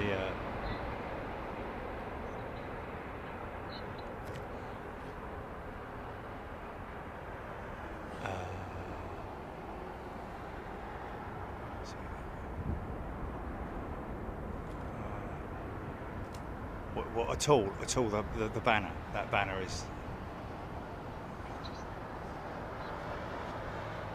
Oh, okay. 25 minutes Aidan Campbell, KE 907. That's the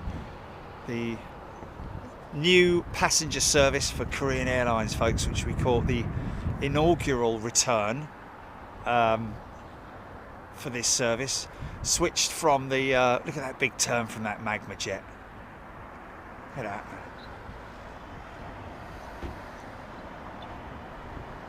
Yeah. The Paddock. The Paddock.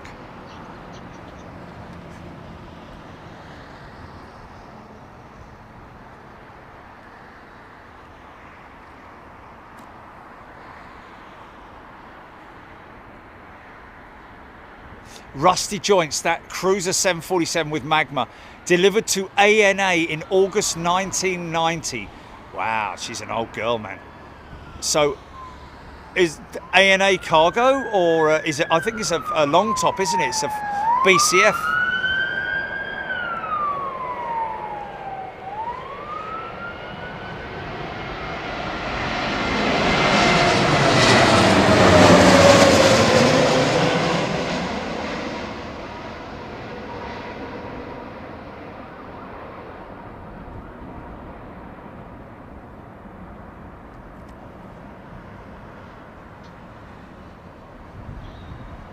EGPX, 4 years of Big Jet TV membership. Wow. And you're not alone, that's for sure. With the reason I stopped doing those what they call outs to the we've been here 4 years, 2 years, 1 month, you know. Yeah, a little bit interfering, and yeah, the milestones. I mean, I can see it. I can see it from their badges, but yeah, that was a sort of like, you know, I don't know. That's.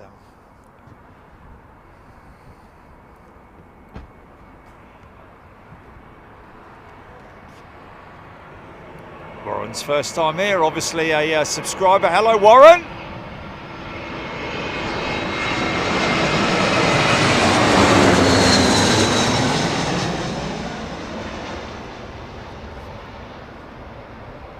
you not familiar with Big Jet TV, we're live Wednesdays and Sundays. Sometimes out of that that normal remit, if we're doing something special like we did yesterday in Chesham, isn't it? Is it? Okay, well that's handy. Shelby. Avro Arrow, yes, it was really crazy fast trying to read it off. And because I've got so much going on, I'm not giving 100%, you know, to the screen. I miss a ton of them, and then it's kind of like a bit pointless. But anyway, you know, guys, that I'm massively grateful for your support. But we're all supporting each other in a funny sort of way. I put the work in, and you come with me.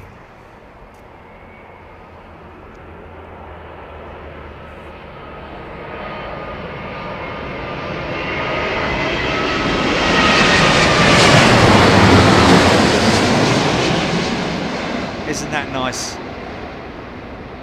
Channel members even giving welcomes to new subscribers to the channel. Great to see. What a great bunch of people we are.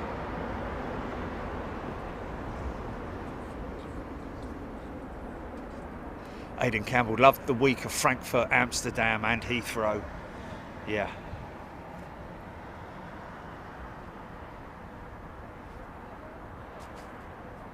Kev Miller, Aviation Retail Direct. That's a bit random, isn't it? Where'd that come from? Oh, yeah. Great shot. We haven't been down there for ages, have we? Probably think we've fallen off the edge of the earth or something. Yeah. Down there every couple of days, really, wouldn't it? See the pussycat and all that. We'll have to go back, man. We'll have to go back. Jill Blakeney, we do. Absolutely. Thank you, Ellis. Ellis proudly wearing his Big Jet TV shirt. May suddenly start talking about aviation. Is it? Warning.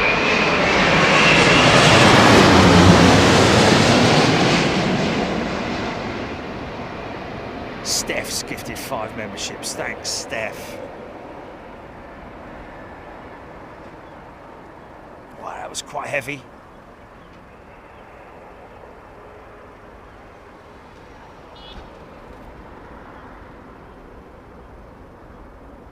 Timmy Tailstrike. Do you actually get to see the planes live, or are they all through the monitor? Amir is a returning member. Welcome back, Amir. Timmy Tailstrike. Well, because I want to make sure that I'm getting the image right for you guys, I watch 99% of it through the monitor. But I've of course got this open air, you know, everywhere I am. Like I'm turning around behind me now while you're looking at that. I'm scanning the airfield with my old mince pies to see what's coming up next, what might be moving around the airfield and all that kind of stuff. So right now, look at this moving into position. Wow, what's that? Where's that?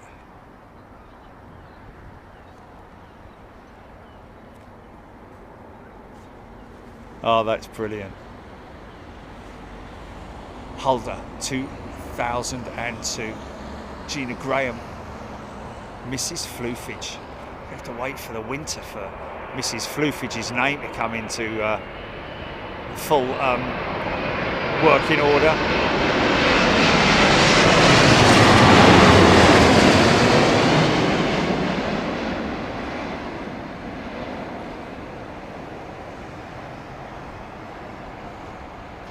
Watch the wings deflex, watch this. Very interesting what I heard from yesterday, but from someone who has flown the 747, and that is that the outboard wings, the wingtip tanks, they keep the wingtip tanks full. They empty them inboard to outboard as opposed to I think on the Concorde, for example. But I thought they transferred the weight inboard as soon as they could to keep the centre of gravity, but also but apparently they leave the wingtip tanks full on the 747. Not full, but they're the last to drain in order to minimise the flex of the wing. See now, here we go. Bob Masavo. Movavo.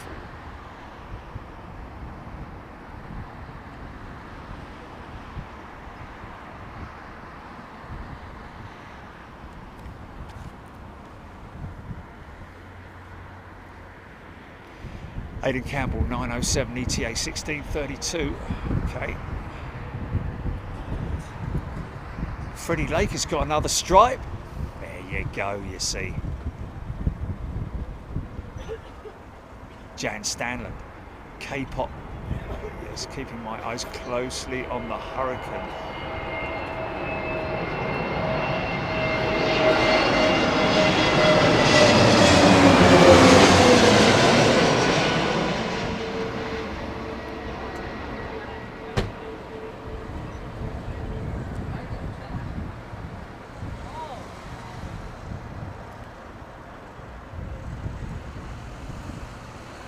So yeah, really, I mean, I do get to see everything. You know, I don't have a like a mask on where all I can see is the monitor.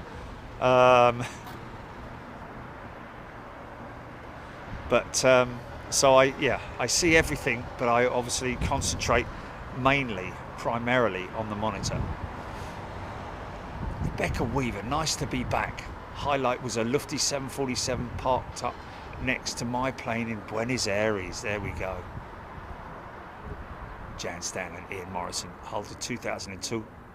Will you catch the 820? I said no, Holder, I'm afraid. Going to be heading back after the Korean 747. Need a bit of a rest. Had quite a couple of hectic couple of days. I thought that bloke had big flares on for a minute. Look. Just as a glance, Jilly, see that?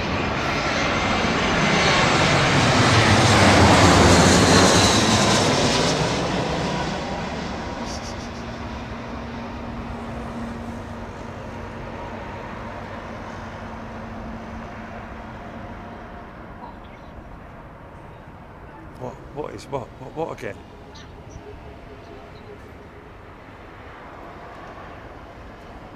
Amir is a brand returning member. Welcome back, Amir. And Alan Leslie is a brand new member. Welcome, Alan.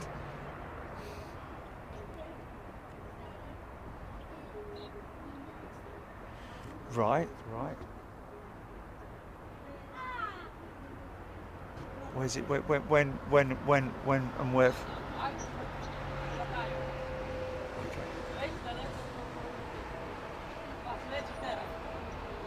Quo flares, Trevline.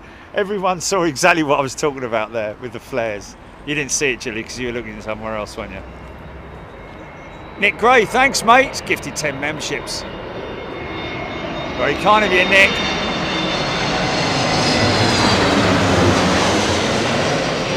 And of course, lovely to see so many one stripers, new members being gifted. That's great to see. Of course, if you're watching now, if you allow gifting on your channel, that'll mean that you'll be put into the sack of love.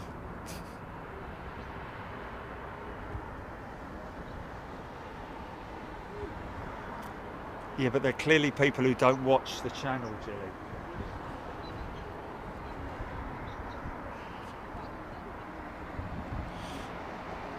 Well, I mean, it's nothing I can do in terms of policing it. If they're here, it happens all the time. But it's secret. Secret Service, the security services do their rounds every now and then, and if it gets a bit congested, then they move them on. The good thing is that I have a permit to be here, so, you know.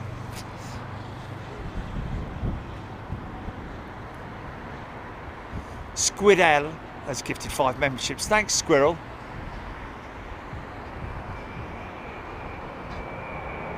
Raskas. Ain't going in on 1 sec.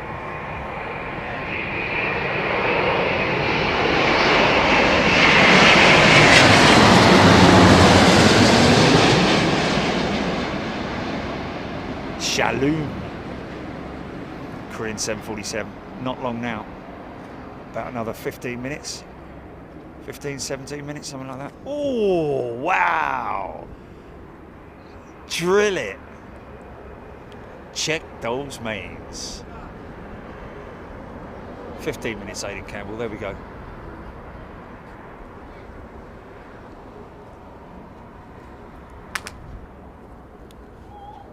Big permit TV.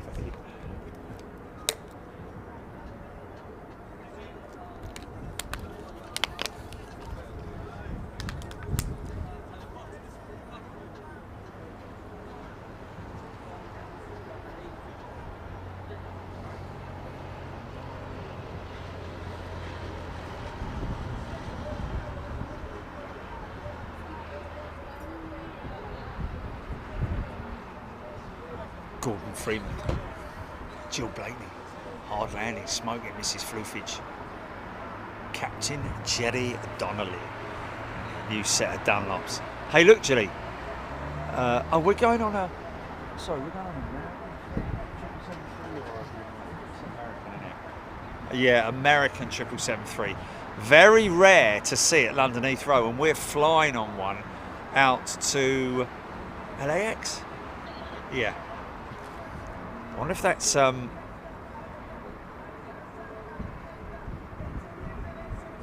mate, turn your radio off, mate.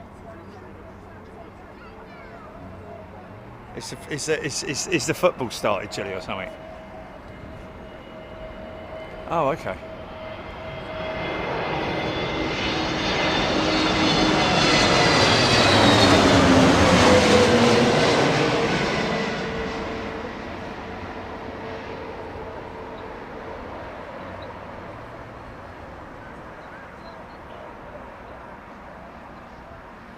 Absolutely no chance, mate. Even Heathrow Airport Limited are restricted to their movements around the infield section, the airside part of Heathrow.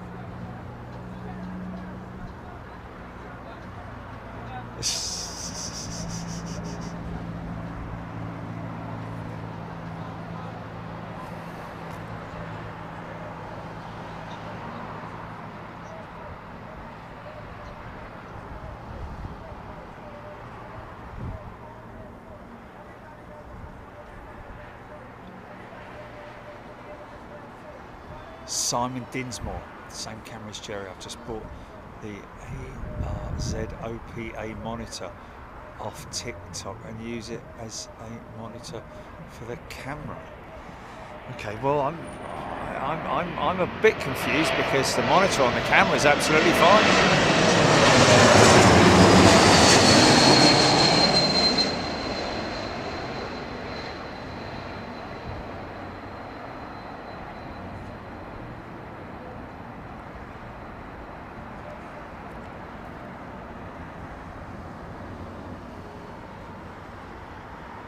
What it looks like.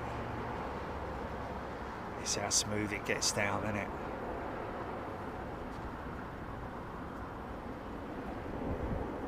Raskas, London Heathrow conditions 19 degrees, wind 320, now at 11 mile an hour. Gusting 21, he's saying. Wow. Interesting.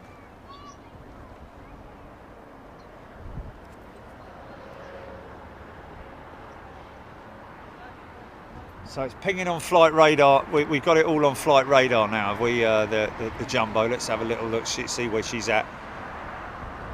There she is. She's now west of Brentwood, coming up to Loughton.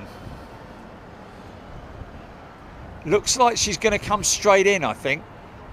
Not a lot. There's a big bit of spacing behind the China Southern 787, but it looks to me like she's going to come straight in after that. She's turning now.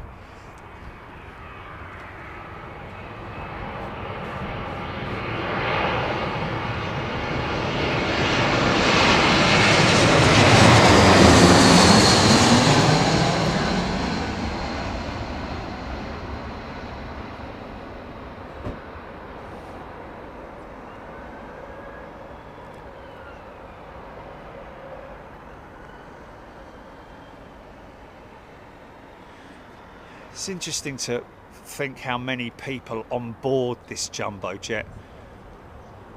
Sam Brown's gifted a membership. Thanks, Sam. Interesting to know how many people on this jumbo jet actually appreciate the fact that they're flying on such an iconic aeroplane. I would imagine there would be quite a few people, wouldn't it? Because it's a jumbo jet, it's a Boeing 747. You're flying on a 747. You know, there's everyone knows the 747, don't they?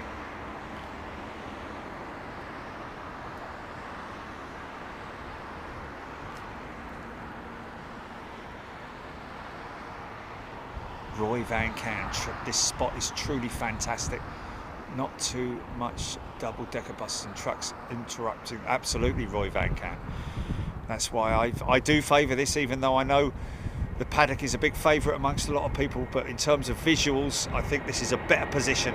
Slightly a bit to the side as well.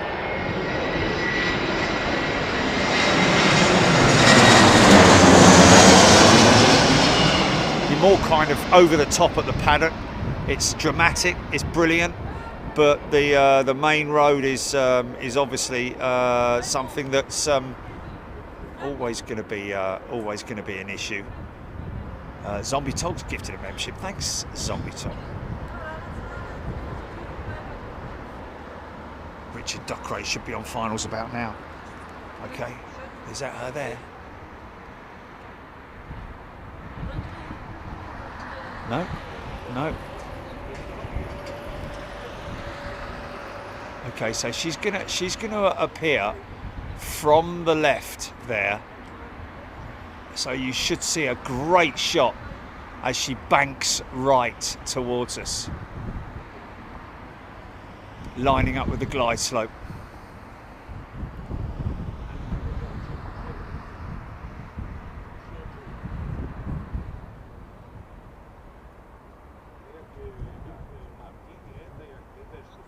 Stuart Naylor, number 4. Okay, still not seeing her yet.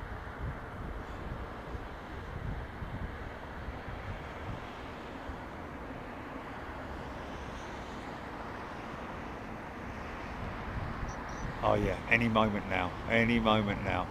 Yeah, yeah.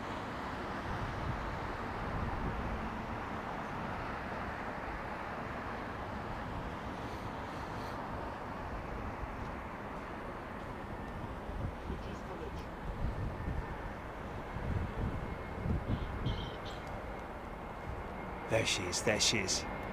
Bottom left of your screen, folks. There she comes. There she comes.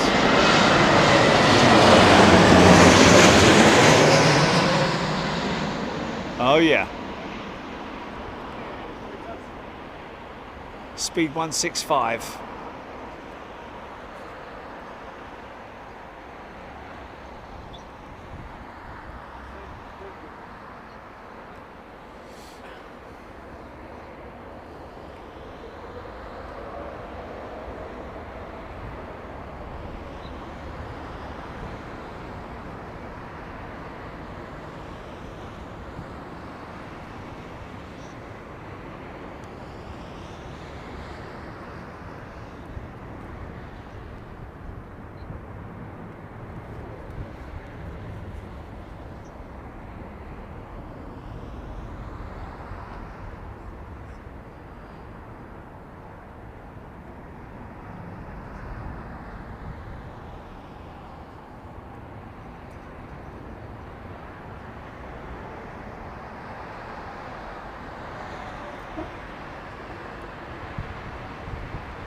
Okay, we'll get the China jet in from Wuhan.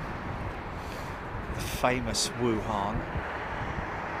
HGC saying 1,200 more to get her to number 1. Wow, that's a pretty big tall order, isn't it?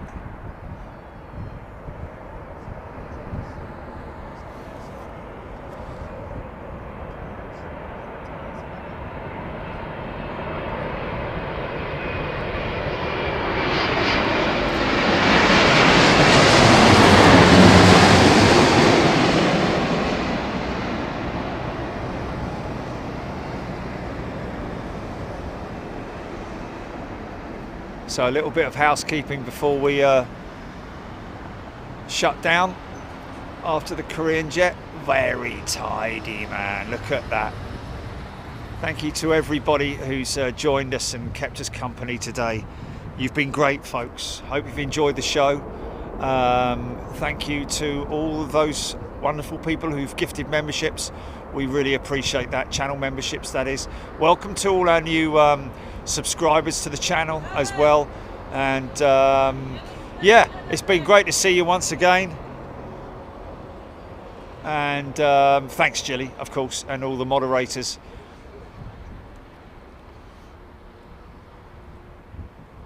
Wow, that's pretty. That's a nice turn-in shot behind the jumbo. Look at that. What's that? What's that coming in behind it?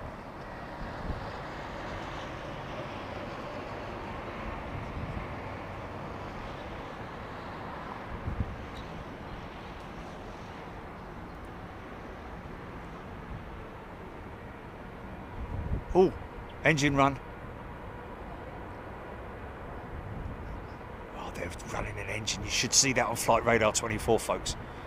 There should be an aircraft to the left of this, to its left, our right, in the engine test bay of British Airways.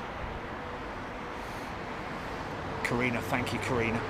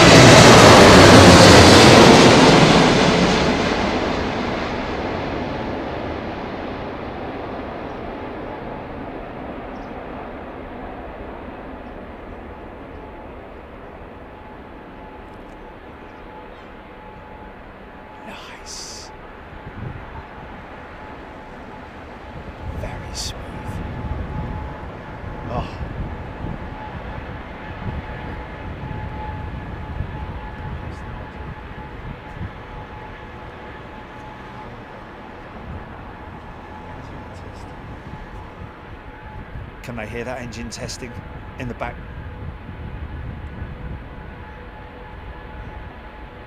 13 hours, 15 minutes.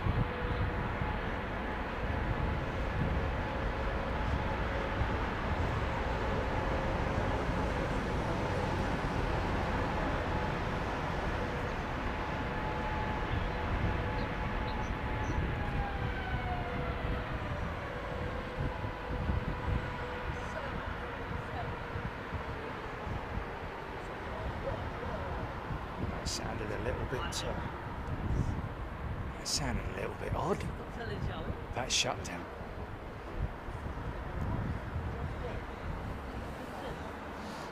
Okay, we'll fade it on this ANA triple GP, yeah?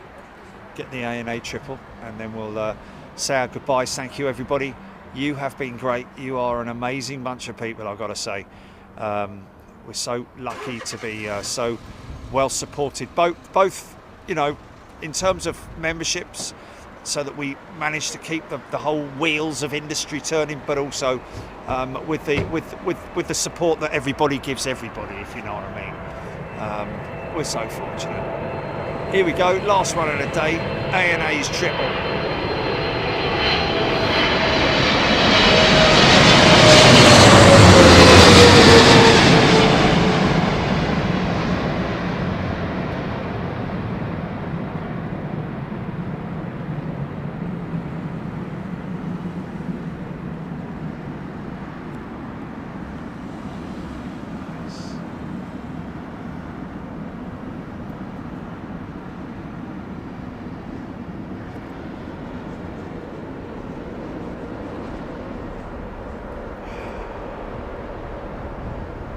Look after yourselves, folks.